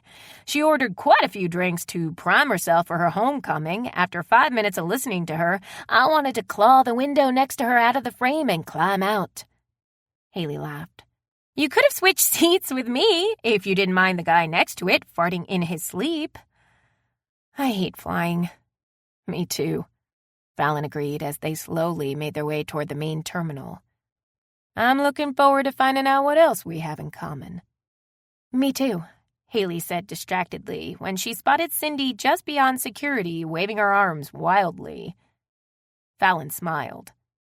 "That's Cindy, right?" "Yes," Haley said and waved. "She's very excitable." Fallon noted Cindy's long blonde, perfectly styled hair, her sleeveless dress, and high heels, and wondered if Haley shared the same sense of style with her best friend. Angela stood next to Cindy, sporting the perfect representation of Fallon's normal apparel: a pair of long shorts, a t-shirt bearing a picture of a skateboard, and a pair of well-worn sneakers on her feet. Fallon felt a stirring of unease in the pit of her stomach. She glanced at Haley, who was looking right back at her, and also appeared disconcerted. "When we pass security, we are truly back in reality," Haley said and slowed her pace. "Do you want to go hide at one of the gates?" Fallon smiled. "Thanks for that. I wasn't joking." Haley blew out a breath and forged on. The second she passed the barrier to the main terminal, Cindy leapt into her arms. Fallon met Angela halfway. They hugged and pressed their foreheads together while Angela clasped her face in both hands. "Just this second, I've started to recover from the terror of losing you in Honduras. It still gives me nightmares." "I'm here because of you." Fallon smiled and squeezed Angela's shoulders. When Angela released Fallon, Cindy yanked her into a tight hug and tearfully said, "Thank you so much for taking care of my best friend." "She took care of me, too." Fallon grunted as Cindy squeezed her. "Nice to meet you." Angela didn't wait for introductions either. She hugged Haley tightly and thanked her for keeping Fallon out of trouble. Fallon watched them for a couple of seconds before Cindy introduced her to her girlfriend, Terry, who gave her a hug as well. "Mandy had to work or she would have been here too," Angela explained to Fallon, then gazed at Haley. "My girlfriend and I have gotten to know Cindy and Terry through all of this. We're going to have dinner one night soon, and we're eager to hear all the stories you two have to tell us. For now, let's get y'all home. You both look tired." Cindy kept a tight hold on Haley as they all walked out to the parking garage. But Haley caught Fallon's eye a lot. Fallon thought she saw a hint of sadness in Haley's gaze, and it matched what she felt inside. When they arrived at the elevators, Terry pushed the button down. "I'm parked on this level," Angela said. "So I guess it's good night for now." Haley pulled out of Cindy's embrace and threw her arms around Fallon. They silently hugged for a minute or two. Then Haley kissed Fallon's cheek and whispered, "I'll be waiting to hear from you." "You will," Fallon promised and reluctantly released her. She watched as Haley got into the elevator and held Haley's gaze until the doors closed. "You slept with her, didn't you?" Angela said as she gave Fallon's arm a tug and they started walking. "Yes," Fallon said, feeling her heart sink faster than the elevator carrying Haley.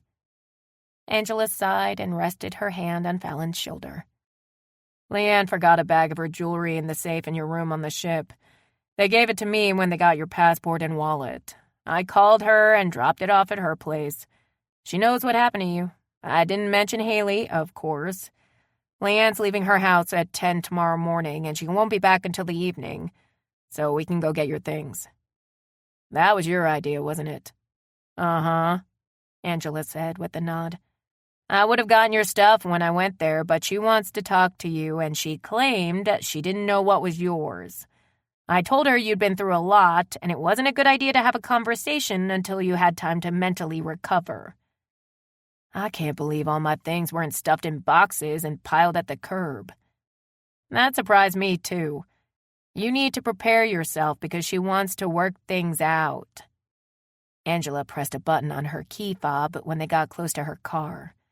They climbed in, and Angela stared at Fallon before she put her key in the ignition. How does that make you feel? Pissed off. I reached out to her when things started to go sour, and I felt like she turned away. I shut my feelings down, and we existed in a fucking bubble of discontent. I took her on that cruise hoping I might catch a glimpse of what we once were when things were good, and if I did, I wondered if I could trust her again.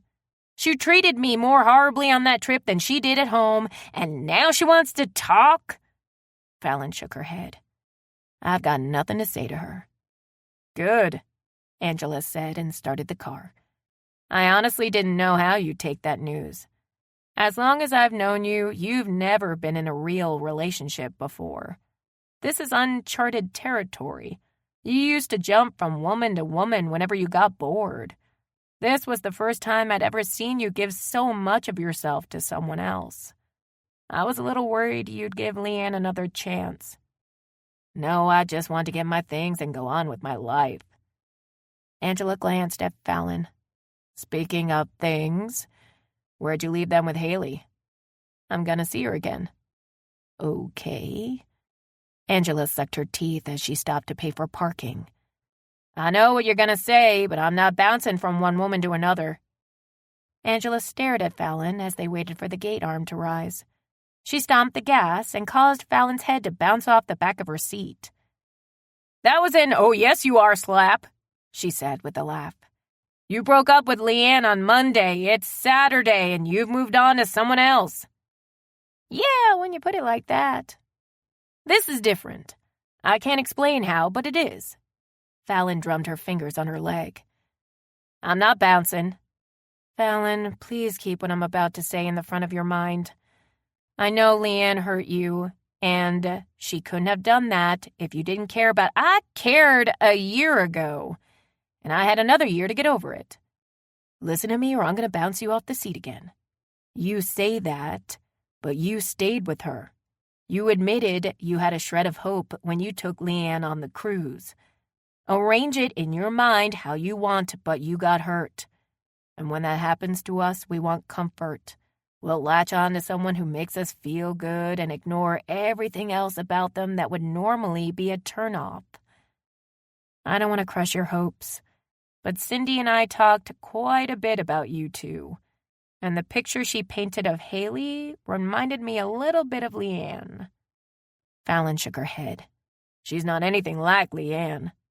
Do you trust me? You know I do, Fallon said, weary with the conversation. Tread very lightly and slowly with Haley and keep your eyes open. You're at a point in your life when you're tired of playing around and you're searching for that special one. I don't want to see you get crushed in the process. Fallon nodded as she stared out the window. I do hear you. I'm not going to badger you, so I'll change the subject. I went to your office and told Dell what happened.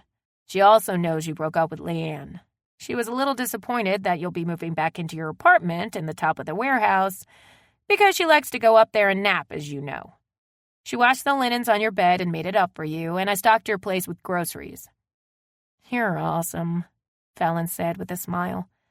How much do I owe you, including the parking fee you just paid? Shut up, Fallon laughed.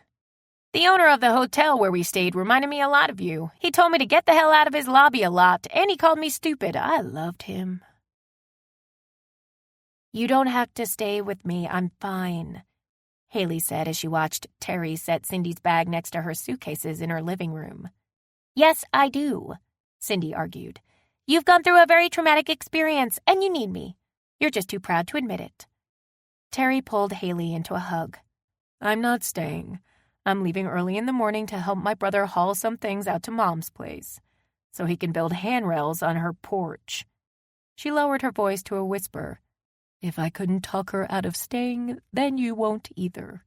I heard that. Cindy narrowed her eyes at Terry when she let Haley go and leaned in to kiss her. She is traumatized. Just kiss me, Terry said with a smile and smacked Cindy on the lips. Love you. See you tomorrow afternoon. Be careful, baby. Love you too. Cindy saw Terry to the door and set the bolts on the locks when she closed it. She turned to Haley and said, Do you need a hug? Haley opened her suitcase. No, I need to sort my laundry. You're acting all cool, but I know inside you must be breaking apart. Honey, you were robbed, lost, and you missed the ship. I can only imagine how terrified you were. He didn't exactly rob me. I didn't have anything. It could have turned out worse if Fallon hadn't taken off her ring and thrown it into the sand. That gave us the break we needed to run away. Although I'm not sure that was her intention at that moment. She was going off about a genie being in it. Haley looked up from the piles of clothes she was making. That was scary, but I'm not traumatized. I snorkeled, I let monkeys play in my shirt, and I hugged a sloth. Cindy stared at her for a moment. Honey, you may have brain damage. We should go to the hospital. I'm really fine. I thought being stranded with Fallon was the worst thing that could have happened to me, but it turned out to be one of the greatest experiences I have ever had. When I was helping Terry bring your things in, she said she thought something had happened between you and Fallon. Cindy sat on the couch and opened her green eyes wide. I said, Have you met Haley? First, she'd never sleep with someone like Fallon, and second, she doesn't indulge in meaningless sex. I did sleep with her and it wasn't meaningless, Haley stated, coolly. Cindy jumped up. Where are your car keys? We're going to the hospital right now. There is nothing wrong with me, Cindy. And what do you mean by someone like Fallon? She's not your type by any stretch of the imagination. With that haircut, she looks bohemian. Angela told me she's some sort of artist that makes Christmas villages, of all things. You are a highly educated professional woman. Yes, I am, and I think you're forming a negative opinion of her based on her looks. Fallon is one of the most amazing people I've ever met. She's selfless, kind, and supportive. Haley put a hand on her chest. I feel like a better person having been around her. I have an entirely different outlook now, and I want to be like her. Cindy was completely taken aback. You were a good person before you met her. No, I wasn't, Haley said with a laugh. I was so guarded I couldn't allow myself to get to know people. The staff at the clinic calls me Heartless Haley and Cold Bitch behind my back. I used to like that. I hid behind that persona because it meant I didn't have to get to know them. She shook her head with a smile. You know what? Ava was right to leave me. I don't blame her anymore. She must have felt as though she was living with a block of ice. I made everybody live up to my expectations because I was afraid I wouldn't meet theirs. It took getting stranded with someone the complete opposite of me to realize I was shallow, judgmental, and condescending. Oh, shit, Cindy said as she sank down on the couch. I must be those things too because I thought you were perfect and I wanted to be like you. You're not, okay, a little judgmental, but you're not the asshole I was. You have Terry and she adores you, so that means you're doing something right. Haley tossed the rest of her clothes into a pile and sat cross-legged on the floor. I thought about all this stuff on the plane rides home. I went on that cruise because I was so sick of being lonely, without a clue it was my fault. I kept telling myself my anger with Ava was keeping me from being able to get involved with anyone else. The truth is, it was plain old fear of being hurt again. Then I met a woman who made me want to be fearless. Well, maybe her hair isn't that weird, Cindy said thoughtfully. There's an attorney in our office who has kind of the same style, except you can tell she brushes it. Haley laughed. Girl, look at my hair. I'm trying not to, Cindy said, refusing to look Haley's way. Do they not have styling products in Honduras? The first night we got there, I was just thankful to be able to wash it. After that, I was too interested in going on adventures to worry about my hair. How did you get a monkey in your shirt? We went to an animal refuge, and Fallon talked me into going into an enclosure with her. The monkeys checked my hair for bugs, dug around in the pockets of my shorts, and one ventured into my shirt, Haley said with a laugh. It was awesome. Cindy looked repulsed.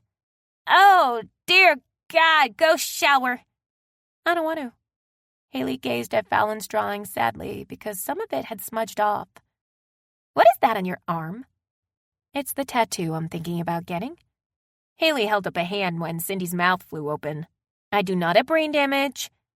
Then why do you want a tattoo of what looks like a headless monkey and furl? Were you going for feral and forgot how to spell? Chapter 13. Haley frowned as she read the label of a bottle her father had handed her. Dad, I'm not going to worm myself like a dog. I can't believe you handed me these pills and a bagel at the same time. You have to take them with a meal. Michael Hollis reached for the bottle. I'll put a pill in your juice. You will not. Haley tucked the bottle under the table. Mom, Cindy, help me out here. He's beyond help. Ellen Hollis rolled her eyes. While you were gone, his friends held an intervention for him after he petitioned the country club to install hand sanitizer stations in all the golf carts.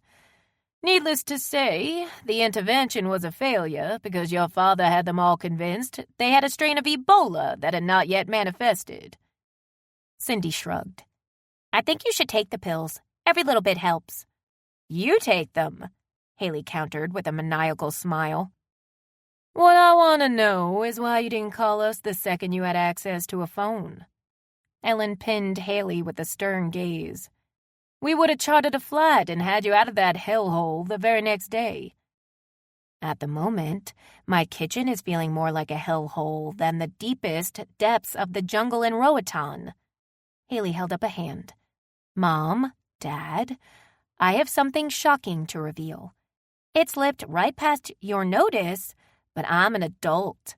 Take a second for that to sink in. I knew I could call y'all, but I didn't because, again, Haley jerked a thumb at her chest. Adult. Michael paced back and forth. Haley, while you were in the jungle, did you drink from any streams or lick the rain off of leaves? Of course not. I suckled a wild goat. Are you serious? Michael asked, aghast. Haley clamped her hands over her eyes. Y'all are suffocating Haley 2.0. What is that? Ellen looked at Cindy for clarification. I think it might be another personality that has emerged after her trauma, Cindy explained. It's who I am now. Haley slapped a hand on her table. I am a self-aware, kinder, gentler soul filled with compassion and an open mind, damn it! Ellen shook her head and glanced at Cindy. I can't tell the two personalities apart. Your behavior is erratic. Michael pressed a hand to Haley's forehead. You don't feel hot, but nevertheless you could have a parasitic infection. You could too, Dad. You pick up a golf ball that has rolled in dirt and sand. At some point, you could have unknowingly touched your lips and absorbed only God knows what. Haley handed Michael the pills. Take one of those immediately. Michael opened the bottle, popped a pill in his mouth, and swallowed it down with juice. He retrieved another pill and held it out to Haley. She took it, dropped it into her juice, and made a mental note not to drink it. I have established a timeline, Ellen said as she gazed at Haley. You were stranded on Tuesday, but you didn't return until last night. Why? My passport and my wallet were on the ship, Haley explained as calmly as she could. I didn't take those items with me because I didn't know if I would have a secure place to put them while on the ship's sponsored excursion. Which was? Ellen asked. Haley pursed her lips, knowing she was headed into dangerous territory. She began to say a tour of an antiseptic soap factory, but told the truth instead. It was a zip line trip. I barreled down the side of a mountain on a wire. Her father had to sit down for that one. He stared at Haley unbelievingly while his mouth opened and closed, but no sound came out.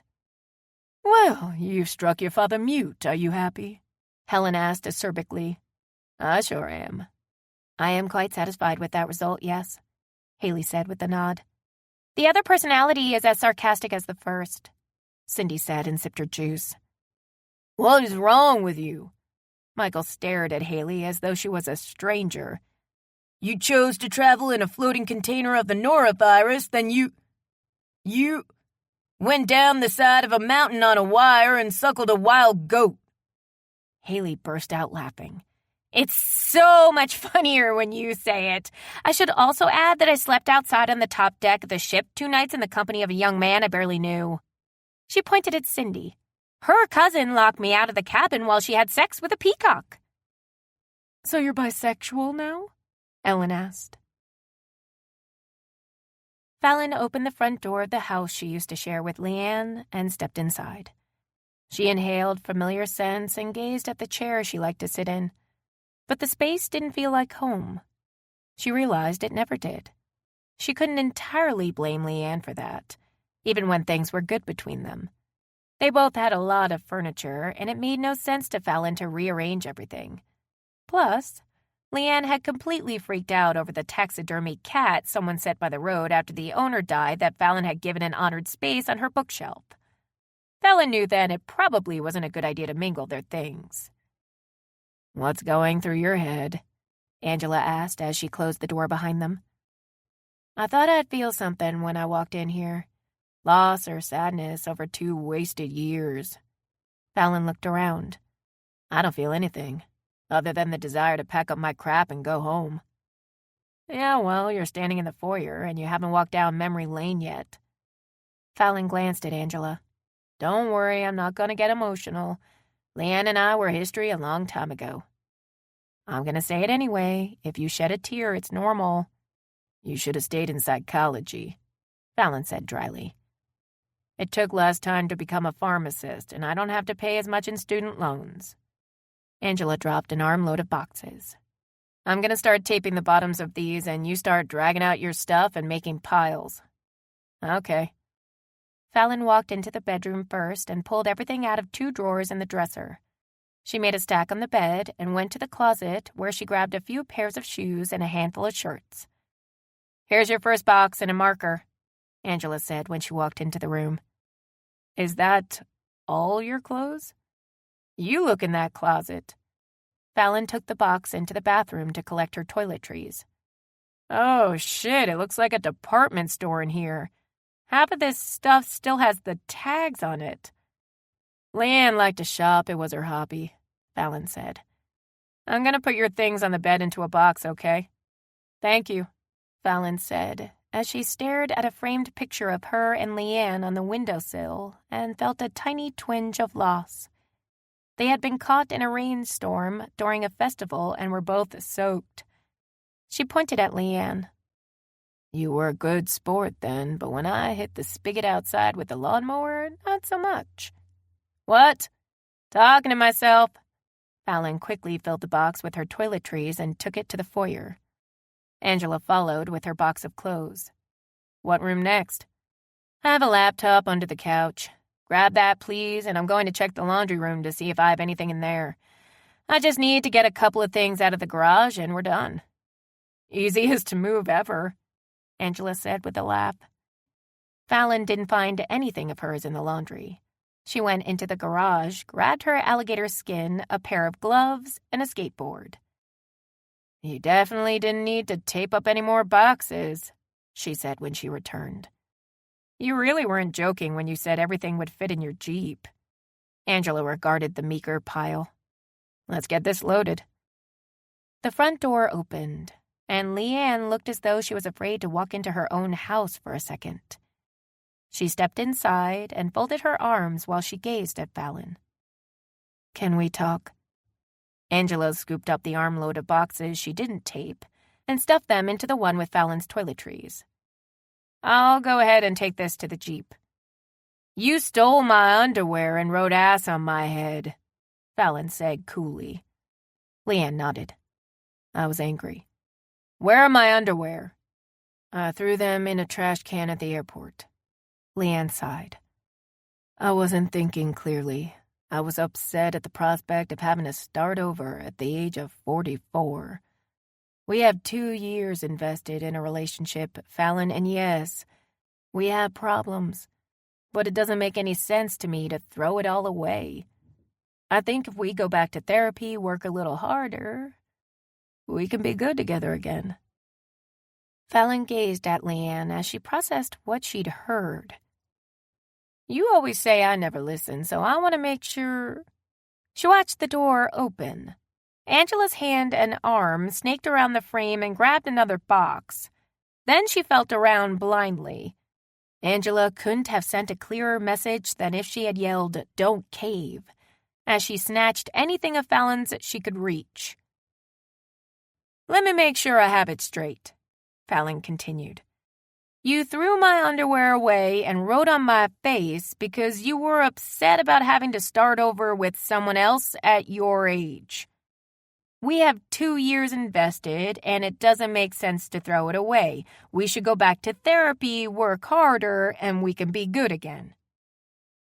"That's right," Leanne said with a nod. Fallon picked up the last 2 boxes.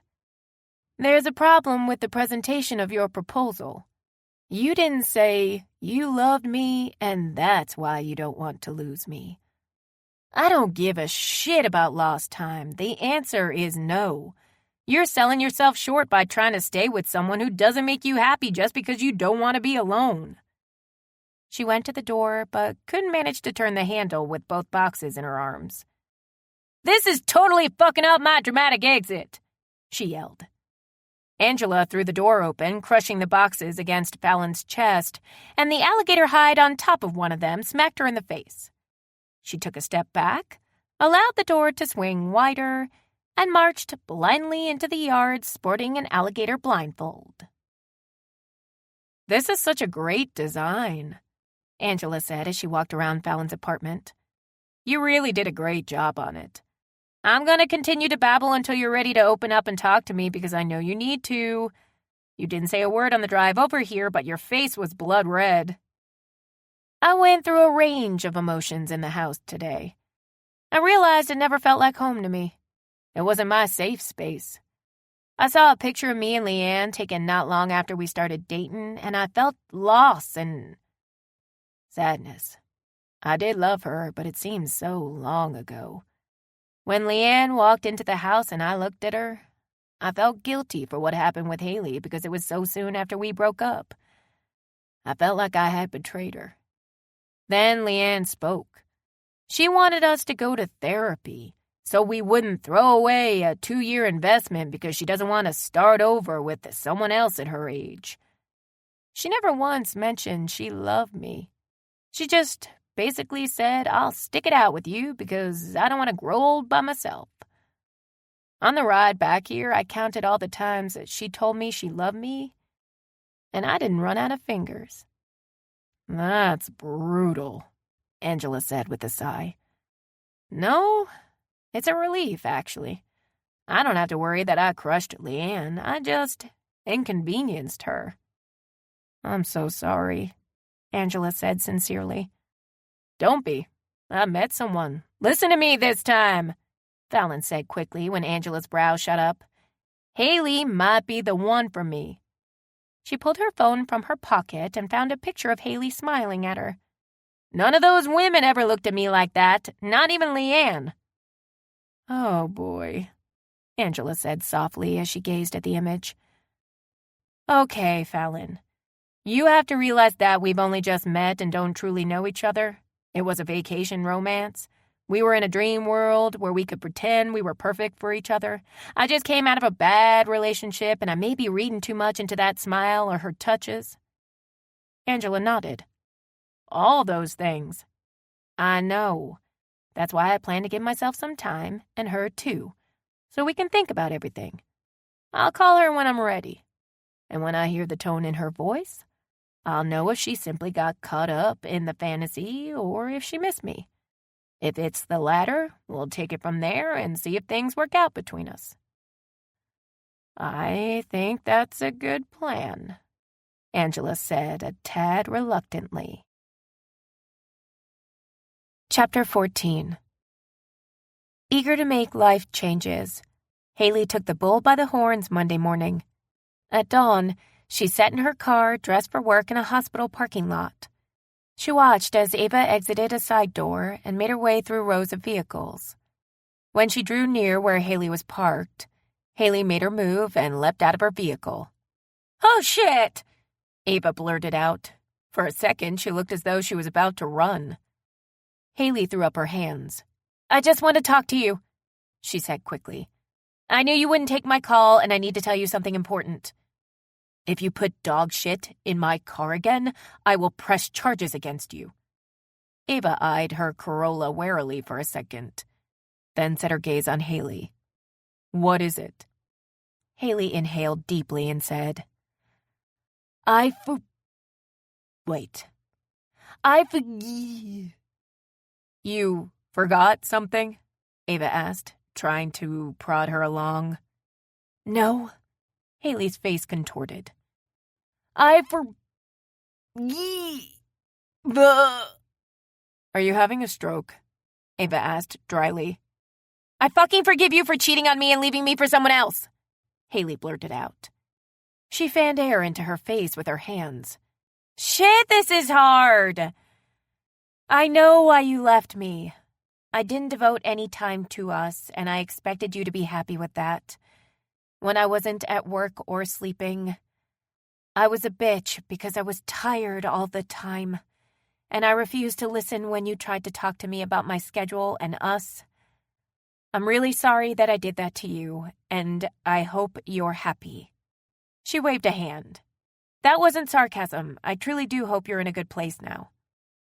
"Does that mean I can go back to the grocery store?" Ava asked as her shoulders relaxed a little. Haley frowned. "What?" "The last time I saw you, we'd crossed paths in the grocery store where we used to shop. People fled the produce section because your eyes were bulging and you were screaming something unintelligible and flinging your arms around. I think everyone thought you were possessed instead of just raging at me." Ava narrowed her eyes. "Does this mean I can go back to the store? I really like their deli." "Oh, I didn't know you were avoiding it because of me. I haven't been back since they banned me after that episode. I squeezed some bananas too hard. The deli is your main concern, not that I admitted my wrongs, asked your forgiveness, and forgave you for cheating on me?" Ava stared at Haley in silence for a moment, and finally asked, "What brought this on?" "I took a vacation and took a real look at myself. I'm making changes, and I knew I had to apologize to you for being an asshole." "You took off work?" Ava said slowly.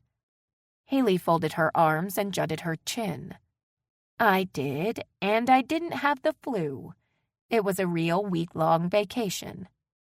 "You swear?" Ava held up a hand. "Sorry. This is a dramatic shift in your behavior, and while you were apologizing, I was kind of worried you were going to tell me you were dying, and that's why you wanted to clear the air between us."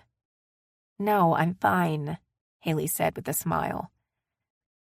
"You weren't always hard to live with, Haley, and I wouldn't call you an asshole. You put a lot of pressure on yourself when you started working with Dr. Callan, and you changed. You shut me out, and everything was about work. We stopped talking about our dreams. We stopped talking, period, and I couldn't take it. I regret being unfaithful to you. That was something I never thought I would do, but at the time, I didn't feel like I was cheating on you because I felt like you had already left me. We shared a house and bills. That was it." Haley nodded. "I know that now, and I hope you'll forgive me." "You're forgiven," Ava said with a smile. "I'm happy to have your forgiveness, too. Are you still with Bon?" "Yes," Ava said, looking a little uncertain. Haley held up a hand. I didn't ask that in hopes of having a second chance. I only wanted to know if you were happy. I am, Ava said with a nod. Haley smiled. Good. I'm glad. Are you seeing someone? Yes, I just met her on vacation, Haley said, unsure how to explain her situation with Fallon. I think it might be the start of something really good. Ava shook her head and laughed. I can't believe you actually went on a vacation. Did you win a trip?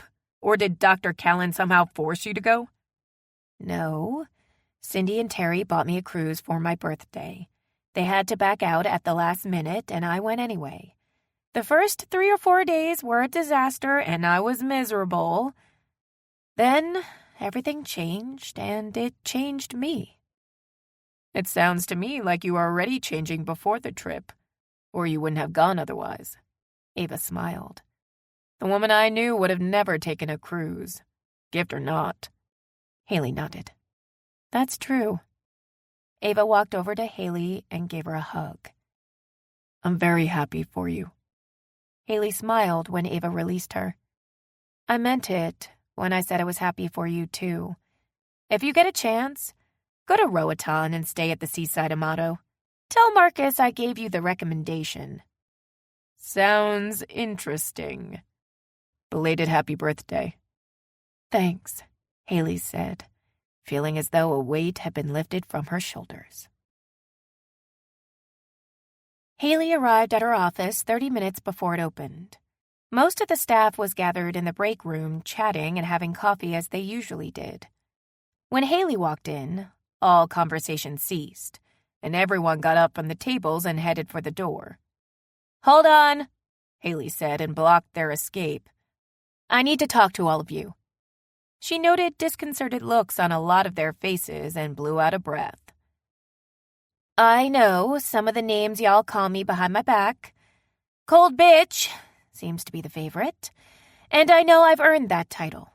I've treated all of you like crap. I'm making some changes in my life, so I'd like to start by buying all of you lunch today. Decide what you want, bring me the list, and I'll order in. We'll have a picnic here in the break room and get to know each other. I don't have a head injury, and I'm not under the influence of any drugs, so y'all can stop looking at me like that. Where did you go on vacation, Dr. Hollis? One of the receptionists asked. I started off on a cruise, but I ended up getting stuck in Roatan, Haley said as she made her way over to the coffee pot. It was wonderful, and I hugged a sloth. She poured her coffee, and when she turned, the break room was empty except for one of the clinical assistants who was stealthily creeping out of the room. Haley sighed. Baby steps. She went into her office, switched on her computer, and sipped her coffee while she went over the day's schedule and a backlog of email. Dr. Callan knocked on her door before he stepped into her office wearing a lopsided smile. You okay? He asked a tad wearily. I'm great, Haley said. It's good to have you back. Dr. Callan paid close attention to Haley's eyes as he took a seat. Are you feeling strong, ready to get back to work? Did someone tell you I was acting strange? No, Dr. Callan said with an exaggerated laugh. I just wanted to catch up with you before the day begins. So are you okay? Never better. Yes, I did apologize to the staff for treating them like crap, and I offered to buy everyone lunch. Jay, quit staring at me like that. What happened to you, Haley? Have I been a pleasure to work with? Haley asked. You are very efficient, and you're a brilliant orthodontist. Dr. Callan frowned. Are you ill? He asked in a whisper. No to both. Be honest. I've been difficult to work with, haven't I? No. I would describe you as someone who is seriously focused and highly professional and disciplined, and you expect the same of those who work with you, Dr. Callan said. unable to meet her gaze. In other words, an asshole, Haley said with a smile. No. Dr. Callan looked as though the conversation made him uncomfortable. What's really going on here? I'm modifying my behavior. Despite what you say, I know I've been harsh and often condescending, and I desire to change that. Haley spread out her arms. You are now looking at Haley 2.0, kinder, gentler, and determined to enjoy life. Dr. Callan smoothed back his thick white hair while his dark eyes bore into Haley's. One time, while Karen and I were vacationing in Jamaica, a friend gave her a brownie. Karen had been on a strict diet before the trip because she wanted to lose a few pounds, so naturally, she didn't hesitate to eat the treat. She didn't realize it was full of marijuana, and she laughed for a full 6 hours and ate everything on the buffet at the resort. Did you bring home brownies, and did you happen to have one for breakfast this morning? You stay gone a week and you don't even tell me hello before you hide away in your studio?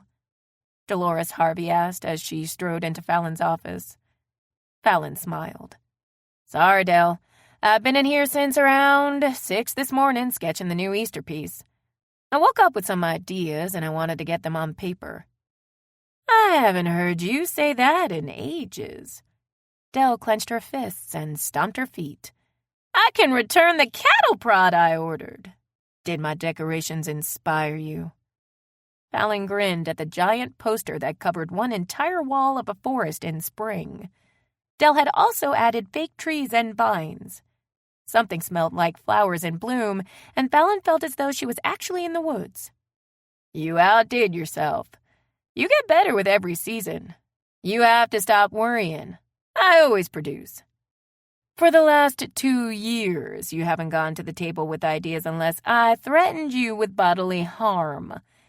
Leanne sucked the creativity and inspiration out of you. I'm so happy you dumped that dead-eyed, emotional terrorist. Del pointed to the picture on Fallon's computer screen. Who's that? Her name is Haley. Well, shit, Del said with a sigh. Here I was thinking I'd get some real work out of you now that you're womanless, and you've already gotten another one. Fallon tapped her pencil on her sketch pad. Look at this. I'm making an egg carriage. It's being pulled by a team of bunnies with E.B. in the driver's seat. Cute, right? I like the idea, Del said as she gazed at the drawing. The Easter Bunny, or E.B. as you call him, has a strange-looking face, though. He looks more like a bulldog wearing rabbit ears. Fallon stared at the face for a moment. Oh, crap, it's Marcus. Who's that? The owner of the hotel in Roatan where I spent a few days, Fallon said. He was a super guy. Del took a seat on a stool beside Fallon's work table. Well, tell me about your trip. The first part sucked, then boom, Haley. Fallon told Del about the encounter with the robber, the animal preserve, snorkeling, the yacht, and all about Marcus and Sean. Del gazed at the picture of Haley taken on the yacht when she and Fallon were relaxing on the deck. You slept with her, didn't you? Fallon didn't want to admit it because she felt it somehow cheapened what had happened between them. Why do you say that? You took that picture, didn't you? Yeah, Fallon said with a nod. Look at the way she's staring back at you. She's enamored, it's obvious. Where does she live? Fallon smiled, thrilled with Del's assessment. Here in New Orleans. At least she's local, and I don't have to worry about you taking frequent trips to see her. Fallon stared at Del intently, trying to figure out what was different. As usual, Del was impeccably dressed in a lavender dress that revealed her curves. Her nail polish and shoes matched her clothing perfectly. Del's shoulder-length blonde hair looked the same. Smile at me, Fallon said suddenly, and Del showed her teeth. You got Botox again. Yeah, my dentist does it at his office now. I can get my teeth cleaned and my lines erased at the same time. If I could get him to do collagen injections, I'd be set. I wish these doctors would work together. If my gynecologist worked in the same office as my dentist, I'd look like a race car in the pit. I'd get it all done in one appointment and be back on the road in no time. Dell glanced at her watch. That reminds me, I'm going to see a plastic surgeon for a consultation tomorrow, so I'll be late getting here in the morning. Would you leave your face alone? Dell, you look fine. It's not my face. I'm thinking about having my vagina reshaped. The other day when I was being lasered, I was staring at it in the big mirror. You can really see all your girl junk in it, but it's kind of magnified, so I wasn't really sure if things were as out of proportion as they seemed. When I got home, I looked at it with a hand mirror, and it still doesn't look right to me. Dell stood and began pulling up her dress. You've seen a shitload of vaginas, so I want you to tell me, don't you dare whip that out in here.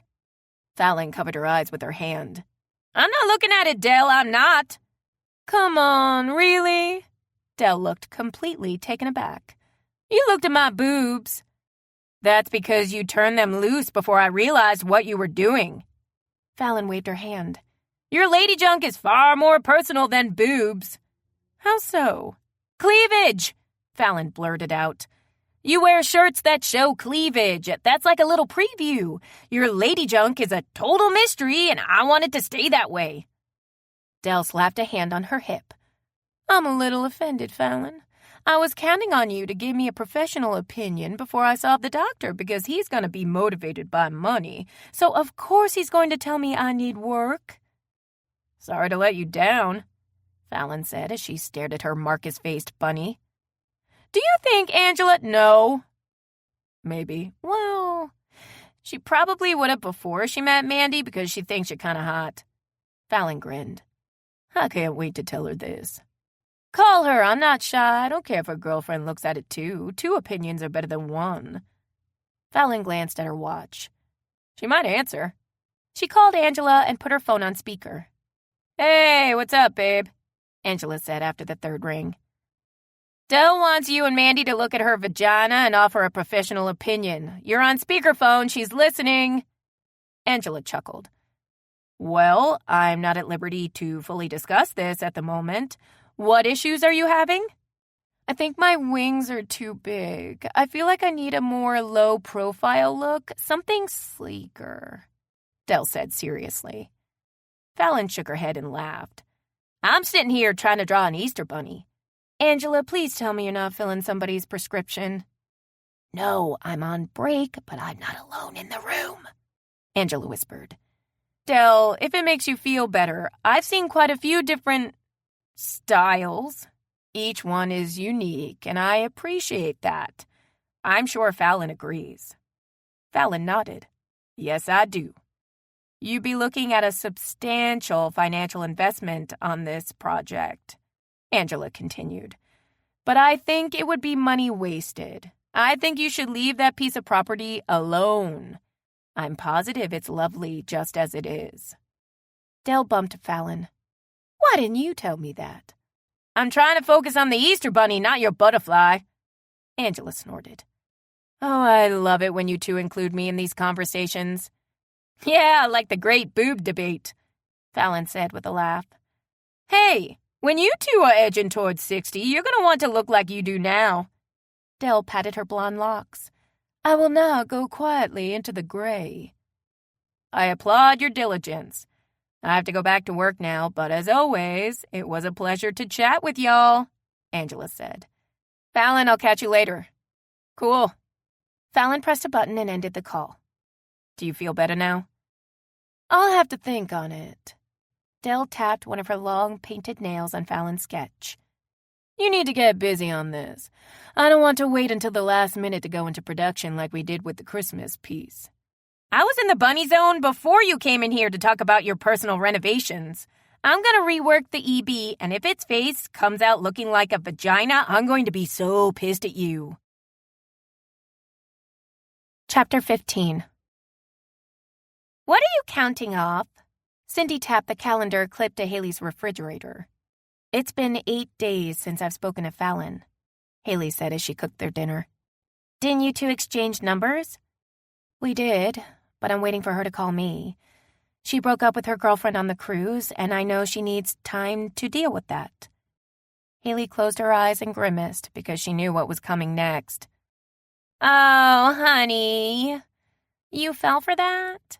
Cindy exclaimed. "She told you that because she wanted to sleep with you." "Fallon isn't like that.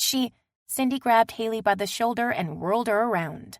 "Haley, what would you think if I told you the same story?" "I tell you to be patient. She's going to call." "That is bullshit, and you know it. You tell me to toss that calendar in the trash because she used me and is probably curled up next to the girlfriend she supposedly broke up with." Cindy wagged a finger in Haley's face. "That's what you would say. Admit it." Haley held up her hands in defense. "You're right. That is what I would tell you. I know Fallon, though. She wouldn't do that." "You know her?" Cindy said aghast.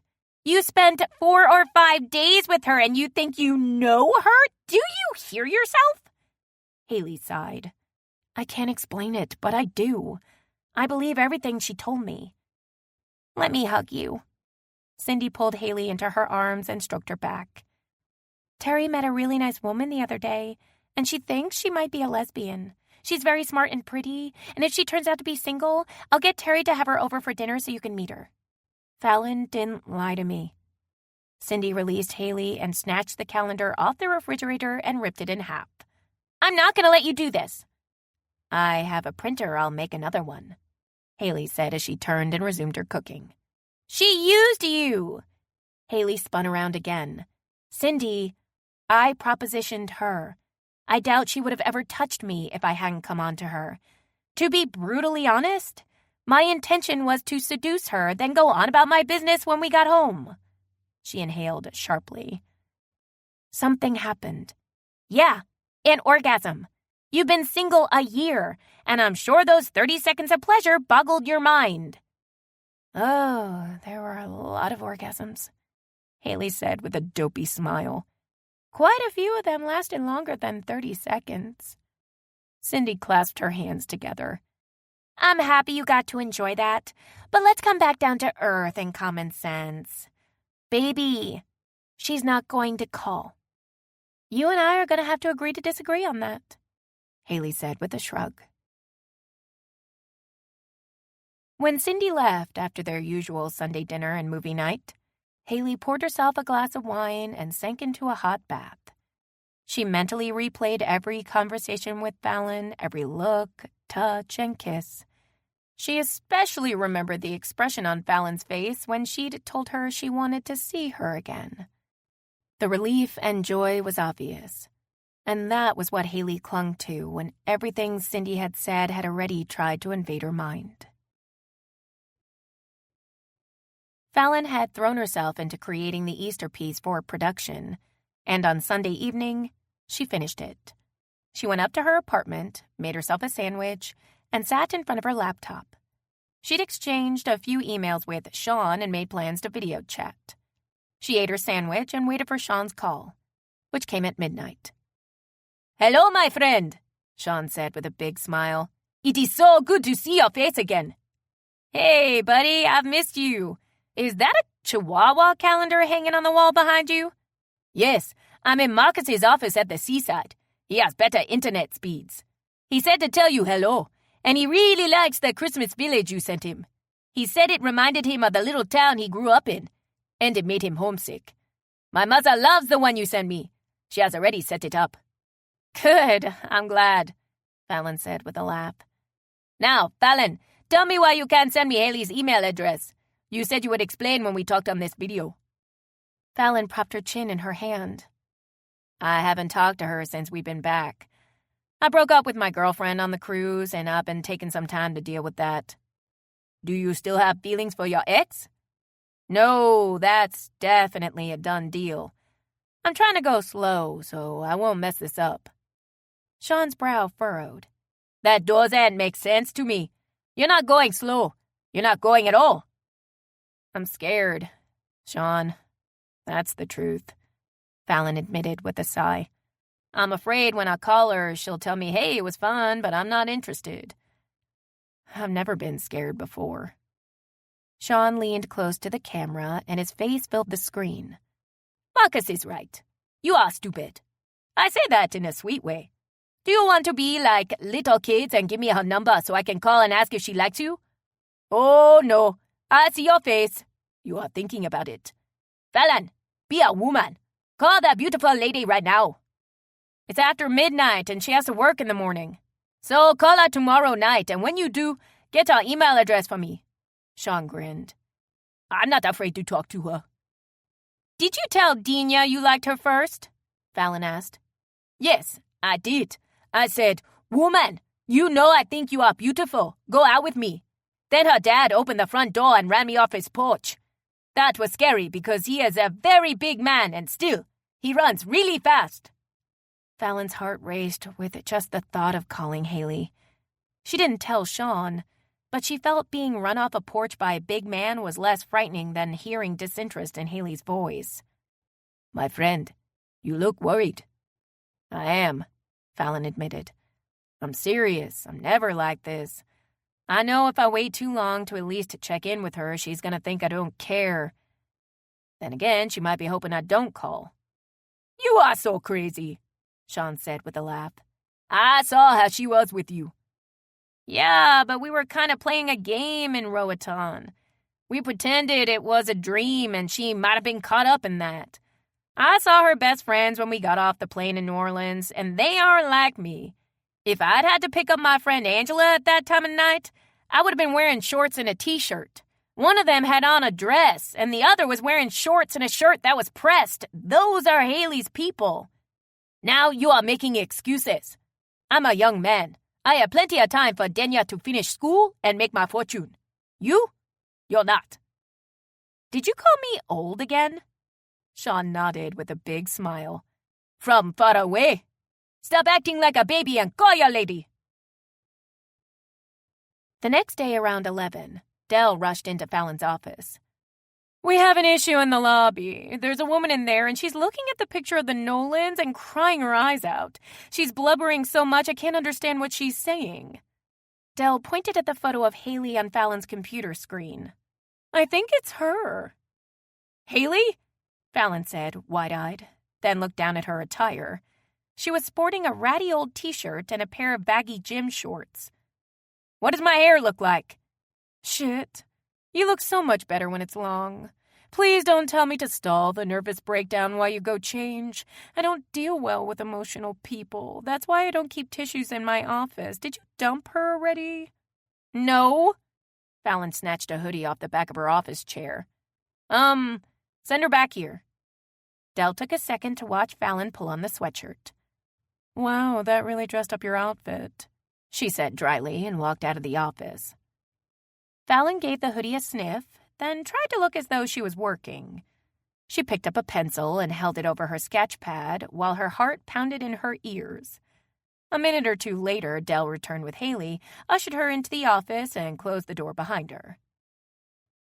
I saw the picture of the Nolans, Haley said, and blotted at her eyes with a wad of toilet paper. I lost it, and I think I scared your staff. That's okay. Fallon stuffed her hands into the pockets of her hoodie, unsure if she should try to hug Haley. It's really good to see you. Haley's gaze flitted from one thing to another. Why is your office decorated like a forest?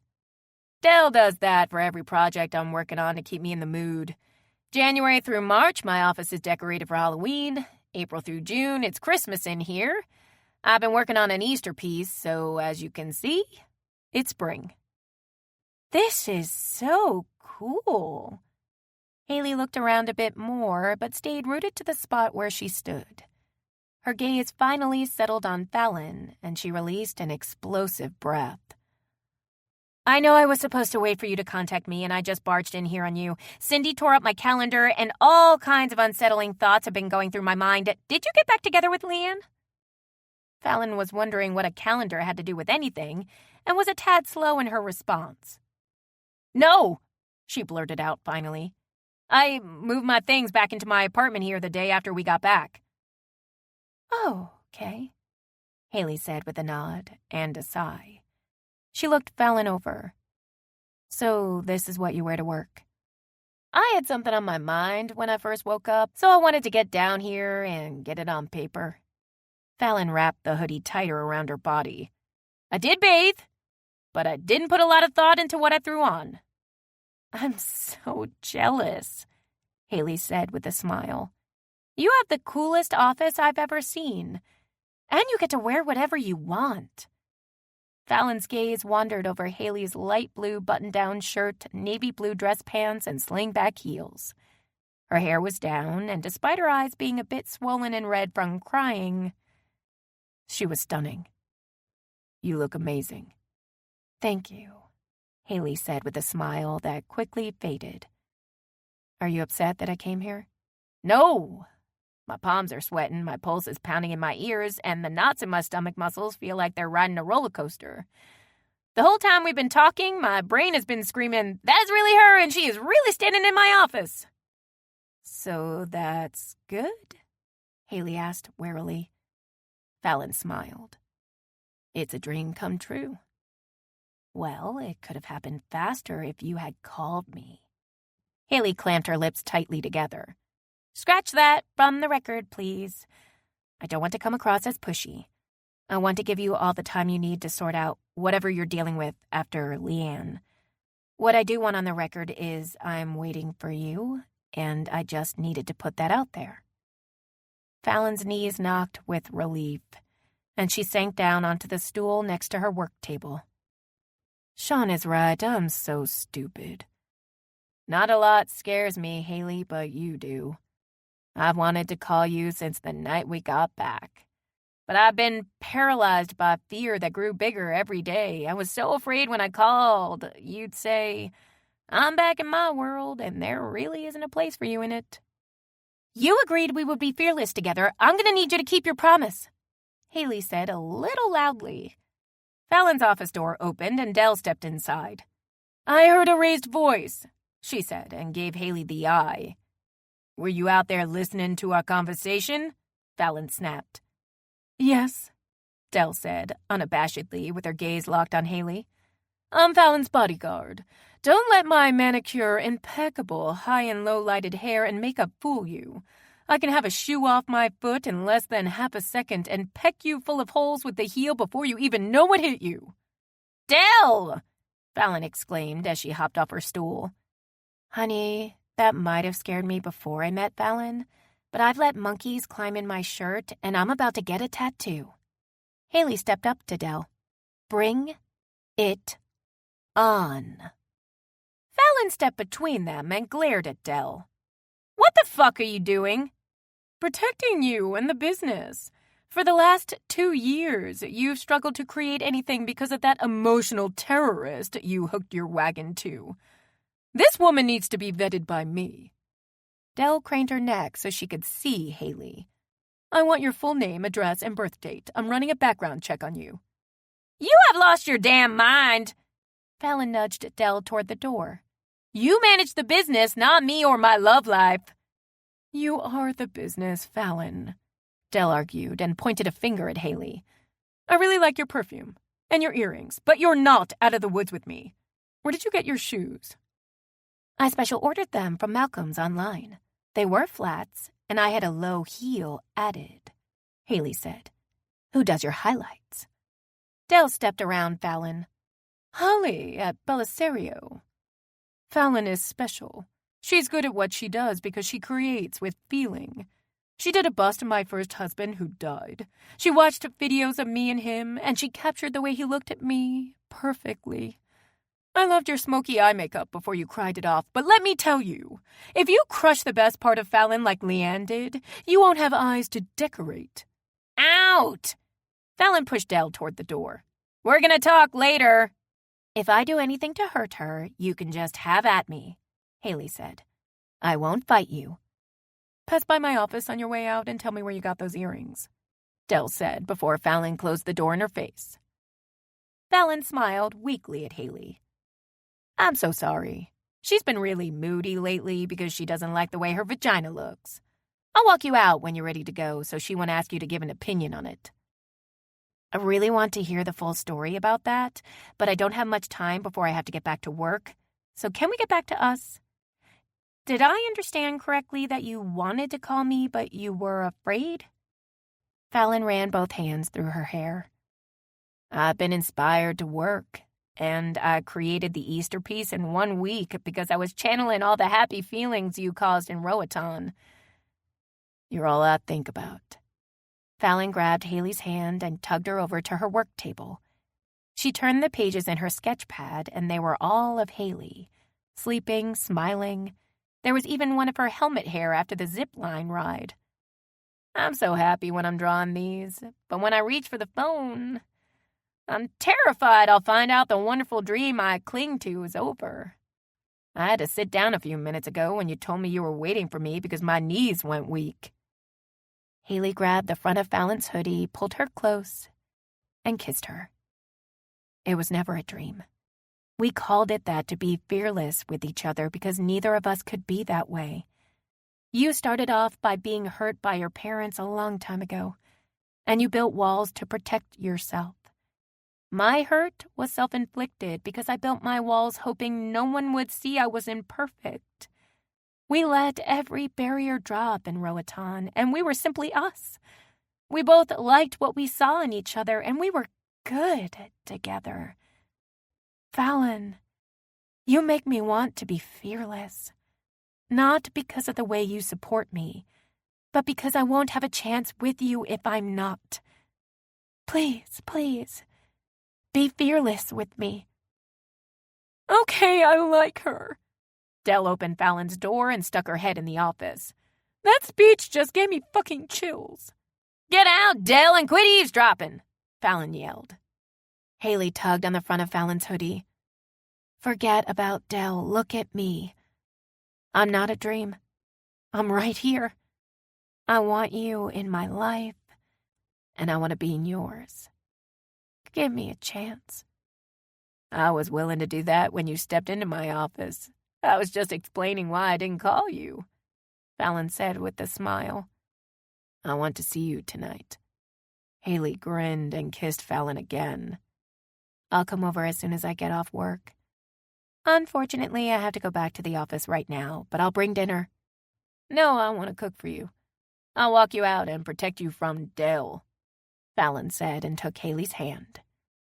As they walked out of Fallon's office, they both spotted Dell running across the warehouse toward the door that led to the administrative offices. What's up with her vagina? Haley asked as Fallon led her to a different door.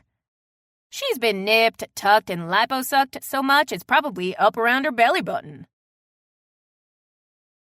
Chapter 16.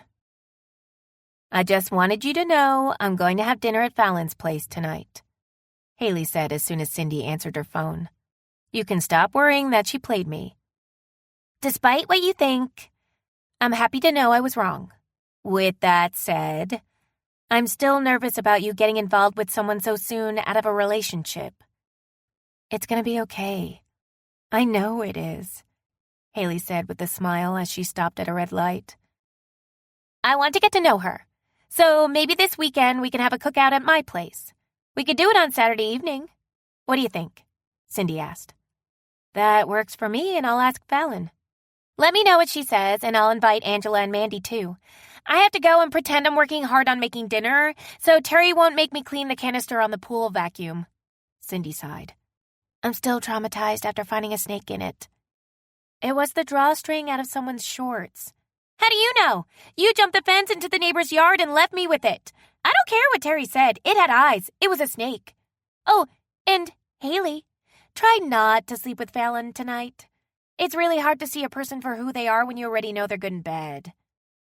You're breaking up. Really bad. Love you. Chat soon, Haley said and ended the call. She tossed her phone into her passenger seat and grinned.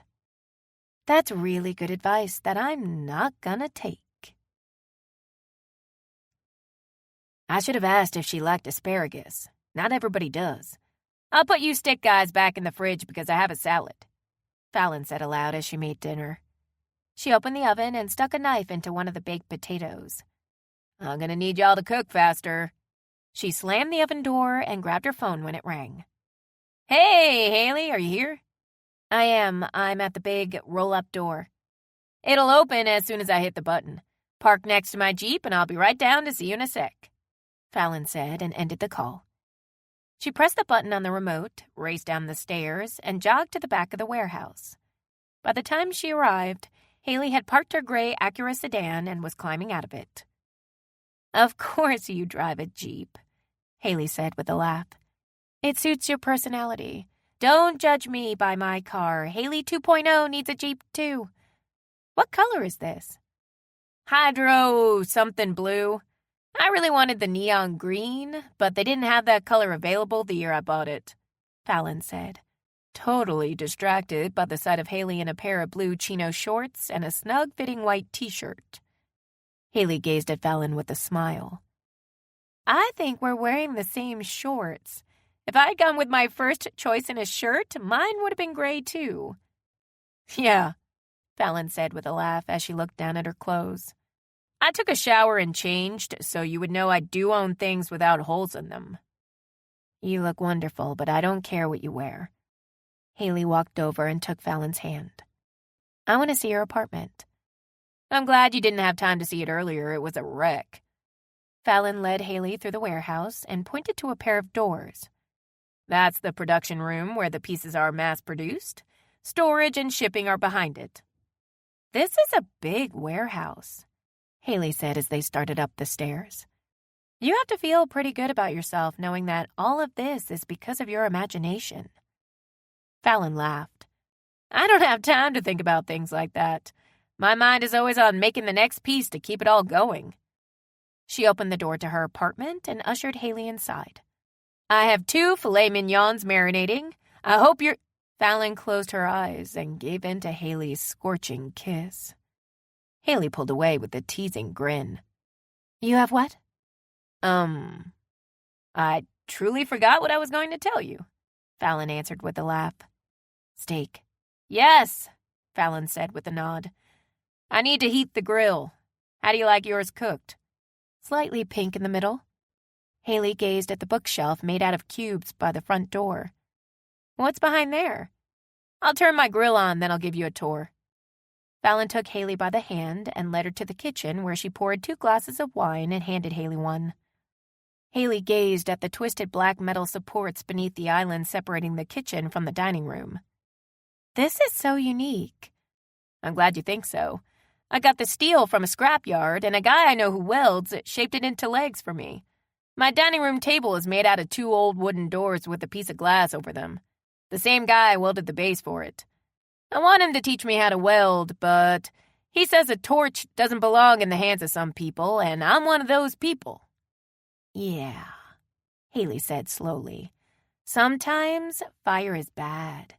I'd rather you not fool with welding because I like all your parts where they are. You should be safe and listen to him. Fallon laughed. My safety wasn't his concern. I fired up a torch while he wasn't looking and cut a corner off a project he was working on. I thought it was scrap.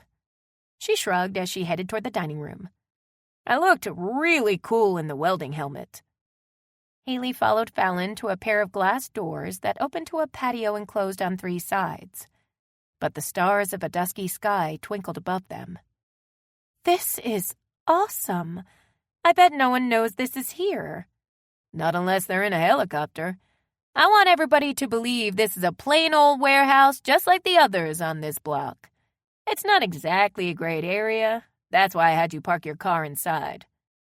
Fallon switched on the grill and took Haley by the hand. Now for the tour. Who was your designer? Fallon smiled. Me? I went through tons of design magazines and picked out all the things I liked. I pieced all the pictures together on a board and took it to an architect. She dashed my hopes a lot because my plans didn't jibe with the space I had to work with. She was patient with my whining and came up with a lot of workable solutions. That's your living room? Haley exclaimed and raced through the archway framed by bookcases. This is such a cool space! And it's big. She plopped down on the couch and stared at the village inside a glass box that served as Fallon's coffee table. "This is your first Christmas village, isn't it?"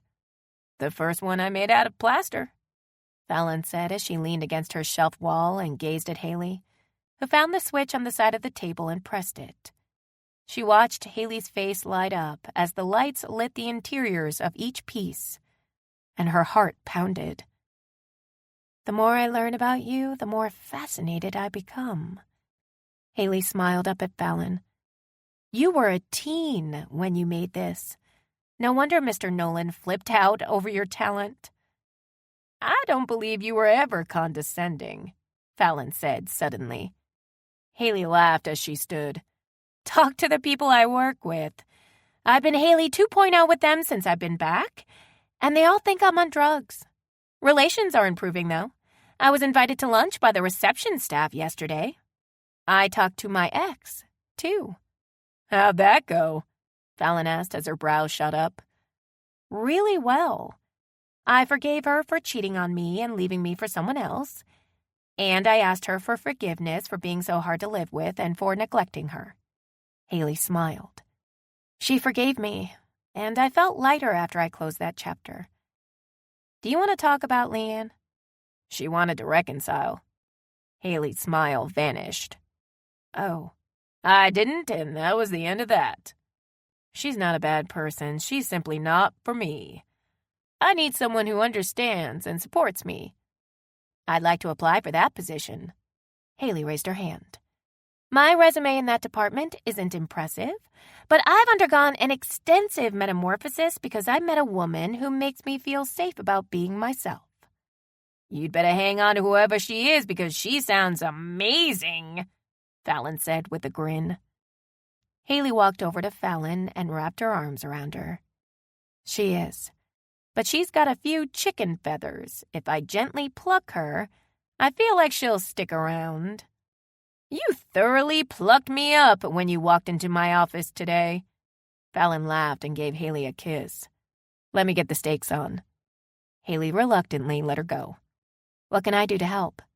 "Keep me company while I grill." "Hey, Cindy wants to have us over for dinner Saturday night, and she wants to invite Angela and Mandy if that works for you," Haley said as she followed Fallon into the kitchen. "Sure, what do I wear? What do I bring?" Fallon asked nervously and forgot what she had gone into the kitchen for. "Something like what you're wearing now?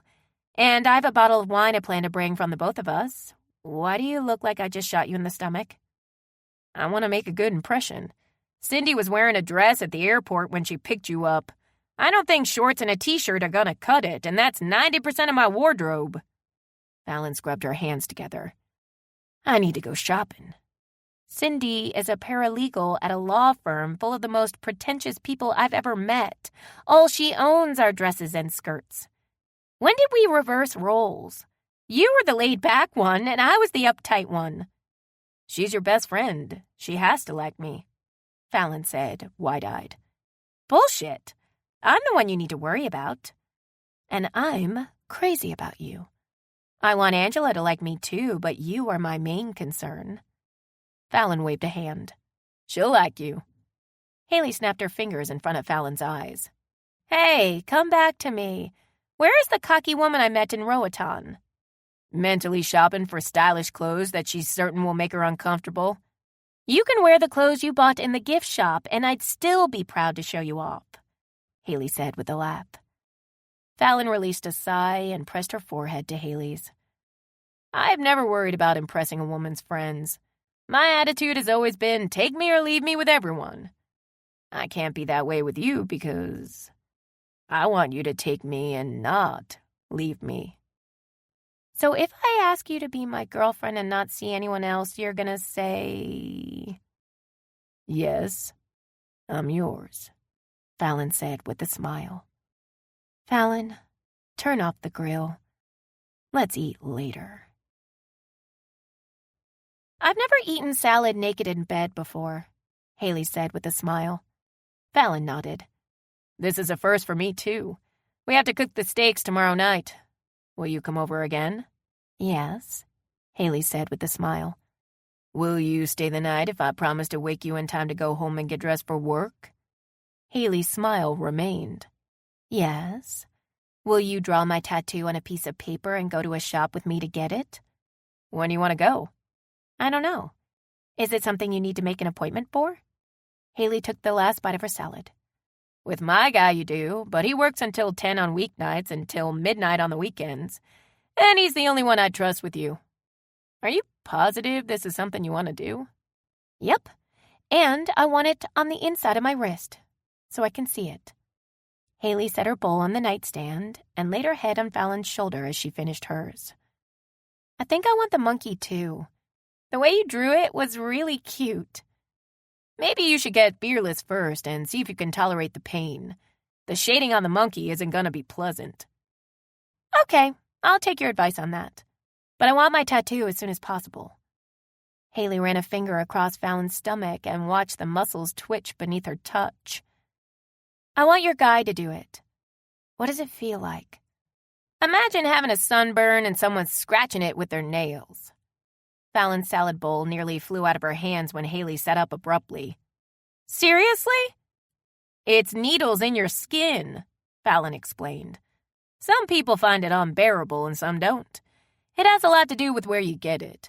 If it's on or close to a bone, then it's going to hurt more. My wrist has bones? Yes, Fallon said with a laugh and set her bowl aside. I've got this, Haley said firmly as she settled back down. I can handle it.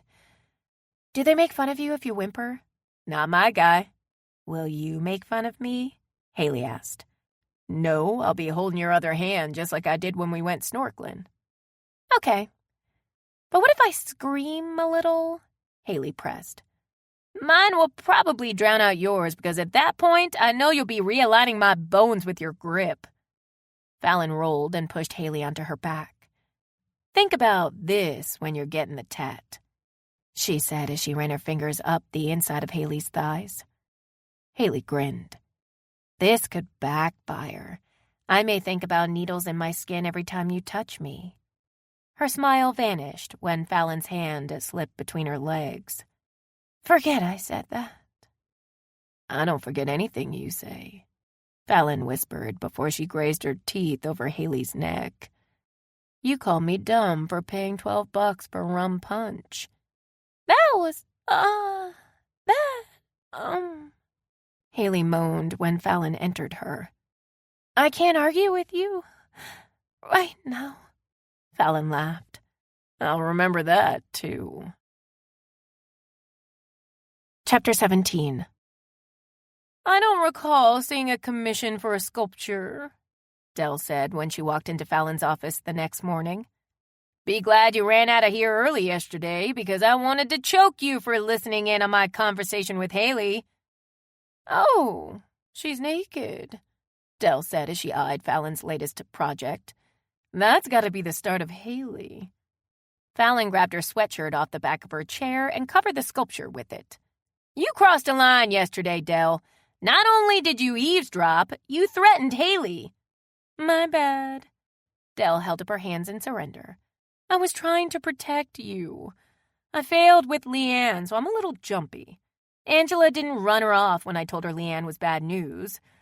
So she has to share the blame in that, too. In what? Angela asked as she strode into Fallon's office. If you're off today, that means you're working Saturday, doesn't it? Fallon said with a frown.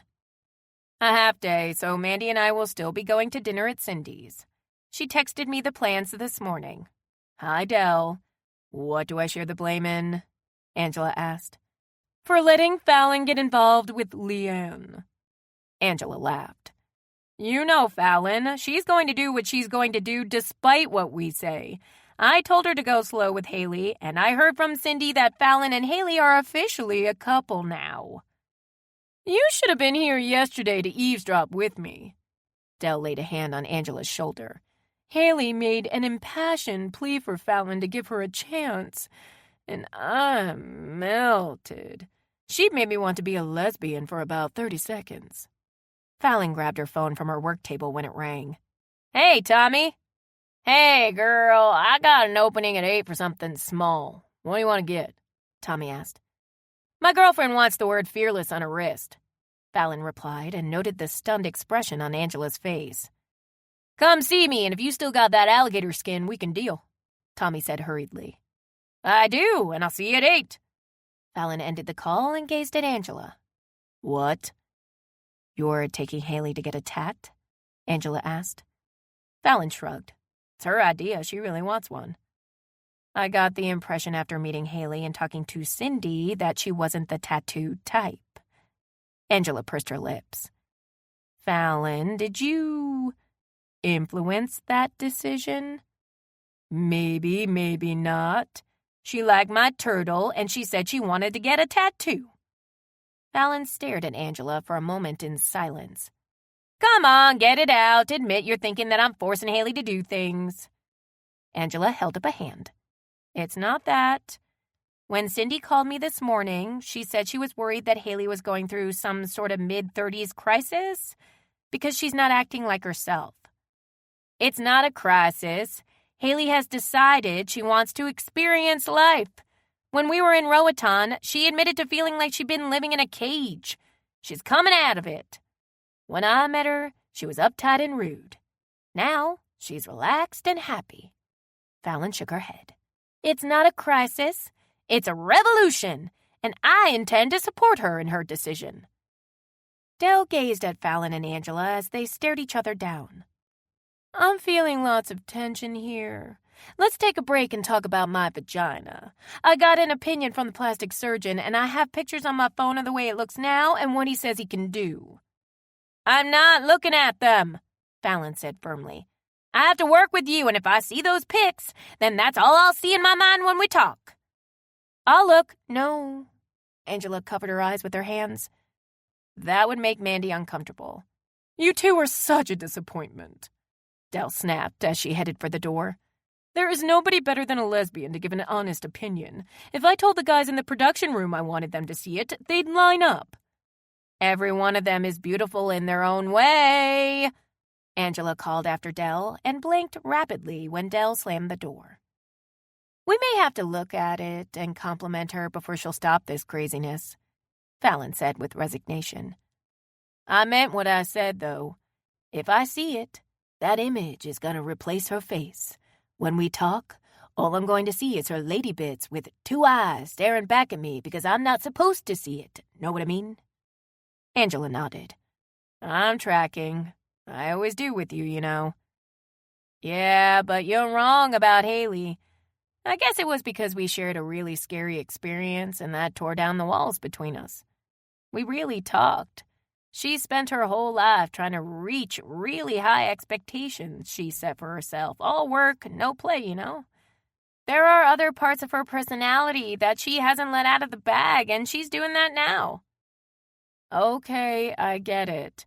Cindy's known her for years, and I guess she didn't realize that Haley felt that way.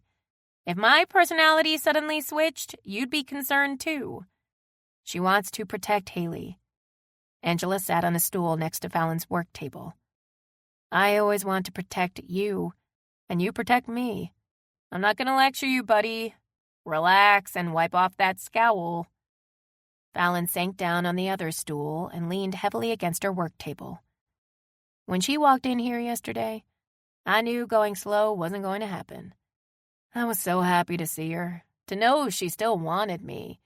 If she would have said, marry me today, I would have done it. Haley makes me feel things. Joy, fear, happiness, anxiety, all rolled into one ball. I was looking at her last night, and I felt like I wanted to cry because she's so amazing inside and out. Not just my heart, my whole chest felt like it was filled with adoration. Angela smiled. When you told me you were going to take some time and mentally get your crap together, I thought, yeah, she's full of shit. You sounded so resolute, but your starry-eyed look said otherwise. I meant it at that moment. I did go a week without calling her, but the whole time, my stomach was twisting in knots. I didn't want to let her get away, but at the same time, I was horrified she'd already lost interest in me. Fallon sighed. I'm in so deep, and it freaks me out and thrills me at the same time. Angela gazed at Fallon for a moment. Are there any warning bells clanging in the back of your mind? Do you trust her? I do, and I don't. Fallon patted her chest. Deep inside of me, something says I can. She's safe. At the same time, I feel so much it scares me. I don't trust myself as much as I trust her because I'm going haywire. I know I could get hurt, but I don't care. That's what freaks me out. I feel that way about Mandy. I want to keep my guard up, but she steadily tears it down. My brain and my heart are constantly at war. I tell myself not to get in a hurry, but when she stays at my place a few days and I do her laundry, I put her things in my dresser and her closet, I think subconsciously I'm trying to tell her to stay, but I'm not ready for her to move in yet, Angela said with a frown. I bought all the things that she uses, her shampoo, conditioner, body wash, but it's all in a bag in the trunk of my car. I have chest pains when I think about bringing it into the house, but I took the time to buy it. I feel like I have a split personality. Fallon shrugged. Or maybe you become a compulsive shopper. I put that stuff on my shopping list. I even took pictures of it, so I'd be sure to get the right kind. Angela scrubbed at her face. Oh, God help me. Fallon released a chuckle that turned into a full-blown laugh. Give it up. Mandy owns you, and you know it. You used to tell me that all the time when I'd get involved with someone, but I think it's for real this time, Angela admitted with a smile. Fallon scooted her stool close to Angela's and pressed her forehead against hers. I truly hope so. I hope Haley is your dream come true, Angela said with a smile. Let's go help a sister out and look at Dell's pictures of her vagina. Fallon squeezed Angela's shoulders. Thank you for not making me do that alone. Haley was filled with nervous excitement when she got Fallon's text telling her Tommy could do her tattoo at 8. She rushed home after work, packed a bag, and went straight to Fallon's place. Fallon had the steaks cooked and dinner was on the table when she walked in. I hope you have another bottle of wine, Haley said after they shared a kiss. I need to drink half of it before I do this. Sorry, but you have to be stone cold sober. Tommy won't do a tattoo if you've been drinking. Fallon wrapped her arms tightly around Haley. Remember, I'll be there to hold your other hand. Well, shit. Let's go by my office on the way there so I can laughing gas myself. Fallon pulled back and gazed into Haley's eyes. I'm going to ask you this one more time. Do you really want a tattoo? Black ink is relatively easy to remove with a laser after it fades a little, but that will take time, so you really need to be sure you want one. I want it, Haley said firmly.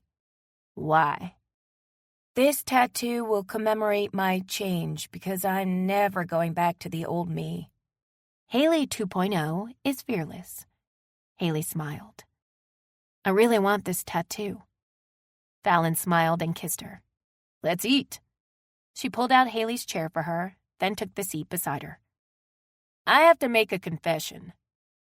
Okay, Haley said lightly as she cut into her steak. Angela and I looked at pictures of Dell's junk today. She saw a plastic surgeon who wants to cut on her too, so we looked at her pictures and tried to convince her not to do it. What's wrong with her junk? Haley asked.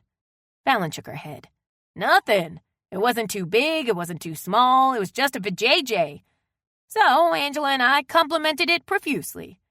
Then Dell whipped out pictures of some she liked more, and we had to look at all those. I had to wonder who poses for these pictures. Are there vagina models? If so, how does a woman become one? Is her junk judged to be worthy, and who decides that? I love the way your mind works, Haley said with a laugh. Angela came up with the best response. She says, each body is a work of art, and it's subjective to the beholder. She asked Dell if anyone had ever complained about her girl business, and Dell said no. Angela told her that anyone worth a shit would never find any part of her body unappealing, and it was time for Dell to love herself too. What was Dell's response to that? Haley asked between bites. She dropped the vagina idea and moved on to her nose. Dell would hold a picture of a nose up to her face and ask us what we thought, but when I looked at her, I saw her vagina with the nose on it. Fallon shook her head and sighed. I told them that would happen to me. It's a personal part I'm not supposed to see, and now that's all I see. I went back to my office and tried to do some sketching to get the image out of my mind, and what was supposed to be a pumpkin patch became a vagina patch and a bunch of them growing on a vine. Haley covered her mouth as she laughed. Tell me you're joking. I'm not, Fallon said seriously. I'm a visual person. When something or someone makes an impression on me, I sketch. That's why I have so many drawings of you. Dell better be happy I'm not still working on the Easter piece, because she'd be stuck with a bunny with her vagina on its head instead of ears. Fallon held Haley's free hand as Tommy prepped her arm for the tattoo. His shop was nice and the most private Fallon had seen. Partitions surrounded each workstation, and Fallon could hear the unmistakable sound of tattooing going on by the other artists around them. Above the noise of the tattoo needles, there were a couple of groans.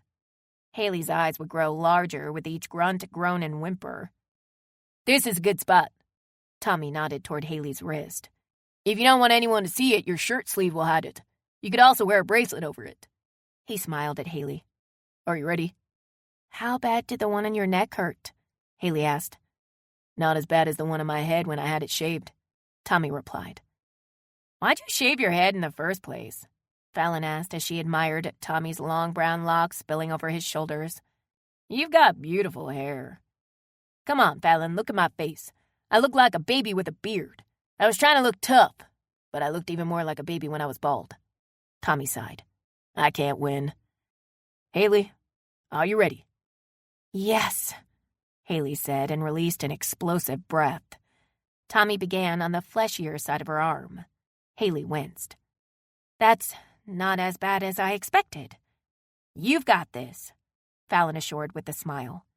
Tommy, I met Haley on a cruise. We were robbed by a guy in Roatan, then our ship sailed without us after we got lost in the woods running from the robber. No shit, Tommy said as he focused on his work. Fallon nodded. Haley, tell him about getting lost.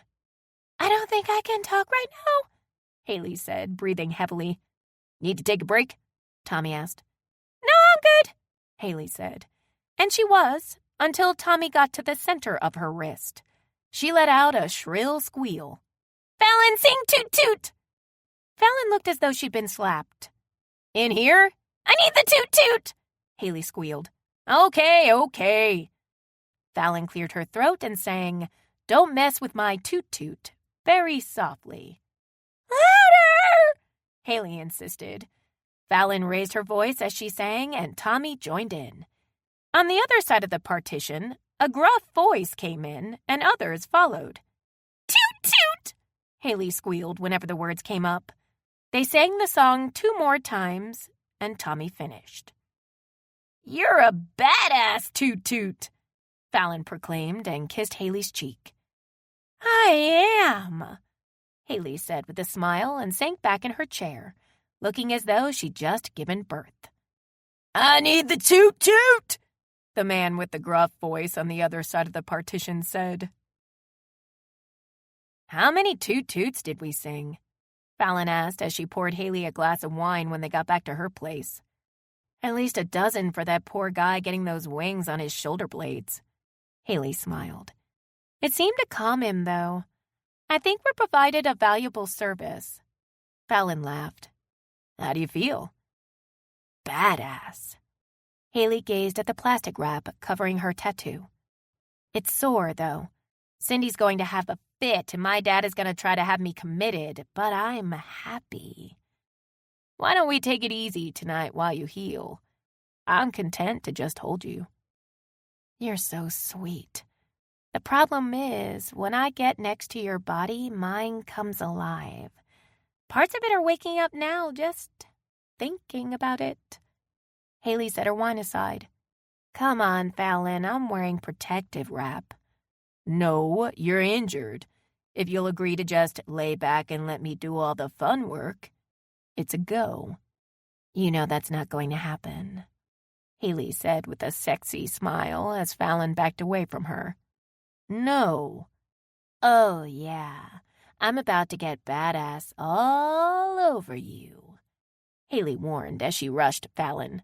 Haley! Ow! I'm okay. Chapter 18.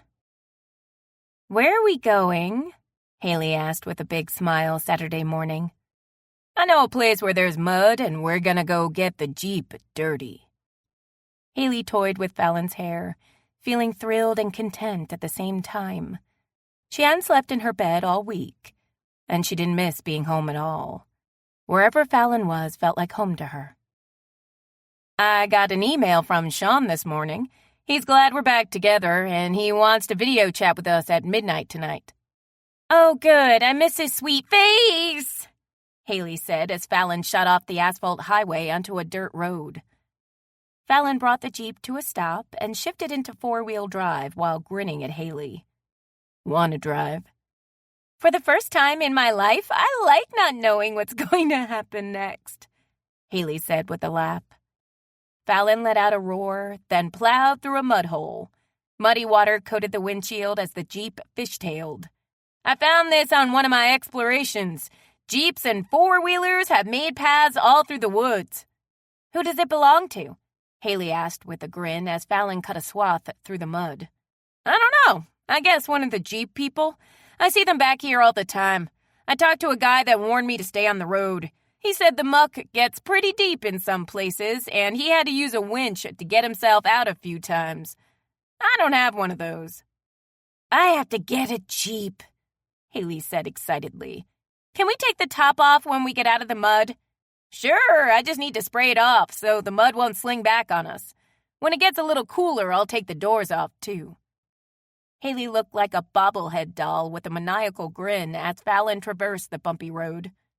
I'm serious when I say I'm getting one of these. Uh-oh, Fallon said after she rounded a curve, and there were 2 police cars parked in the middle of the road blocking their way. The officers stood in front of them. Haley, do you still like not knowing what's going to happen next? I'll get back to you on that, Haley said nervously. I've been arrested, and I need you to come get me and Fallon out of jail in Lulling, Haley said when Cindy answered her phone. I'm wearing handcuffs, and they are not comfortable. Oh, my God! You're serious? I see where you're calling from on my ID, Cindy said hysterically. I've never gotten anyone out of jail. What do I do? I have no idea. I've never been in jail before.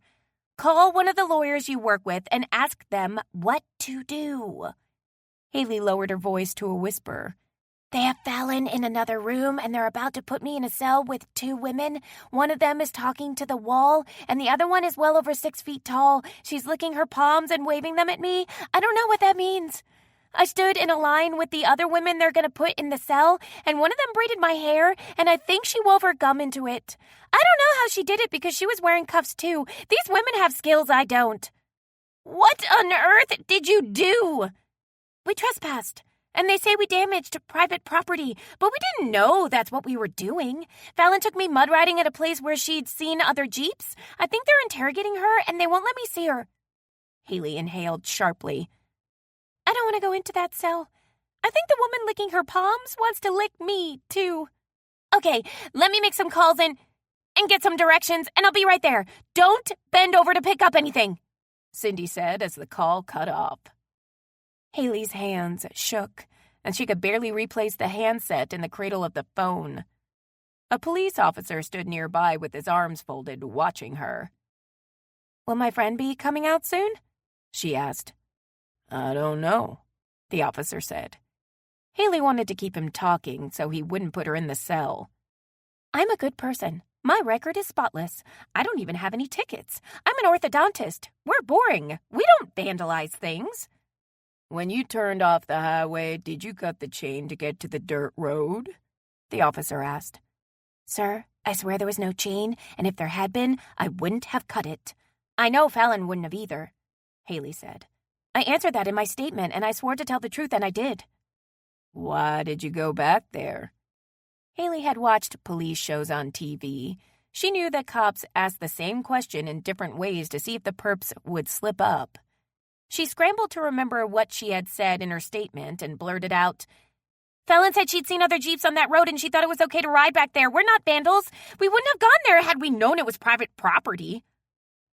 The officer answered the phone on a desk nearby, and the only thing he said after listening a moment or two was, "Okay," and hung up the phone. As he walked over to Haley, he pulled keys out of his pocket. "Hold up your hands, Miss Hollis." "Okay, wait," Haley said as she started to panic. "Do you have another cell that doesn't smell like pee? I think I have an allergy. My eyes are burning. Please don't put me in there. Can we do a work release thing? I'll scrub a toilet. I will straight up scrub a toilet." "You're being released, Miss Hollis," the officer said with a smile and held up a key.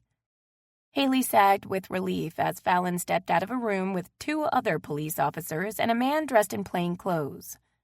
"Are you okay?" Fallon mouthed, and Haley nodded, happy to be freed of the cuffs as the officer unlocked them. "Haley, this is Owen. He just bought the land I took you trespassing on." Fallon pointed to the man beside her. "He's decided not to press charges against us after reviewing the footage from the security cameras he just installed. He knows we didn't cut his chain or tear down his posted signs." Haley pressed her hands together as though she was praying.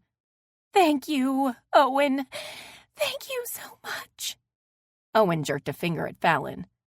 "You 2 are old enough to know not to go riding on property that doesn't belong to you. Thank your lucky stars that you weren't the one that cut my chain or you'd be sitting in that cell right now," he said, and continued on down the hallway. "I'm thanking all of them. And you," Haley said as she watched him go. "What do we do now?" Fallon asked one of the officers. "You'll sign for your things, and I'll give you a ride over to Impound, where you'll have to pay to get your Jeep back," one of the officers replied. "Then you can be on your way." "Thank you." Fallon turned to Haley and frowned at the matted locks of hair sticking straight off the side of her head. "What's in your hair?" "I think it's a bubble gum braid." The second Haley got her phone back, she called Cindy. "We're out. You don't have to come. Where are you?" "I don't know," Cindy snapped. "Baby, you can turn around. They're out of jail. Haley, Terry wants to know how you got out." "The man that owned the property we were on dropped the charges when he realized we weren't the ones that cut the chain to his road," Haley said as she followed Fallon and the officer who was taking them to Impound. "I am so sorry." "Fallon should be the one who's sorry. You wouldn't have been arrested if you hadn't been with her," Cindy spat out angrily. "She's the one who convinced you that you're Haley 2.0, but you're not. You're Haley Hollis, who never gets in trouble for anything. I'm telling your parents." "You tell my parents, and I'll beat your ass." Haley pulled the phone away from her ear when the officer glanced at her. "That's a figure of speech. I would never hit anybody," she said with a goofy laugh and put the phone back to her ear. "Cindy, don't you tell my mom and dad about what happened. You know how my dad is. He'll insist on delousing me." "That wouldn't have happened if you weren't with Fallon," Cindy argued. "All right, I'll tell you what. I won't say anything to your parents if you and Fallon promise to come to dinner tonight. I want to talk to her." "Hey, you don't—" Haley gawked at Fallon when she grabbed the phone from her hand. "We'll be there, Cindy. I want a chance to apologize," Fallon said. "Good, because I want a chance to explain to you exactly who you're dealing with. Haley is my best friend, and I will kill for her. For your information, this is not a figure of speech in my book," Cindy said coolly. "Tell me you're not threatening to kill her," Terry said loudly in the background. "You can't even set a mousetrap." "Well, great, Terry. What a way to steal my thunder," Cindy spat out, and the call ended. "You shouldn't have to take an ass chewing over something I did." Fallon handed Haley her phone. "She was yelling so loudly I could hear every word." "It was an honest mistake. I'm not blaming you, and she shouldn't either." Fallon grimaced as she gazed at Haley's hair. "You may change your mind when you look at yourself in a mirror." "I'm not going to let her tear into you," Haley said as she and Fallon strode up the walkway to Cindy and Terry's front door. "Cindy and I will argue, we'll make up, and all will be well. We do it all the time." Okay, Fallon said as Haley knocked and mentally prepared herself for what she was about to face. She was relieved to see Angela's car in the driveway, because she knew Angela would keep her from saying too much if her temper flared. "Come in!" Cindy yelled. When they stepped inside, the tension in the room was so palpable, it felt like an electric current. Angela and Mandy stood on one side of the living room, and Angela's face was flushed. Cindy and Terry stood on the other side, and Cindy looked equally as disturbed. There was also an older woman Fallon didn't recognize sitting on the sofa, and she looked completely astonished when she asked, "Haley, what have you done to your hair?" Haley ignored the question and glared at Cindy. "You called my mother anyway?" Terry held up a hand. "No, I ran into Ellen at the grocery store this morning and invited her before all this occurred." "I demand to know what you have done to your beautiful hair," Ellen said as she stood. Haley held up a hand. "Mom, don't get too close. It's a bubblegum braid, given to me by a 62-year-old woman arrested for assault with a deadly weapon. She told me she ran over her husband with a tractor. He survived because she forgot to hook the bush hog to it. After she shared that with me, I decided not to decline her offer to groom me. It took forever to get Fallon's Jeep out of impound, so we drove straight here, and I didn't have time to fix it or shower." Ellen's brow furrowed. "You came to a dinner party without bathing?" "From the way Cindy sounded on the phone, I didn't think we'd be sitting down to dinner," Haley said with a sigh. "We are eating," Terry said firmly. "I've had a ton of chicken and pork loin marinating all day. This doesn't need to escalate to a fight. I think they've suffered enough. Fallon looks like she wants to die, and Haley has an antenna." "Fallon is the reason for that," Cindy said hotly. Angela scowled at Cindy.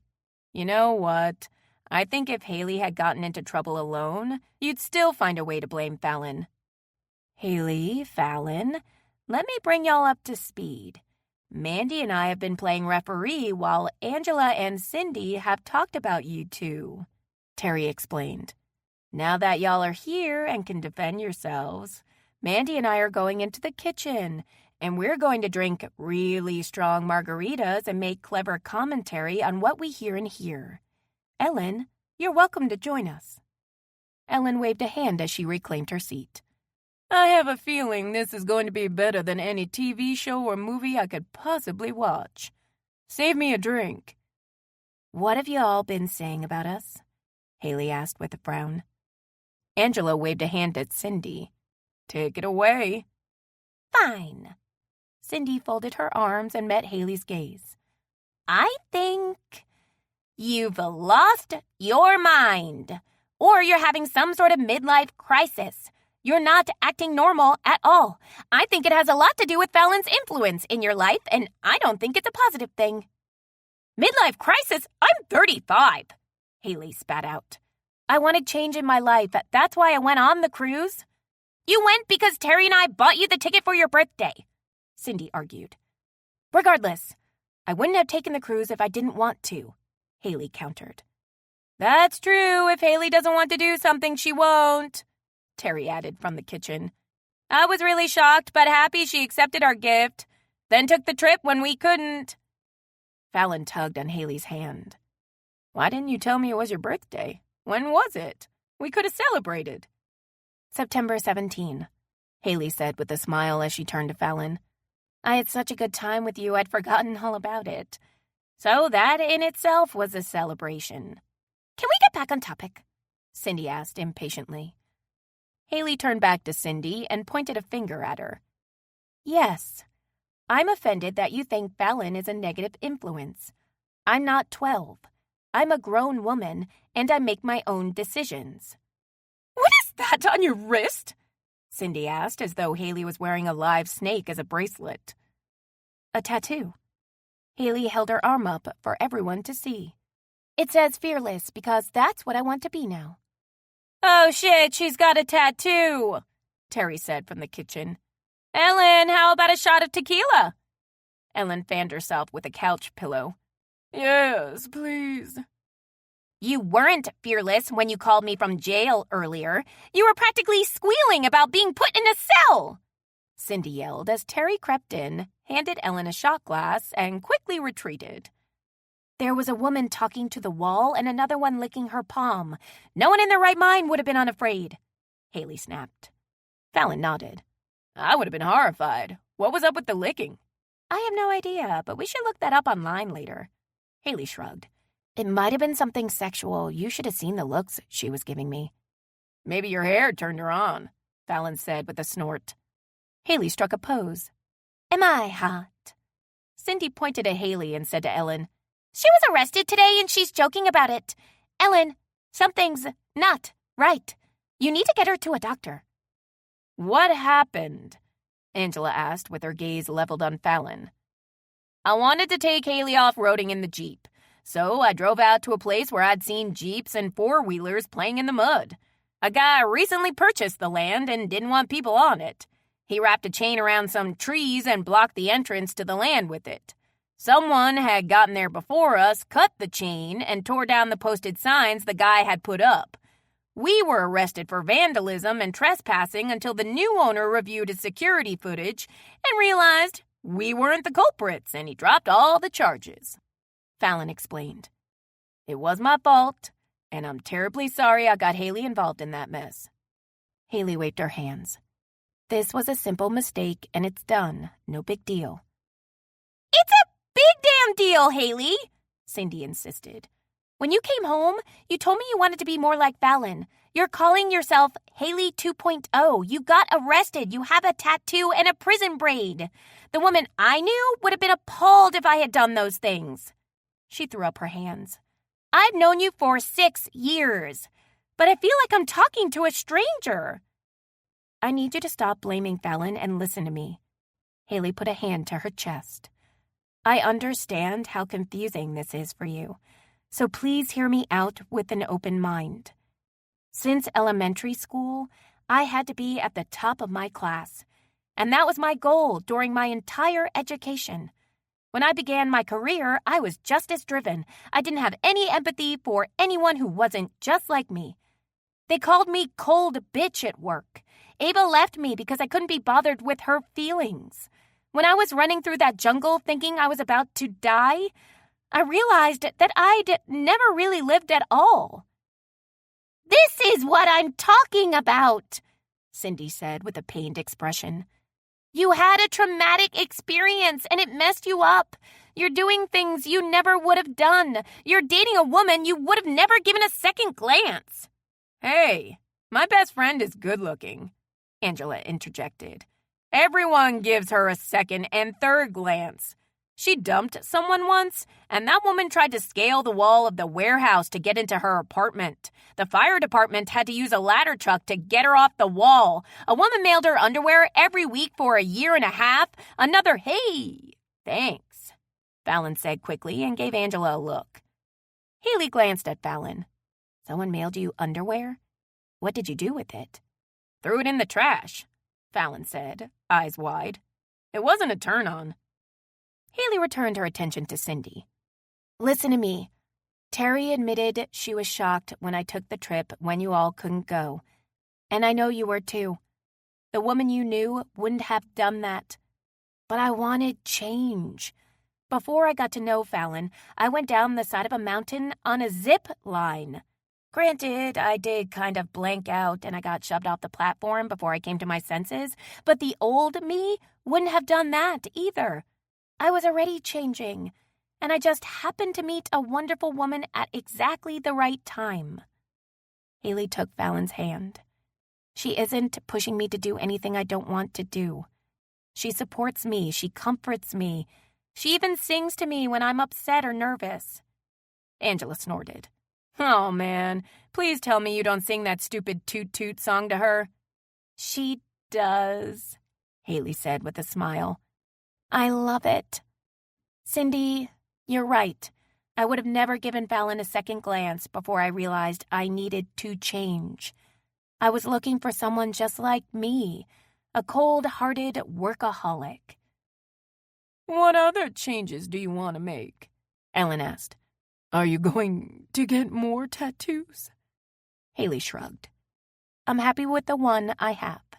I want to take more vacations, go mud riding, experience life. She smiled at Fallon. I want to see where my romance with Fallon will lead. And I have a good feeling about it. She broke up with her girlfriend on the cruise, Cindy interjected. Quit throwing that in my face. I've done time in the pen and I'm feeling edgy. Haley pointed at Cindy. You're really making me want to squad. Squab, Fallon whispered. Cindy shrugged. Are y'all speaking another language? What does that mean? Squab means fight, Angela explained. Haley slapped a hand on her hip. I learned that in the pen. Technically, you never got to the pen, Fallon whispered. Thanks for helping on the squab thing, but don't get technical. I'm trying to make a point here, Haley said just as softly. Terry appeared in the kitchen doorway. Babe, we met 8 days after you broke up with your ex, and we've been together ever since. My friends told me not to get involved with you. Aren't you glad I didn't listen? How much tequila have you had? Cindy asked as Terry kind of fell against the doorframe. I don't really know. Mandy was pouring, and her head is on the table. Terry gazed at Angela. She hasn't moved for a few minutes, so you might want to check on her. I know there's only 1 tray of meat, but I'm seeing 3. Does anybody know how to grill? Fallon held up a hand. I do. Great. Is the, squab over? Terry asked. Haley gazed at Cindy. Is it? Ellen stunned everyone when she said, Haley has always had good instincts. Perhaps we should get to know Fallon before we draw conclusions. To be fair. I'm all for that, Terry agreed with a smile. I don't want to see my love get into a squab with a woman who did 15 minutes next to the pen. 45, Haley corrected. Cindy folded her arms. Fine. Terry, would you give me a small cup of olive oil? Ellen asked as she stood. Oh, and a pair of rubber gloves if you have them. The braid has got to go. I'll get those things, Cindy said as she went into the kitchen. Terry motioned for Fallon to join her. Let's grill. I'll help, Angela offered. Are you okay? Haley asked Fallon. I'm fine. Are you? Haley nodded and said softly, I am, but I still feel like I want to squab. Ellen set the olive oil, a bottle of shampoo, and conditioner on the bathroom counter. She stared at Haley for a moment. Do you have any idea what you're doing? No, I've never had gum in my hair. Knock it off with the smart quips. You know exactly what I'm talking about, Ellen said sternly. Are you in control of yourself? Completely, Haley said coolly. Ellen pulled on the rubber gloves. As you know, I was the youngest of 7 children, and my parents were stretched so thin they didn't have time to talk to me about my future. It was your father who pushed me to find my passion and work toward it. If he hadn't done that, I doubt I'd ever have a career. I loved the feeling of accomplishment when I graduated, and it gave me confidence I never dreamed I was capable of. I thought I was doing you a favor by constantly pushing you to work hard. You did, Haley said with a sigh, expecting her mother to play the guilt card. Yes, well, some things have to be tempered. I realized after listening to you talk, I didn't teach you balance because, honestly, I'm only learning about that concept now. I would have liked to have had more children. We should have traveled more when your father was younger, so he could have really enjoyed himself. I look back on my life, and I regret that I didn't take the time to do a lot of things. Though I don't like the tattoo, I am glad you realized on your own there's more to life than work. I admire that you're making changes while you still can. Haley's jaw sagged right before her mother pushed her head down over the sink. Who are you? Your mother who feels like a failure. Is that why you're trying to suffocate me by pushing my face against the bottom of the sink? Haley asked. Oh, gross, my lips touched the basin. I don't want to get oil everywhere while I'm working this gum out.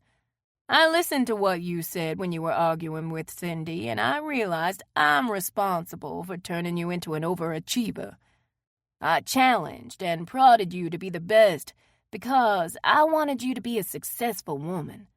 But no one is truly successful if they're not happy. Haley's voice was a little higher pitched when she said, "Would you stop pulling so hard on my hair?" I'm sorry, dear, but that woman truly did weave gum into the braid. Ellen sighed. Such a mess. Tell me about Fallon. What makes her so special?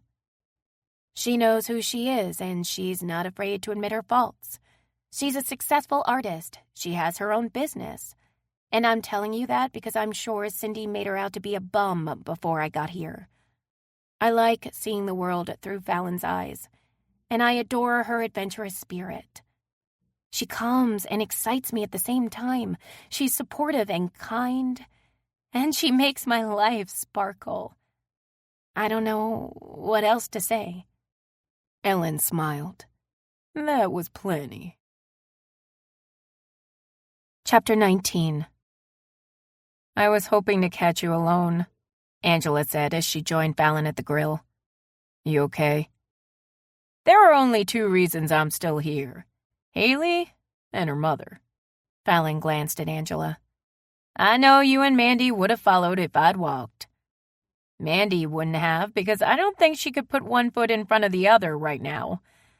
I would have carried her, though. She and Terry have switched to coffee, so if you need to make a break for it, we'll be good to go. I liked Cindy when I met her, but she made me want to slap her sideways tonight. I thought Haley held her own with her pretty well, and she was definitely standing up for you. Are she and Cindy talking? Fallon asked as she flipped the meat on the grill. No, Haley's still in the bathroom with her mother, and I don't think the gum removal is going all that well. I heard Haley yell for scissors and a tranquilizer. Fallon turned and gazed through the kitchen window. Maybe I should talk to Cindy. I wouldn't advise that, at least not tonight. If you lose your temper, I won't be able to help you calm down because I'm still a little pissed off, and it wouldn't take much to make me lose it on her. What did she say about me before we got here? Fallon asked and held Angela's gaze. Basically, everything she said in front of you and Haley. You're not a good influence and everything is your fault. I don't know, Haley, but I got the distinct impression tonight that she's not someone who'd allow you to lead her around by the nose. I'm sure Cindy knows that, too. She's probably threatened by the changes Haley's making because she's afraid she won't fit with the new program. Fallon pointed a fork at Angela. She's treating Haley like a child, but she's the one being childish. If I'd gone through an abrupt change after I started dating Mandy, wouldn't you blame Mandy? I'd ask you what the fuck was going on like an adult, and if your answer was sensible, I'd trust your judgment. Fallon ground out. What really pisses me off is she said all that in front of Haley's mother, and I haven't even gotten to meet her. I'm sure she has a negative opinion of me now. Yeah, that sucks, Angela said thoughtfully. Hey, but remember, Ellen was the one who said we should get to know you before we draw conclusions. If she believed everything Cindy was saying, I seriously doubt she would have said that. Fallon glanced at the back door. The way Cindy looked at me when I walked in tonight made me feel like I did when I was a kid and people would glare at me when I came to their neighborhood to play with my friends, she said with a scowl. That's because you flipped them all off, Angela laughed. I listened to your stories about the things you did back then, and I can't believe what a ballsy little shit you were. Because they looked at me like I was trash or a stray. The back door opened, and Haley stepped out with a head full of wet hair, and a warm smile spread across her face when her gaze met Fallon's. Fallon released an explosive breath. All is well in my world now. Feel better? She asked Haley with a smile. Yes, because the gum is out, and no, because the removal was painful. I think my mom has waited years to get me back for denting her car when I was 16, and tonight was her night. Haley walked over to Fallon and wrapped her arms around her. If we can get Mandy out here, we can climb the fence and escape. You make me like you more with every word that comes out of your mouth. Angela said with a smile. During dinner and dessert, Haley and Fallon regaled the troupe with stories about their adventures in Roatan, and their phones were passed around the table so everyone could see their pictures. When it came time to clean up, Cindy flat out refused help, and everyone ignored her. As they cleaned the table, Ellen took Fallon by the arm. "Let's go have a look at the pool." The muscles in Fallon's stomach tensed as she and Ellen stepped outside, and Fallon began babbling about the weather. "I love the summer, but I'm glad the fall is trying to step in and push the humidity out. It sure is a nice night." "It is," Ellen agreed and held onto Fallon's arm as they lazily strolled around the pool deck. "I want to get to know you, Fallon, because my daughter is very taken with you. Tell me about your parents." Fallon stiffened, but answered honestly. "We're pretty much estranged." "Does that have to do with your sexuality?" "No, ma'am. We've never had a close relationship," Fallon said and started to ramble again. "Angela is my adopted family, and I'm pretty sure I'm going to feel that way about Mandy, too. She and Angela haven't been together for very long, but I think Mandy is good for her." Ellen glanced at Fallon. "Why do you feel that way?" "I think they fit comfortably together. Neither of them wants to mold the other into something.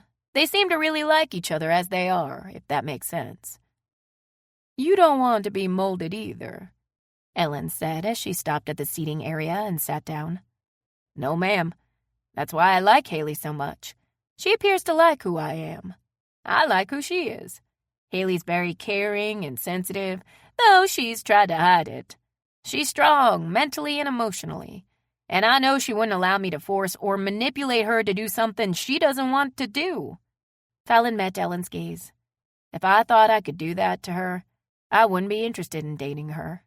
That's too much of a burden. I'd have to watch my every word and action because I would be afraid that I would influence her negatively. Haley thinks for herself, and she makes me feel comfortable being myself because of that." "I am very happy about the changes my daughter is making in her life, with the exception of the tattoo."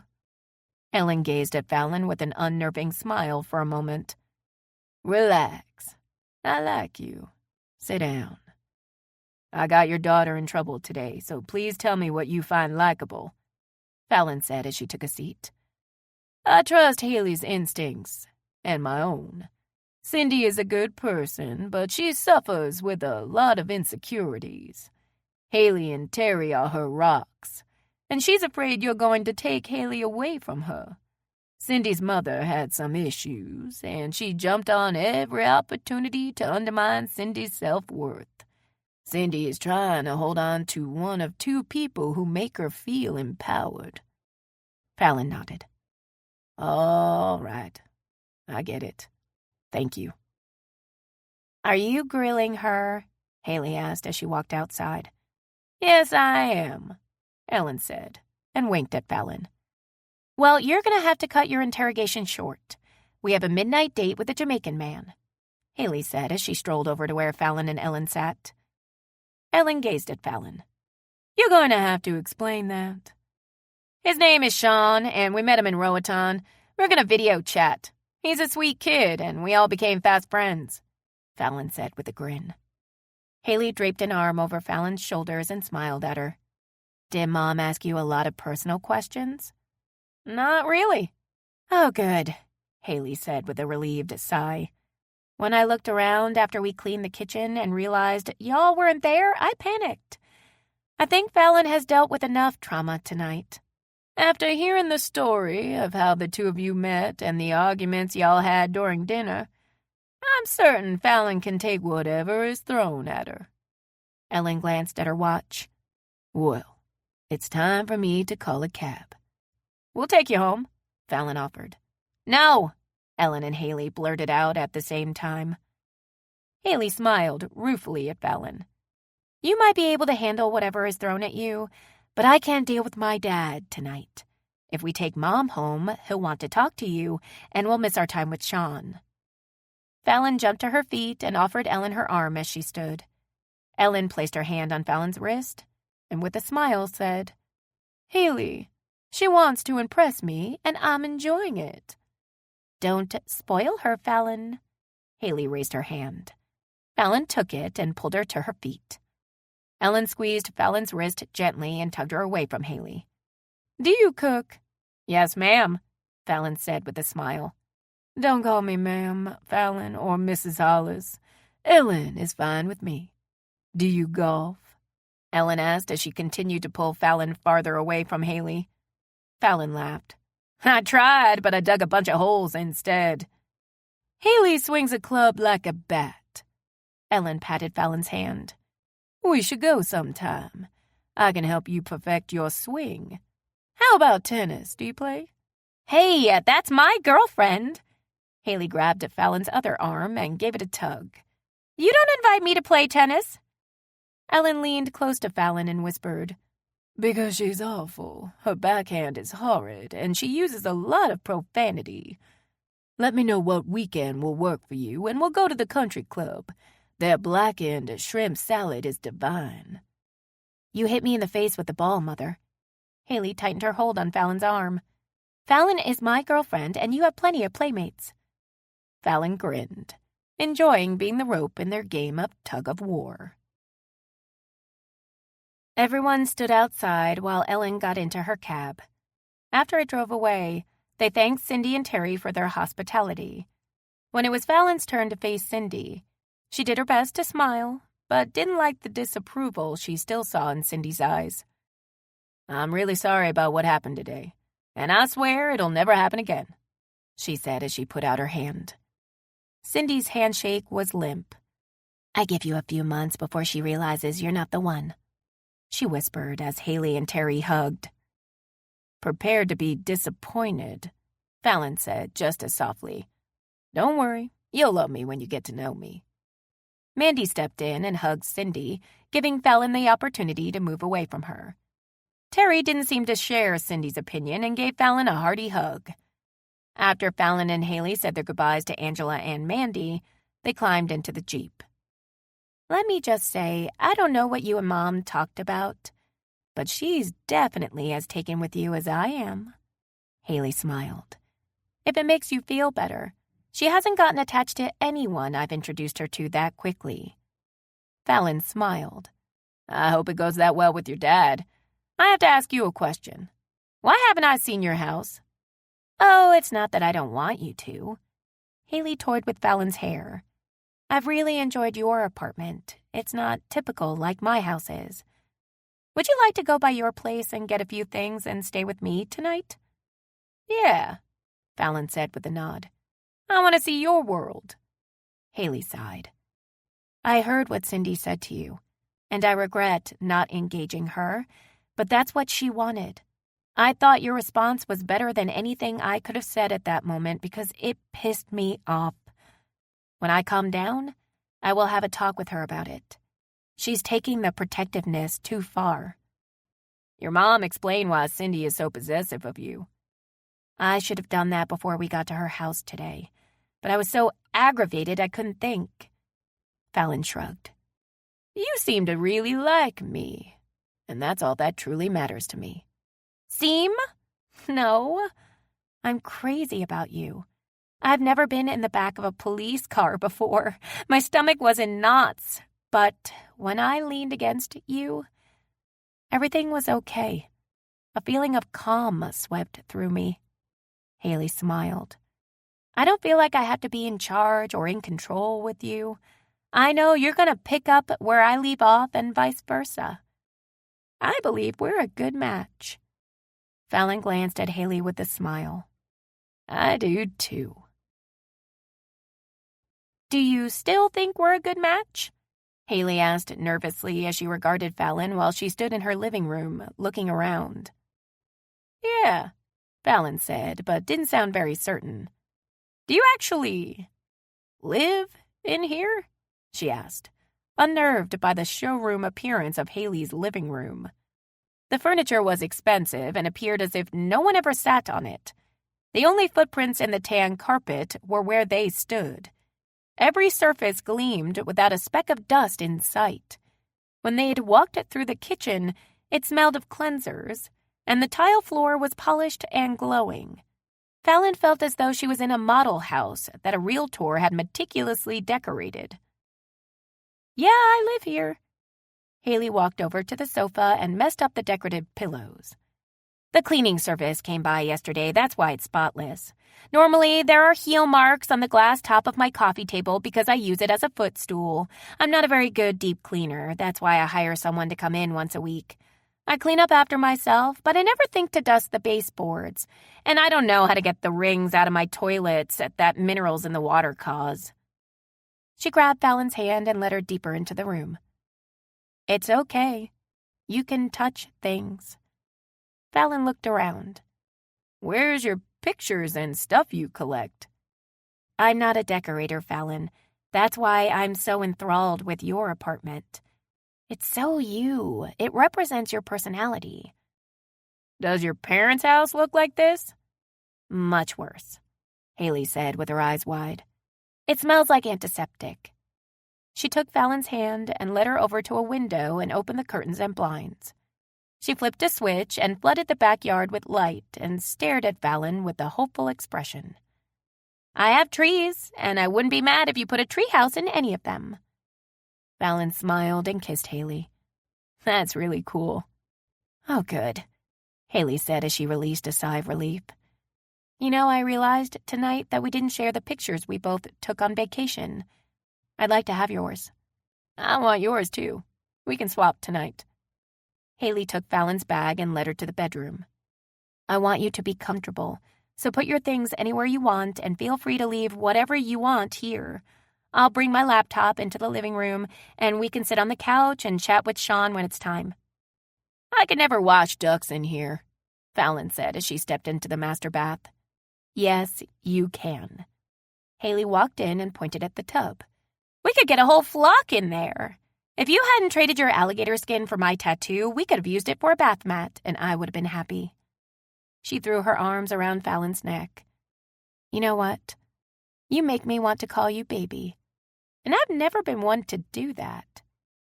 Fallon smiled and kissed the tip of Haley's nose. "I'll take a baby from you." "Wait, what are we talking about?" Haley asked with concern. "I'd enjoy hearing you call me baby," Fallon said with a laugh. "I wasn't asking you to have one." "The thought of motherhood doesn't make me feel fearless. I'm afraid I'd morph into my dad and bubble wrap my offspring." "How do you feel about kids?" "I like to visit with them, and they can even crawl over me like the Capuchin monkeys, but I like to be able to give them back to their parents." Fallon lowered her voice to a whisper. "They're smarter than we are. They make me say yes when I want to say no." "Where do you find these kids?" "They're Angela's nieces and nephews. They lure me into their kid den with Play-Doh, then they finger paint me. I can't tell them to stop because it makes them so happy. By the time Angela or her sister rescues me, I look like a human rainbow. Finger paint doesn't taste good, just for the record." Haley stroked the side of Fallon's face. "I promise if I ever paint you, it'll be with chocolate pudding and whipped cream in case any gets in your mouth." "I don't care much for the cream, so if you'll substitute it with caramel." "I'll be totally down with that idea." Fallon laughed. "Go get your laptop before you make me forget our date with Sean." "Hello, ladies," Sean said excitedly when his face filled the laptop screen. "It's so good to see you together." He held up a thumb and winked at Fallon. "Haley, do not end this call without giving me your email address. Someone was supposed to get it for me, and she has not." "We've been busy getting arrested for trespassing and vandalism," Fallon said with a big smile. Sean moved close to the screen. "Haley, is she joking? Tell me the truth." "No, we were just in the wrong place at the wrong time. All the charges were dropped." Haley smiled. "Sean, you look so tired. Did you have a long day?" "Yes. Marcus hit a hole in the road very hard this morning, and the axle in his Suburban broke. The accident scared Toonie, and she bit Marcus on the hand when he reached for her. I stopped to see Marcus on my way to the restaurant, and Toonie was sitting in her little basket on top his desk with her back turned to him. She wouldn't look at Marcus, even when he said her name." Sean covered his mouth with his hand for a moment. I should not laugh, but Marcus was more upset about her being mad at him than he was over his Axel. When I got off work, he wanted me to take him to look for another Suburban. Then he got mad when he couldn't find a used one. The man that owns a yacht, a mansion, and just about everything else there is shopping for a used car, Fallon said with a laugh. Sean moved so close to the screen, all Fallon and Haley could see were his mouth and teeth. He bought a minivan. It's light blue, and it looks like a giant baby rattle with tires. It smells like feet. Sean moved back from the camera when Fallon and Haley dissolved into laughter. He grinned. Nobody laughs at me like you two ladies. And Dina. How is she? Haley asked. She is in trouble. We packed food and took her to a beach no one likes to go to yesterday. I gave her a kiss. Her father had followed her when she came to meet me, and he came out from behind the rocks like the Hulk. Dina told me to run, and I did. I swam when I ran out of beach, and when I found land, I ran again. I used a phone at a store and called Marcus. He took me back to my car, and Dina's father was waiting for me. Marcus told him no one messes with his son.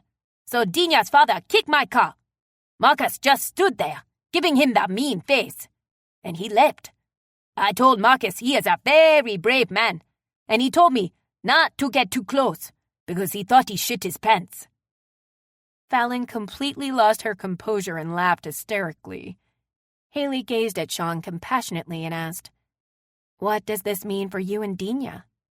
She still wants to see me, Sean said with a big grin. We have to find better ways. He waved a hand at the screen. Fallon got her girl, which is you, and that gives me hope. I will get mine. I will not give up. I will work hard to make my fortune while she goes to school because she will go a long time. I know I can't look at another woman like I look at her. She is perfect. She looks at me like Fallon looks at you, so I'm golden. Haley smiled. Show me how Fallon looks at me. Sean opened his eyes wide and grinned. Like this, like her eyes are not big enough to take in what she sees. He pointed at Haley. You look like you are melting on the inside when you look at her. It's very sweet, even for old people. If I could reach through this screen, Fallon said with a scowl. Sean laughed. You look like Marcus now. Haley, give me your email address as fast as you can. I can't believe you gave him your email address after he called you old, Fallon said with a teasing grin when she emailed the pictures on her phone to Haley. Haley walked out of the bathroom and climbed into bed. Were you disappointed when I asked if we could just cuddle and sleep tonight? Of course not. Fallon sighed happily when Haley laid her head on her shoulder. We haven't had a full night's sleep all week, and it was a stressful day. We have all day tomorrow to spend beneath the sheets if we want. She set her phone aside and switched off the light. Cindy and I get together every Sunday night. We cook, talk, and watch a movie. It's our bonding thing, Haley explained. I need to talk to her. Fallon stroked Haley's back. That's cool. I can leave in the morning or any time you want me to. Can I come to your place afterward?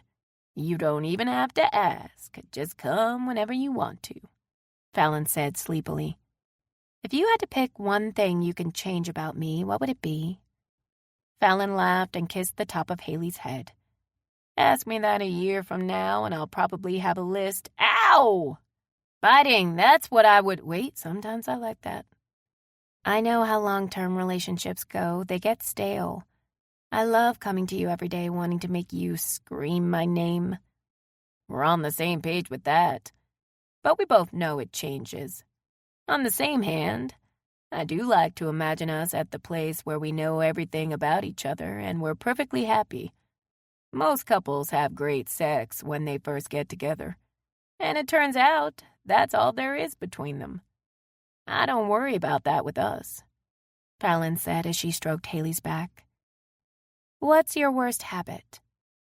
I wouldn't call it a habit, but don't let me have more than one scoop of ice cream, Fallon yawned. Lactose isn't my friend. Haley kissed Fallon's chest. You had more than one scoop on the yacht. Yeah, and that's why the sea life avoided us. Haley laughed. Well, on that note, don't let me have anything with artificial sweeteners in it for the same reason. Noted. Glad we got that cleared up. Haley took Fallon's hand and entwined their fingers.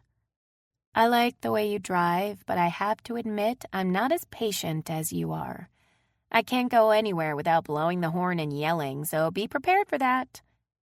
I was on my best behavior.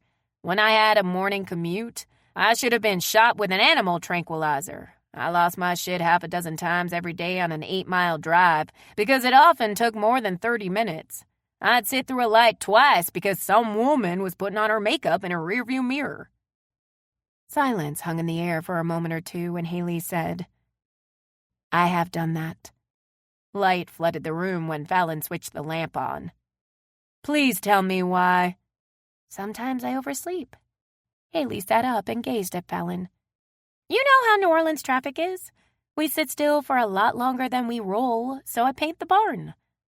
Are you going to lie there and tell me you've never checked your email while sitting in traffic? No, I'm too busy blowing my horn and flapping my arms at the woman ahead of me putting on her makeup. When I get on the road, I drive. That's one of the reasons I have a Jeep. When you see the deep ruts on the grassy side of the interstate, they're mine. I seriously need a Jeep, Haley said with her eyes wide. Fallon wagged a finger. You don't get to put on your makeup, back up traffic, then drive in the grass, too. It's some sort of Jeep code, and if other Jeepers see you doing that... She sucked in a lungful of air. That could be so bad for you. Are you serious? No, I'm trying to discourage you from putting on your makeup in traffic. Fallon sat up and narrowed her eyes. Do you have your nails done in a salon? Yeah, Haley said slowly. I don't have your painting skills. Fallon ran a hand through her hair. You're high maintenance. I am not, Haley argued with a frown. They buff all the coarse skin off my feet and make them soft like a baby's butt. I don't have the kind of tools to do that. She yanked the covers off Fallon, grabbed one of her feet, and looked at the bottom of it. Oh my God, this is like a skin shoe. You could walk on nails and not be injured. Our bodies make calluses for protection. Fallon, you have to go to the salon with me. I don't want anyone grinding my shoes off, Fallon said as she pulled her foot away from Haley's grasp. Dell told me how those nail techs or whatever you call them do it. They insult your feet until you're agreeing to a foot lift. I'll stagger out of there with my toenails painted with something called Fairy Dazzle. No, thank you. How many pairs of shoes do you have?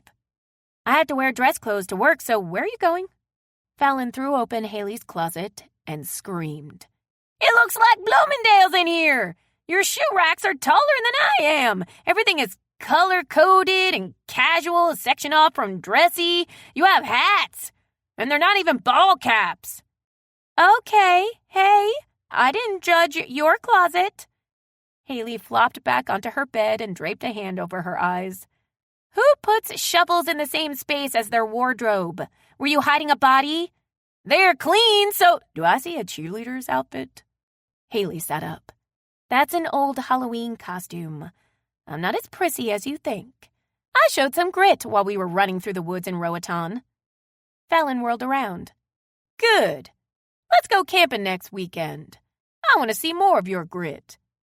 Haley chewed her bottom lip. In a cabin?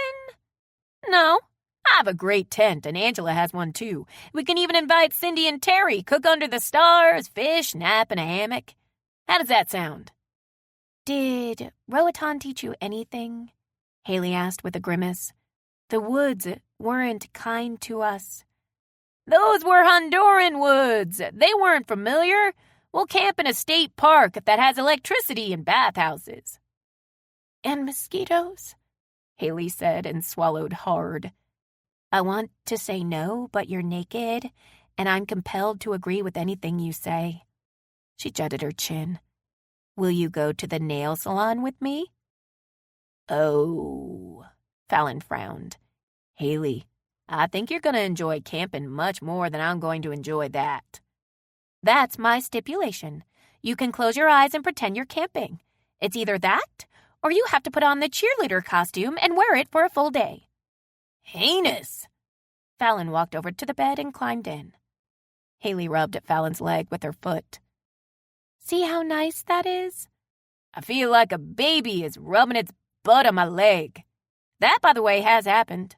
Angela's niece doesn't like to wear her training pants, and she tried to hide behind me.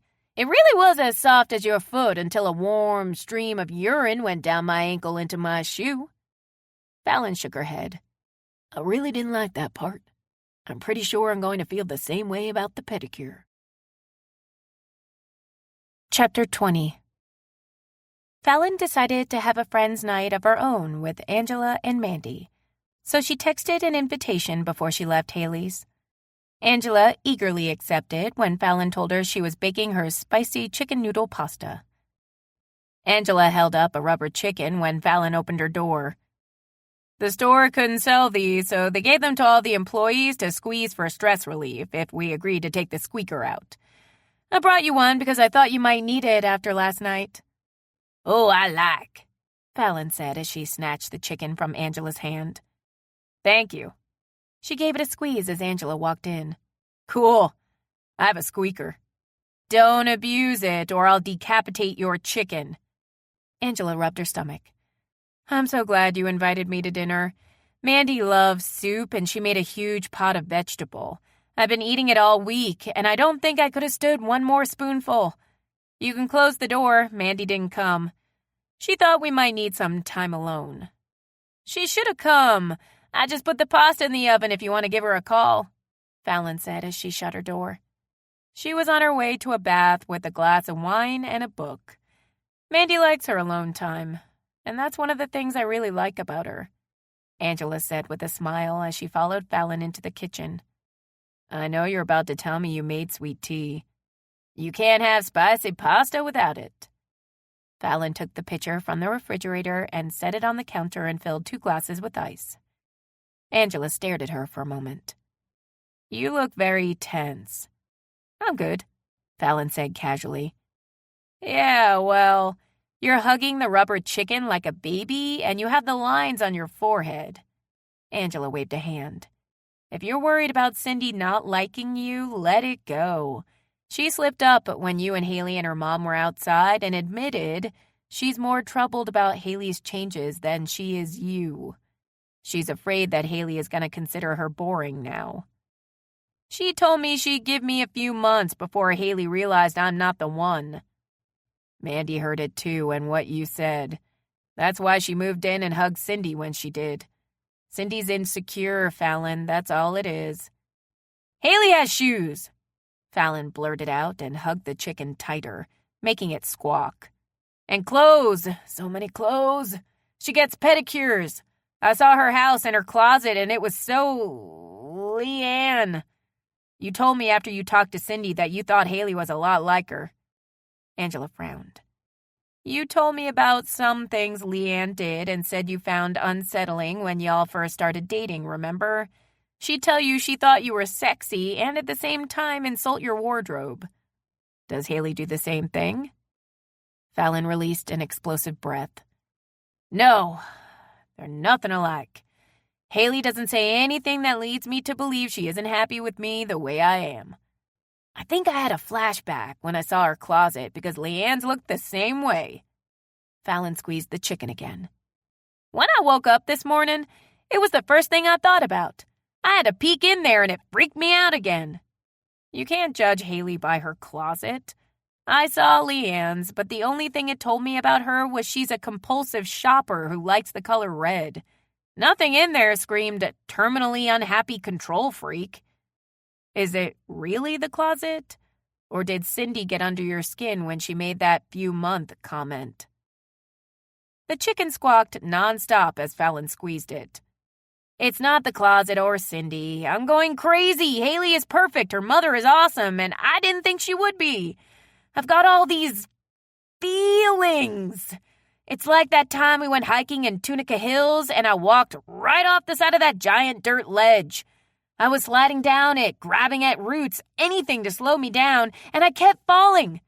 Haley's closet was a giant-ass root, and I tried to grab it, but it slipped out of my hands, and I'm still falling into all these fucking feelings that are piling up like that dirt did in my underwear at Tunica. I'm so happy and scared, and I'm having the best sex of my life. Fallon shook the chicken at Angela. I've had some pretty awesome sex, but nothing compares to what it's like with Haley. I threw a camping trip at her, and she made a face. I thought, okay, good, another root, because Leanne hated it and wouldn't go. So I got a root in my hands, Angela, and Haley was naked and looking at me with those eyes. Then that root was gone. I'm gonna get a fucking pedicure. Angela's mouth hung open, and she shook her head slowly. I have no idea how to process that. Give me a minute. Fallon slammed the chicken on the cabinet. This is me. I'm down on the mat. The referee is slapping the floor as he counts. I'm down. I can't move, and I'm fucking happy about it. She waved her hands around wildly, looking like a crazy woman. Feelings have kicked my ass with one punch. Okay. You're already falling for Haley, and it scares you, so you tried to find an excuse to slow your fall, but nothing's working. Fallon's eyes flew open wide. That is exactly what I just said. Not by a long shot, but I'm tracking. I'm still unclear on the pedicure. Haley told me she'd go camping if I got a pedicure. Fallon pounded her chest. I'm gonna do it. Not because I really want to go camping. That was a root. She snatched that root right out of my hands, and I just kept falling. I've got nothing to hold on to. Nothing. Angela squinted. You seem really pissed off about falling in love. Not pissed. Scared. Fallon waved a finger in Angela's face. You said take it slow. You said I didn't really know Haley. But here's the problem. I do. The night we had dinner at a restaurant in Roatan, I looked at her across that table, and I felt like I'd always known her. The same night Fallon shook her head and released an explosive breath. She touched my face and looked into my eyes, and she had me. It wasn't because I was vulnerable, and it wasn't because the sex was all-consuming, or we were having a vacation fantasy. She knew me, and I knew her. I started falling for her then, and no matter what I do, I can't stop.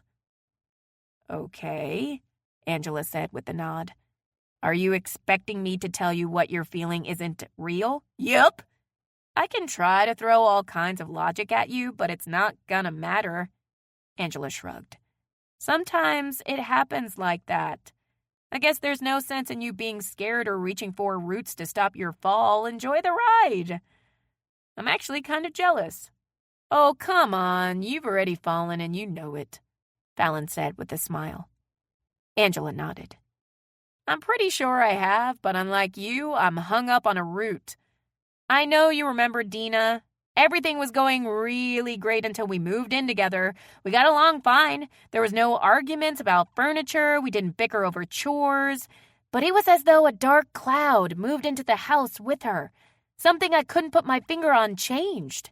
And we didn't last even a year. I thought it was a fluke, but the same thing happened with other women, so that made me the common denominator. I still don't know what my problem is, but things are going really great with Mandy. We're eventually going to get to the point where cohabitation is going to come up in conversation, and I don't know what to do. Fallon held out the chicken. You want to squeeze this? Yeah. Angela took it and clutched it to her chest. This is kind of comforting. I know, it's disturbing because I want to snatch it back. I am in love with Mandy, but I'm so afraid that if she moves in with me, something's going to change, and I'll lose her. Angela grimaced. I can't stand the thought. I'll tell you what I think if you give me the chicken.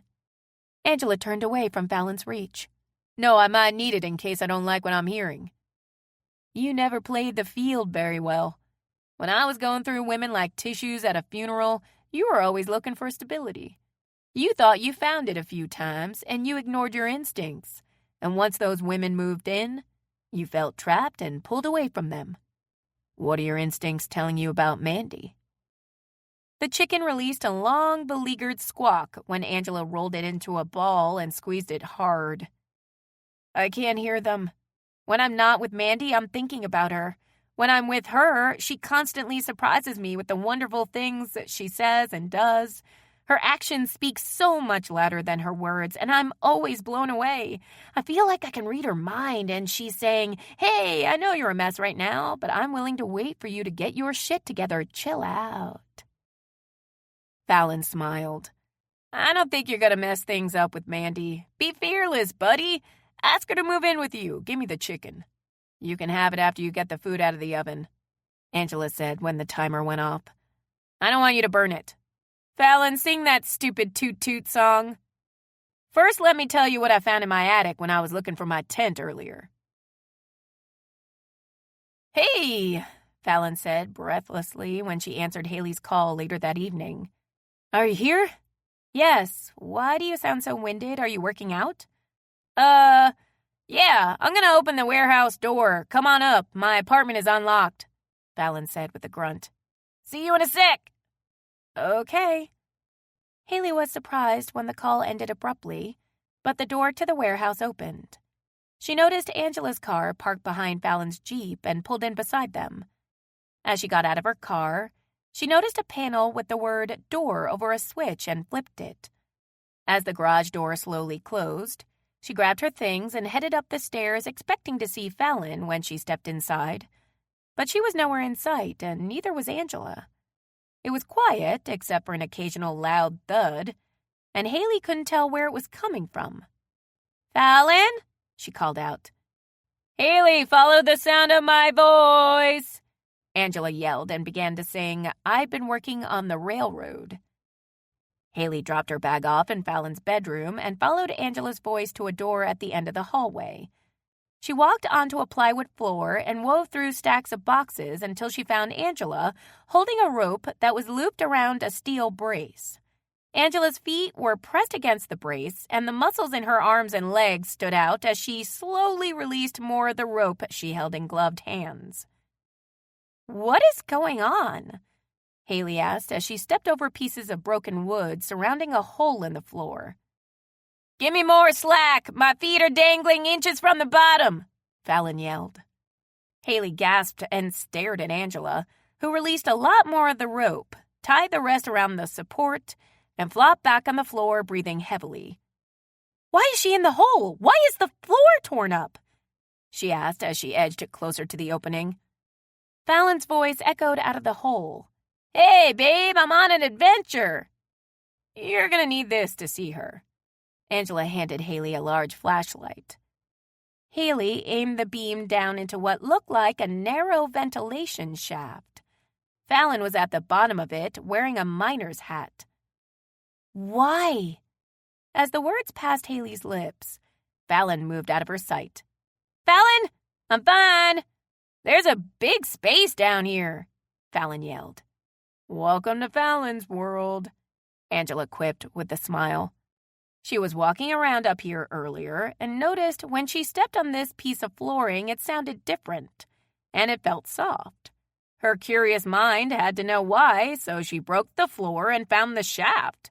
Then she threw a flashlight in it, tied a string around her phone, set it to video, and lowered it down so she could see what was at the bottom. It's an open space about the size of a closet. Personally, I think it's where the old AC unit used to be, but Fallon is convinced it's a secret hiding place for something cool. "I thought she told me she built these offices," Haley said as she continued to peer into the hole for any sign of Fallon. "There were some old ones here, and they use them for storage now. We're on top of them here. Let me tell you something about Fallon. If she calls you and asks what you're doing really casually, she's stuck in something. She doesn't have a claustrophobic bone in her body, and she'll crawl or climb into anything that piques her interest. I found her in a drainage pipe and tree once, hanging by her belt. I had to call the fire department to get her out both times." "Oh, shit," Haley said and continued to peer down into the hole. "Fallon, talk to me." "I found a bone. I think it's a rat jaw. I see little teeth." "She's wearing gloves," Angela assured. "I feel claustrophobic just looking in there," Haley said as she slowly sank down on the floor next to Angela. "Me too." Angela mopped sweat from her brow with the sleeve of her t-shirt. Fallon is completely fearless when it comes to things like this. This is really putting my tattoo to the test because I'm not. Angela laughed. I'm so happy to hear that because it means you're sane. I'm not saying Fallon isn't. She's like a raccoon.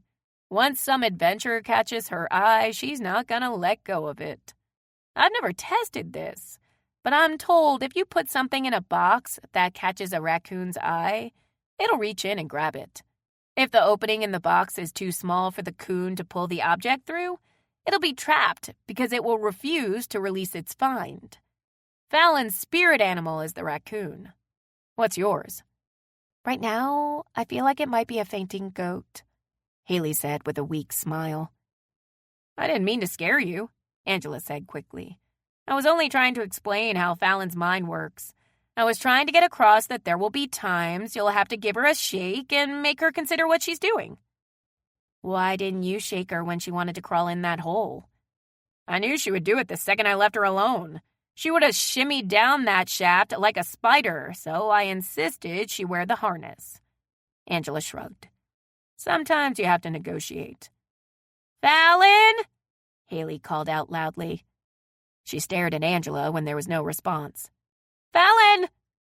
Angela grabbed the rope and gave it a tug, while Haley continued to yell and paled when she didn't feel resistance on the other end.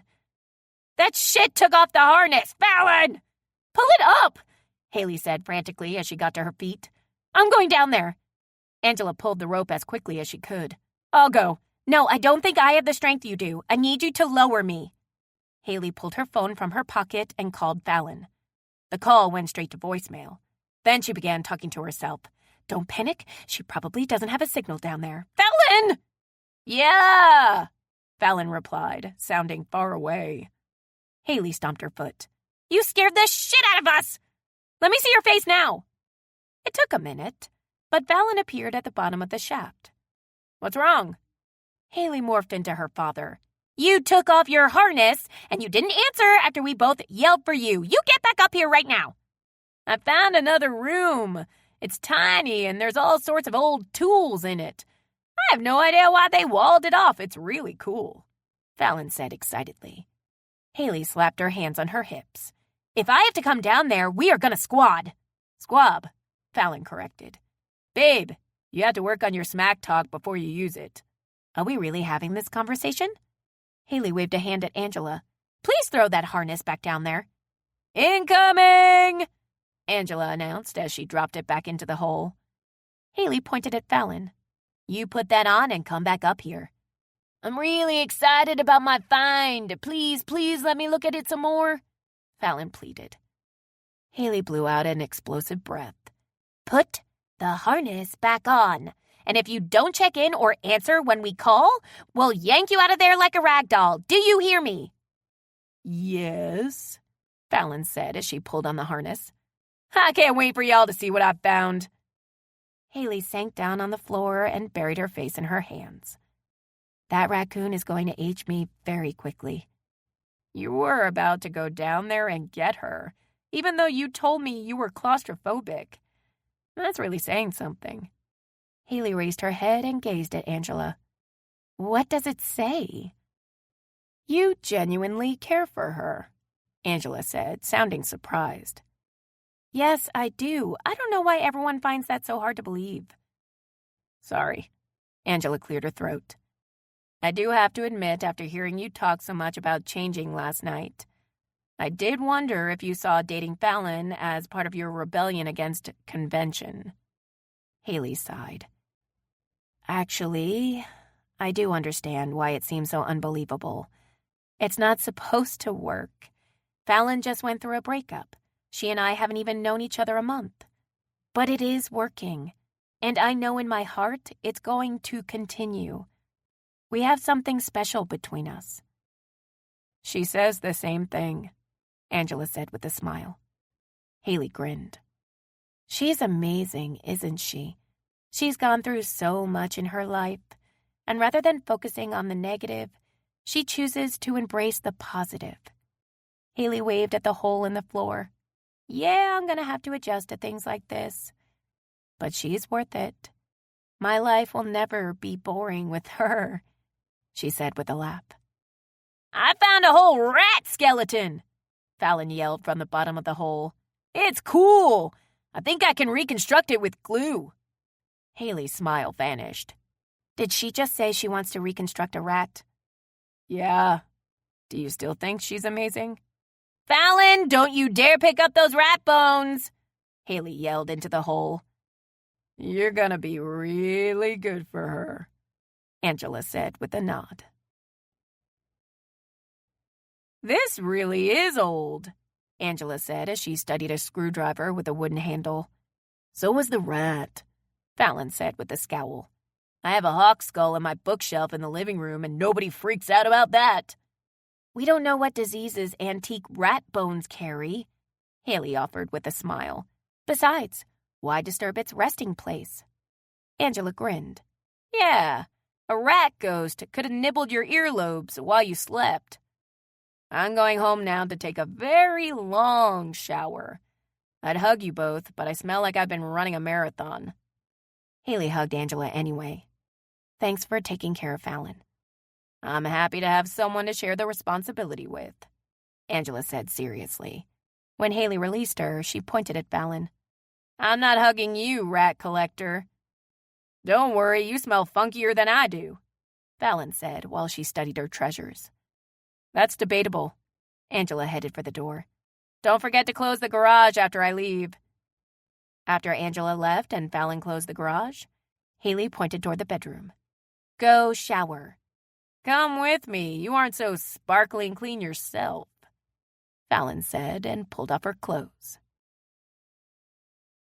Fallon flopped back on her bed and grinned. You just gave me more of a workout than climbing in and out of that ventilation shaft. I've been eating more than normal, but I've lost 2 pounds, and I attribute it to our nightly workouts. I'm never going to the gym again, Haley said with a happy sigh. Fallon took Haley's hand. How was your dinner with Cindy? It was good. We were both calmer and we had a long conversation. She wants us all to get together again for dinner, so she can apologize to you and Angela. I apologize for not talking to her much this past week while I was with you. I didn't answer her calls and only responded to a few of her texts. When I did call her, it was to tell her I'd been arrested. That was hurtful to her. Fallon rolled on her side and gazed at Haley. Am I taking up too much of your time? No, Haley said and rolled on her side facing Fallon. Am I monopolizing yours? Fallon smiled. Nope, but I have to admit something to you. Your closet scared the shit out of me, and I had a little freak out. Was it the shoes? Haley asked with concern. And the clothes. Leanne's closet looked the same way, and I know it's ridiculous that it affected me that way. I squeezed a chicken and talked to Angela about it, and I admitted how fast my feelings for you are developing, and it scared me. I was looking for reasons to slow things down. But when you stomped your foot and yelled at me tonight when I was in the hole, my heart felt like it was gonna beat out of my chest with joy. Was the chicken alive? Haley asked slowly. No, is that all you heard? I squeezed a chicken? I heard it all, Haley said with a smile. Now my heart is out of my chest. I'm not afraid of falling for you or how fast that's happening. So be fearless with me because we're going to have a very long, happy adventure. Chapter 21. Fallon was really looking forward to the camping trip, but on Thursday, rain began, and according to forecasts, it wasn't going to let up on the entire Gulf region for days. With resignation, she called Angela when she knew she was on her way home from work. Camping is canceled. I know, I saw the weather. We'll go soon. Why do you sound so happy? Fallon asked. Fallon? I did it. Today on my lunch break, I called Mandy and asked her to move in with me. I wanted to do it when we were face to face, but I couldn't wait. I was squeezing my chicken the whole time I was talking to her. She said yes, and I laid that chicken down because all the anxiety I've been feeling vanished in a second. I know in my heart I made the right decision, and I can't wait to get home to her. Fallon laughed. Oh, buddy, congratulations. I am truly happy for you. You're fading in and out. Are you using your headset? I am because I'm taking Haley out of the kiln, Fallon said. Didn't you tell her it wasn't a tanning bed? Little Haley liked it. I cast her in porcelain, and she's almost as beautiful as the original. Fallon smiled at her artwork. Would you like me to do one of Mandy? Is little Haley naked? Yes, Fallon said with a big smile.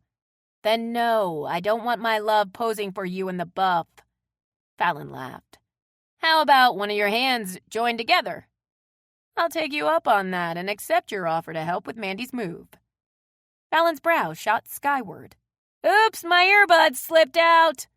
Liar, Angela said with a laugh. Fallon carefully covered little Haley with a cloth where she lay in the middle of the kitchen table when she heard Haley coming up the stairs. She rushed over to the stove to check on dinner. Honey, I'm home, Haley said listlessly as she walked in and dropped her purse on the floor. This day sucked ass. There was a glitch in our new scheduling program, and patients started pouring in all at the same time. I took as many as I could, but we had to reschedule some, and they were pissed. Fallon took Haley into her arms and kissed her. I'm so sorry your day sucked. I will pour you wine, feed you, and run you a bath where you can soak away your stress. How was your day? Haley ran her fingers over Fallon's cheek. It was good. I don't know if you saw the weather or not, but the rain isn't gonna let up, so we aren't going camping. Fallon's brow shut up. Your look of disappointment appears really genuine. Mom invited us to dinner on Saturday because Dad is upset he hasn't met you yet. Now we have no excuse not to go. Fallon smiled. That's cool. I want to meet your dad. You say that now, but wait until you're walking around the house in plastic booties over your shoes, listening to him talk incessantly about his security system, the importance of proper hand washing, and colon health. Haley's forehead filled with lines. This is a hurdle I've been dreading, but I know we have to cross it. She lowered her voice to a whisper. I don't feel fearless about it. I'm afraid you're going to run away as fast as your plastic booties will carry you. If the threat of me having a pedicure didn't scare me away, your dad won't either. Tell your mom we're coming for dinner. Let's get this behind us so you won't have to dread it anymore. Fallon kissed Haley's fingers when they got close to her mouth. I made you something. Would you like to see it? Yes, Haley answered with a smile. Fallon led Haley to the dining room table. One of my favorite memories of Roatan was watching you sleep. Since I don't have any pictures of you doing that, I had to depend on the mental image in my mind to do this, she said as she removed the cloth from her surprise. Open-mouthed, Haley stared at the sculpture. It depicted her lying on her side, a sheet covering her breasts, and one bare hip was exposed. Her face was relaxed in sleep, her lips slightly parted, both hands were tucked under her chin. Oh, no, don't cry, Fallon said and started to sing. Toot, toot, is it gonna help? Haley said as tears trickled down her cheeks. You made me beautiful. Haley, you are beautiful. You're making it worse, Haley sobbed. Don't touch me, I'll crumble. Fallon didn't know what to do and started talking rapidly. I was going to paint it, but I thought the plain porcelain was actually prettier. I'll paint it if you want me to, or if not, I'll just seal it, which will make it look glossier. Are you sure you don't want the toot-toot? You made me with such care, Haley said, staring at the sculpture. I can't imagine how much time you spent on this. I've been working on it every day almost since we got back from Roatan because you're on my mind all the time. And you inspire me. Haley smeared her makeup when she rubbed tears out of her eyes, and she threw herself into Fallon's arms. Okay, sing the toot-toot.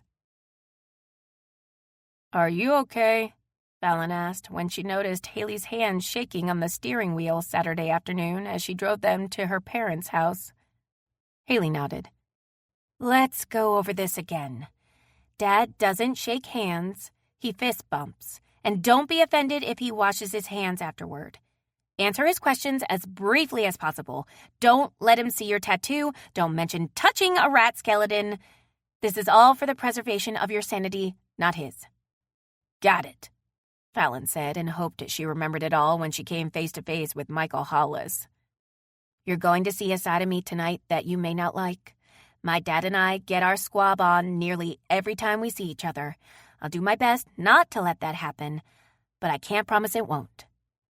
Why do y'all fight? Fallon asked, and her brow furrowed. Is he mean to you? No, but he can be so damned difficult. Mom is used to it. She just tunes him out, but I can't do that.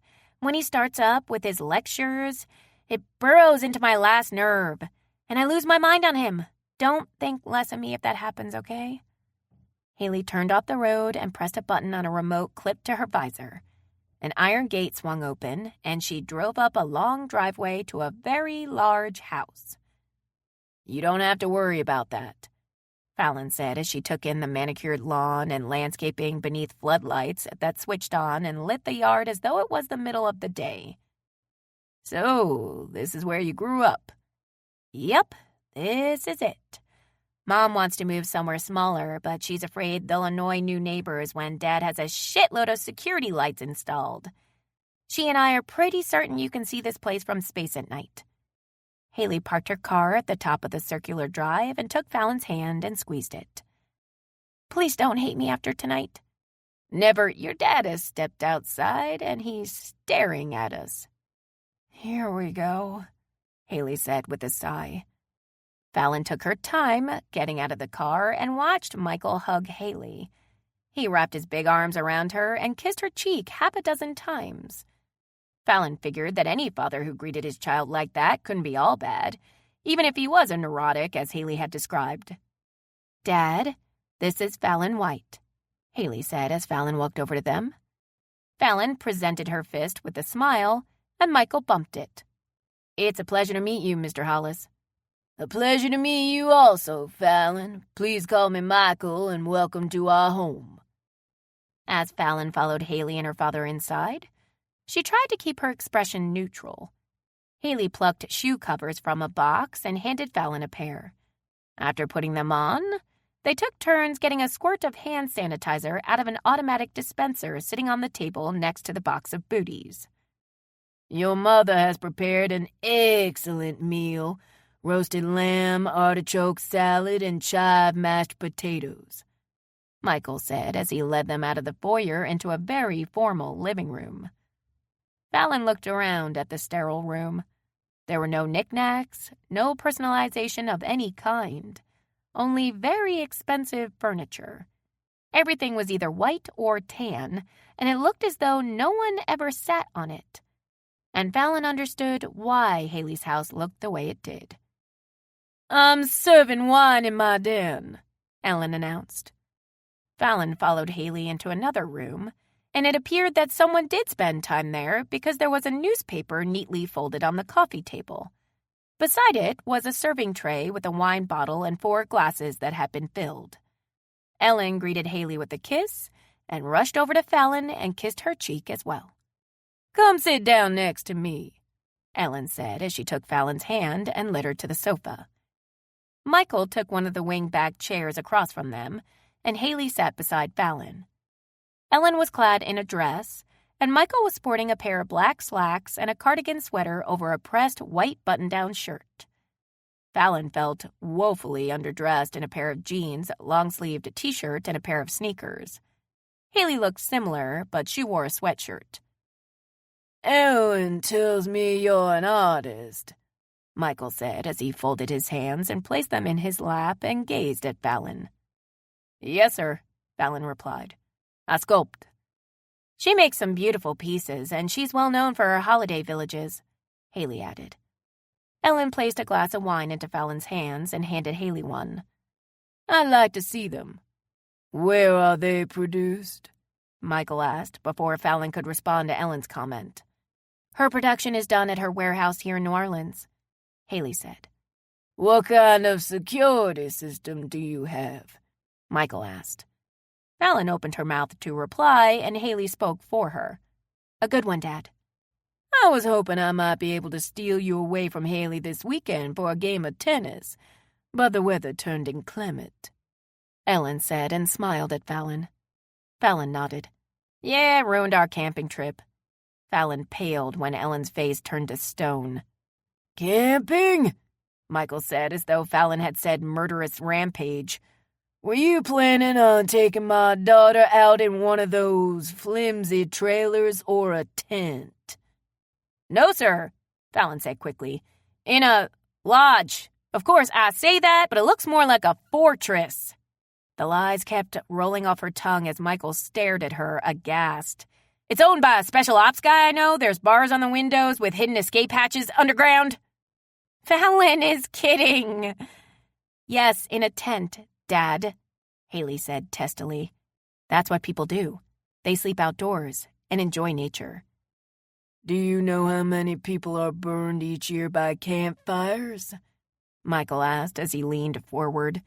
"Do you know about the diseases mosquitoes carry? I cannot believe you would consider sleeping in something made of nylon under the assumption that would protect you from someone with nefarious intent. Haley, did you even consider the risks?" "Every damn day about every damn thing," Haley snapped. Ellen leaned close to Fallon and asked softly, "Did you take a cab over here?" "No, Haley drove." "You're going to have to drive her home because she's about to start hitting the wine pretty heavy," Ellen whispered. "Their bickering is normal. Don't be bothered. I'm surprised it took Haley this long to go off. Normally, it takes less than 30 seconds. "Is it possible to have one meal together without a safety lecture?" Haley asked.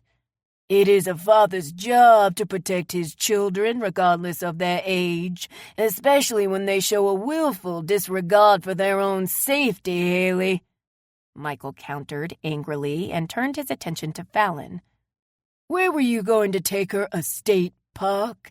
They're notorious for being located next to a penitentiary because the property is cheap."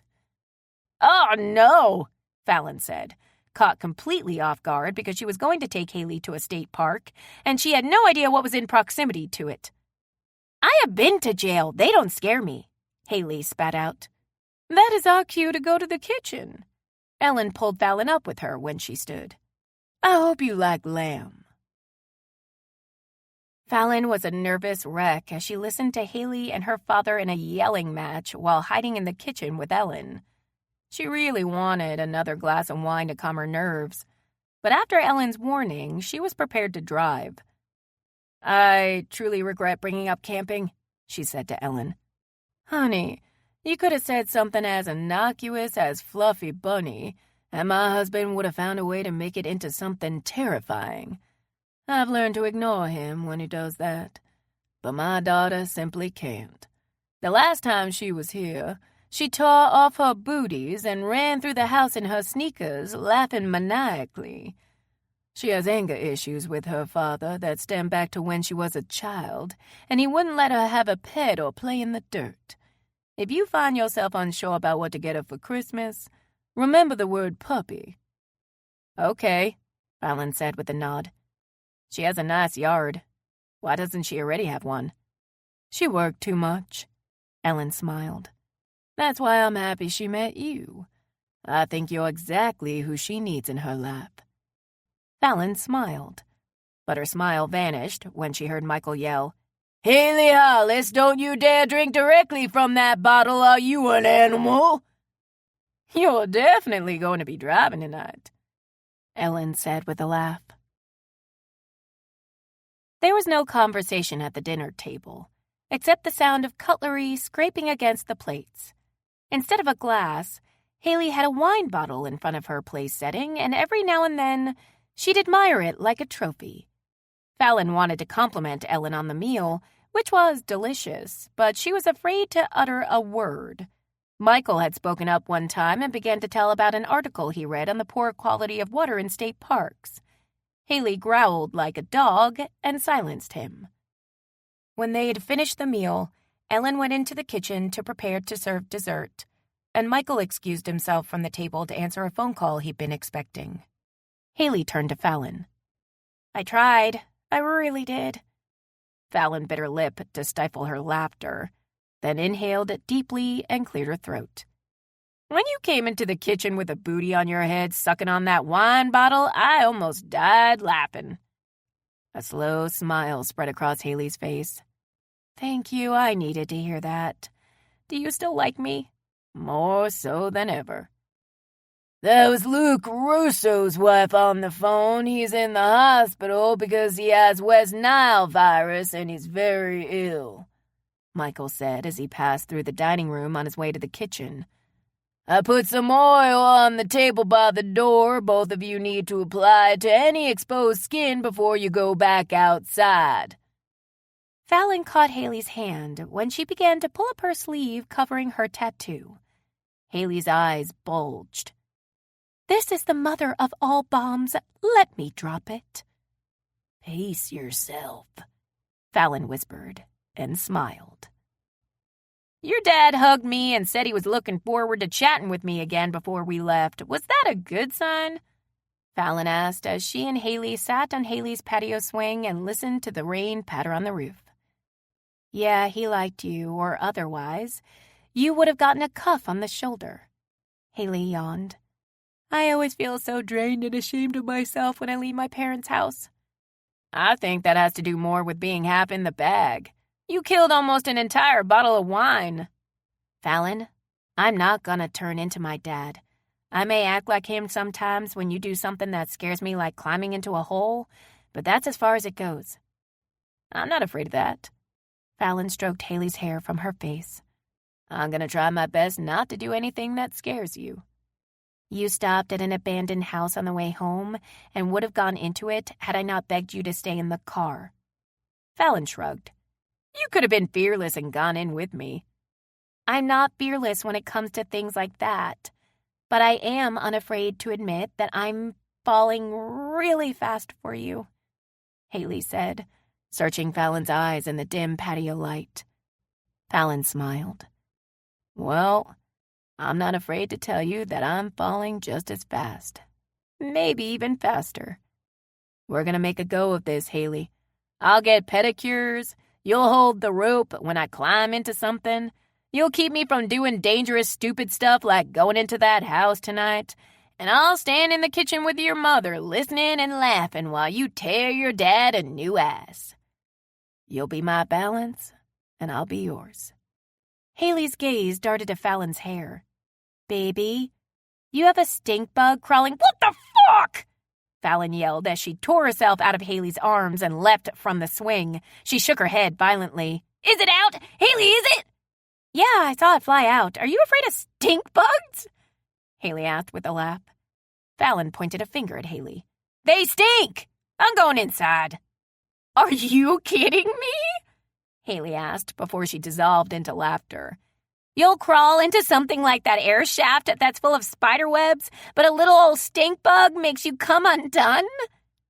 Fallon's response was to slam the back door. Haley's eyes flew open wide when she heard it lock. She got up and knocked on it. Okay, I'm sorry. Baby, let me in. The blinds on the window of the door opened, and Fallon glared at her. Oh, no, you didn't just call me baby because you're in trouble. But, baby, Haley blurted out, unable to contain her laughter. I got you, baby.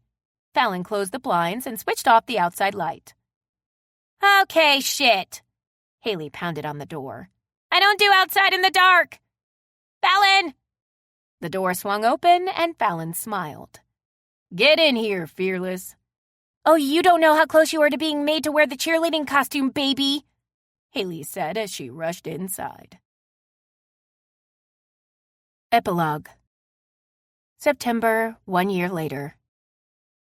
There's my mutt of many colors, so handsome with his brown, black, and white fur, Haley cooed as she rolled around on the floor with Norton, her first Christmas present from Fallon.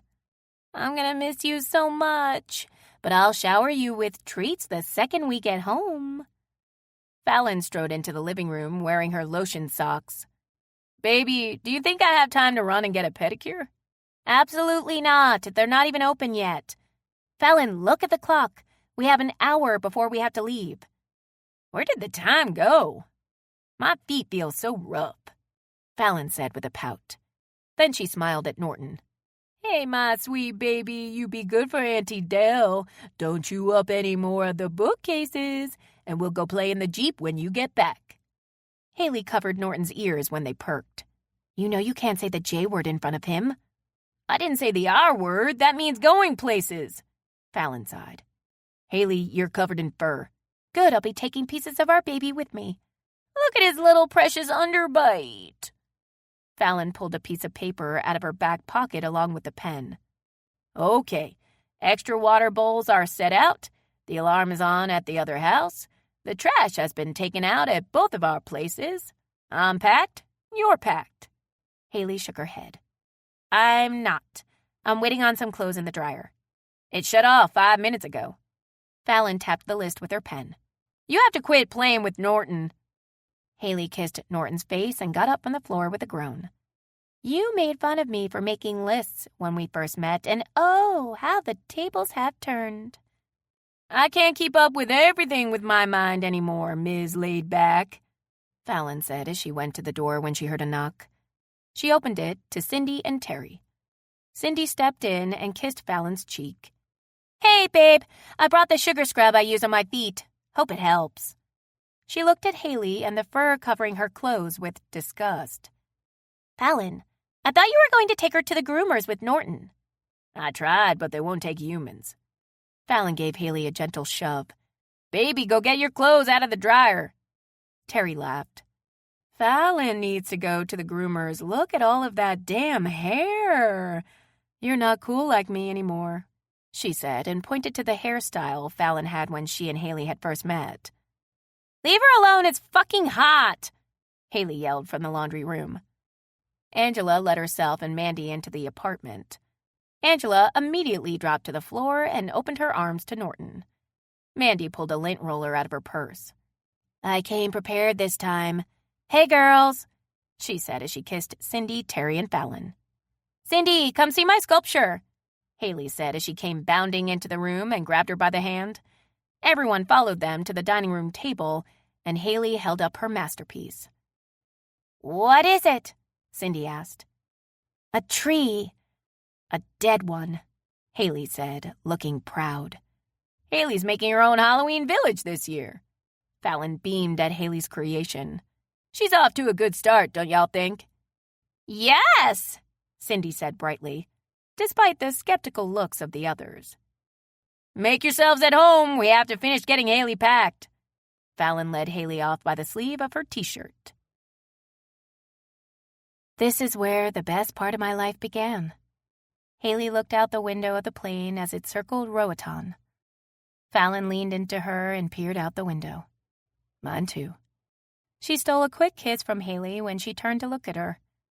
What do you think the big surprise is that Sean says he has for us? I think Marcus promoted him. He may be managing the seaside. I hope he's closer to making his fortune so he can get his girl, Fallon said with a smile. Cindy peered between the seats at Fallon and Haley. The water is beautiful. Wait until you snorkel in it, Haley said excitedly, and Cindy abruptly pulled her face out of the gap. Fallon reached across the aisle and gave Angela's arm a shake. Wake up, you two. We're about to land. Sean was waiting for the group as they stepped outside the airport. Ladies, my friends, he yelled as he rushed Fallon and Haley and hugged them at the same time. I have been so excited for this day. What is the surprise? Fallon asked, unable to wait any longer. Not yet. Sean held up a finger. It is very, very big, but you have to wait a little longer. Introduce me to your friends. Fallon turned and opened her mouth to do so, and Sean stepped in front of her and put a hand to his chest. "Ladies, I am Sean, your brother, and I will take the most wonderful care of you." Haley bumped Fallon. "He's got the seaside," she whispered. Sean went around shaking hands with everyone. Then, with Angela's and Fallon's help, they loaded all the luggage into the back of Marcus's baby blue minivan. Sean wasted no time getting on the road and glanced in the rearview mirror at Cindy, holding onto a handle for dear life. "Don't worry," he said. "I'm the best driver." Haley patted Cindy on the leg. "He is. Just don't ever ride with Marcus." "Why does this van smell like feet?" Cindy asked softly. Sean's sharp ears picked up the question. "We don't know," he said. "I spray and spray with good sense, but after a few minutes, feet again." He smiled at Fallon riding in the front with him. "You grew your hair. It is on your shoulders now and kind of curly. You look wilder than you did before. I like it." "Is she hot or what?" Haley said with a growl. "Yes, she—" Sean shook his head. "I cannot say my sister is hot." "Sean, you have to give me a hint about the surprise. You've been teasing me and Haley with it for months." Fallon poked him in the arm. "Come on, spill it." "You will see soon," Sean nodded. "Very soon. Marcus is so excited about seeing his people again. He almost smiled when I told him I was leaving to pick you up." When they arrived at the seaside, Sean said, "Come inside and see my surprise. I will have someone get your luggage." Fallon and Haley rushed into the lobby with Sean, and the others trailed behind. Haley spotted Dina behind the desk first and grinned. "Dina, it's so nice to see you again." "It is wonderful to see you all," Dina said and stepped out from behind the counter. Sean gestured to Dina's protruding belly. "I did this! It is my surprise! We are married!" "What?" Fallon said in shock while Haley hugged Dina. "Sean, how are you still alive?" "Because he and Dina live with me now," Marcus said as he strode out of his office. "2 more mouths to feed and another kid to put through college. I'll get free medical care when Dina graduates. It's a trade-off." "Dad!" Fallon exclaimed and threw her arms around Marcus. "Now I gotta put up with this," Marcus groused as Haley latched onto him too. While Fallon introduced Marcus to everyone in the group, Haley returned her attention to Sean and Dina. "You got your girl," she said to Sean, a little teary-eyed. "He has 2 girls." Dina patted her stomach and smiled at Sean. "You can put your wedding ring back on now, husband." "A girl?" Haley said happily. "When is she due?" "January 6th, but my doctor says not to be surprised if it happens later than that," Dina said. "Should I ask how your father is taking this?" Haley asked Dina. "He's not speaking to me, but I'm still happy," Dina said and gazed at Sean lovingly. "You are happy too," Sean grinned. "I see it on your face." Haley nodded. "The happiest I've ever been." "Fallon is on top of the world too," Sean said as he gazed at her. "Do it like we did the last time," Haley said as she handed Fallon the key to Bungalow 11. "You unlock the door and hold it open for me." "Okay." Fallon took the key, opened the door, and held it. Haley flipped on the light. "It hasn't changed a bit. I think I ran from room to room to see if they both had bathrooms," Fallon said as she charged into the one she'd chosen before. She whirled around to run to Haley's, but Haley had followed. "I see that look in your eyes. We'll be late for dinner." "They'll wait, or they can go without us." Haley ripped the comforter off and pushed Fallon onto the bed. She climbed up next to Fallon. "I want to lie here with you and tell you what I should have the first time." "I love you, Fallon." "I love you too," Fallon said with a smile. "You want to go find the guy that tried to rob us and thank him for getting us together?" "That's a hard pass, baby. I may be fearless, but I'm not stupid."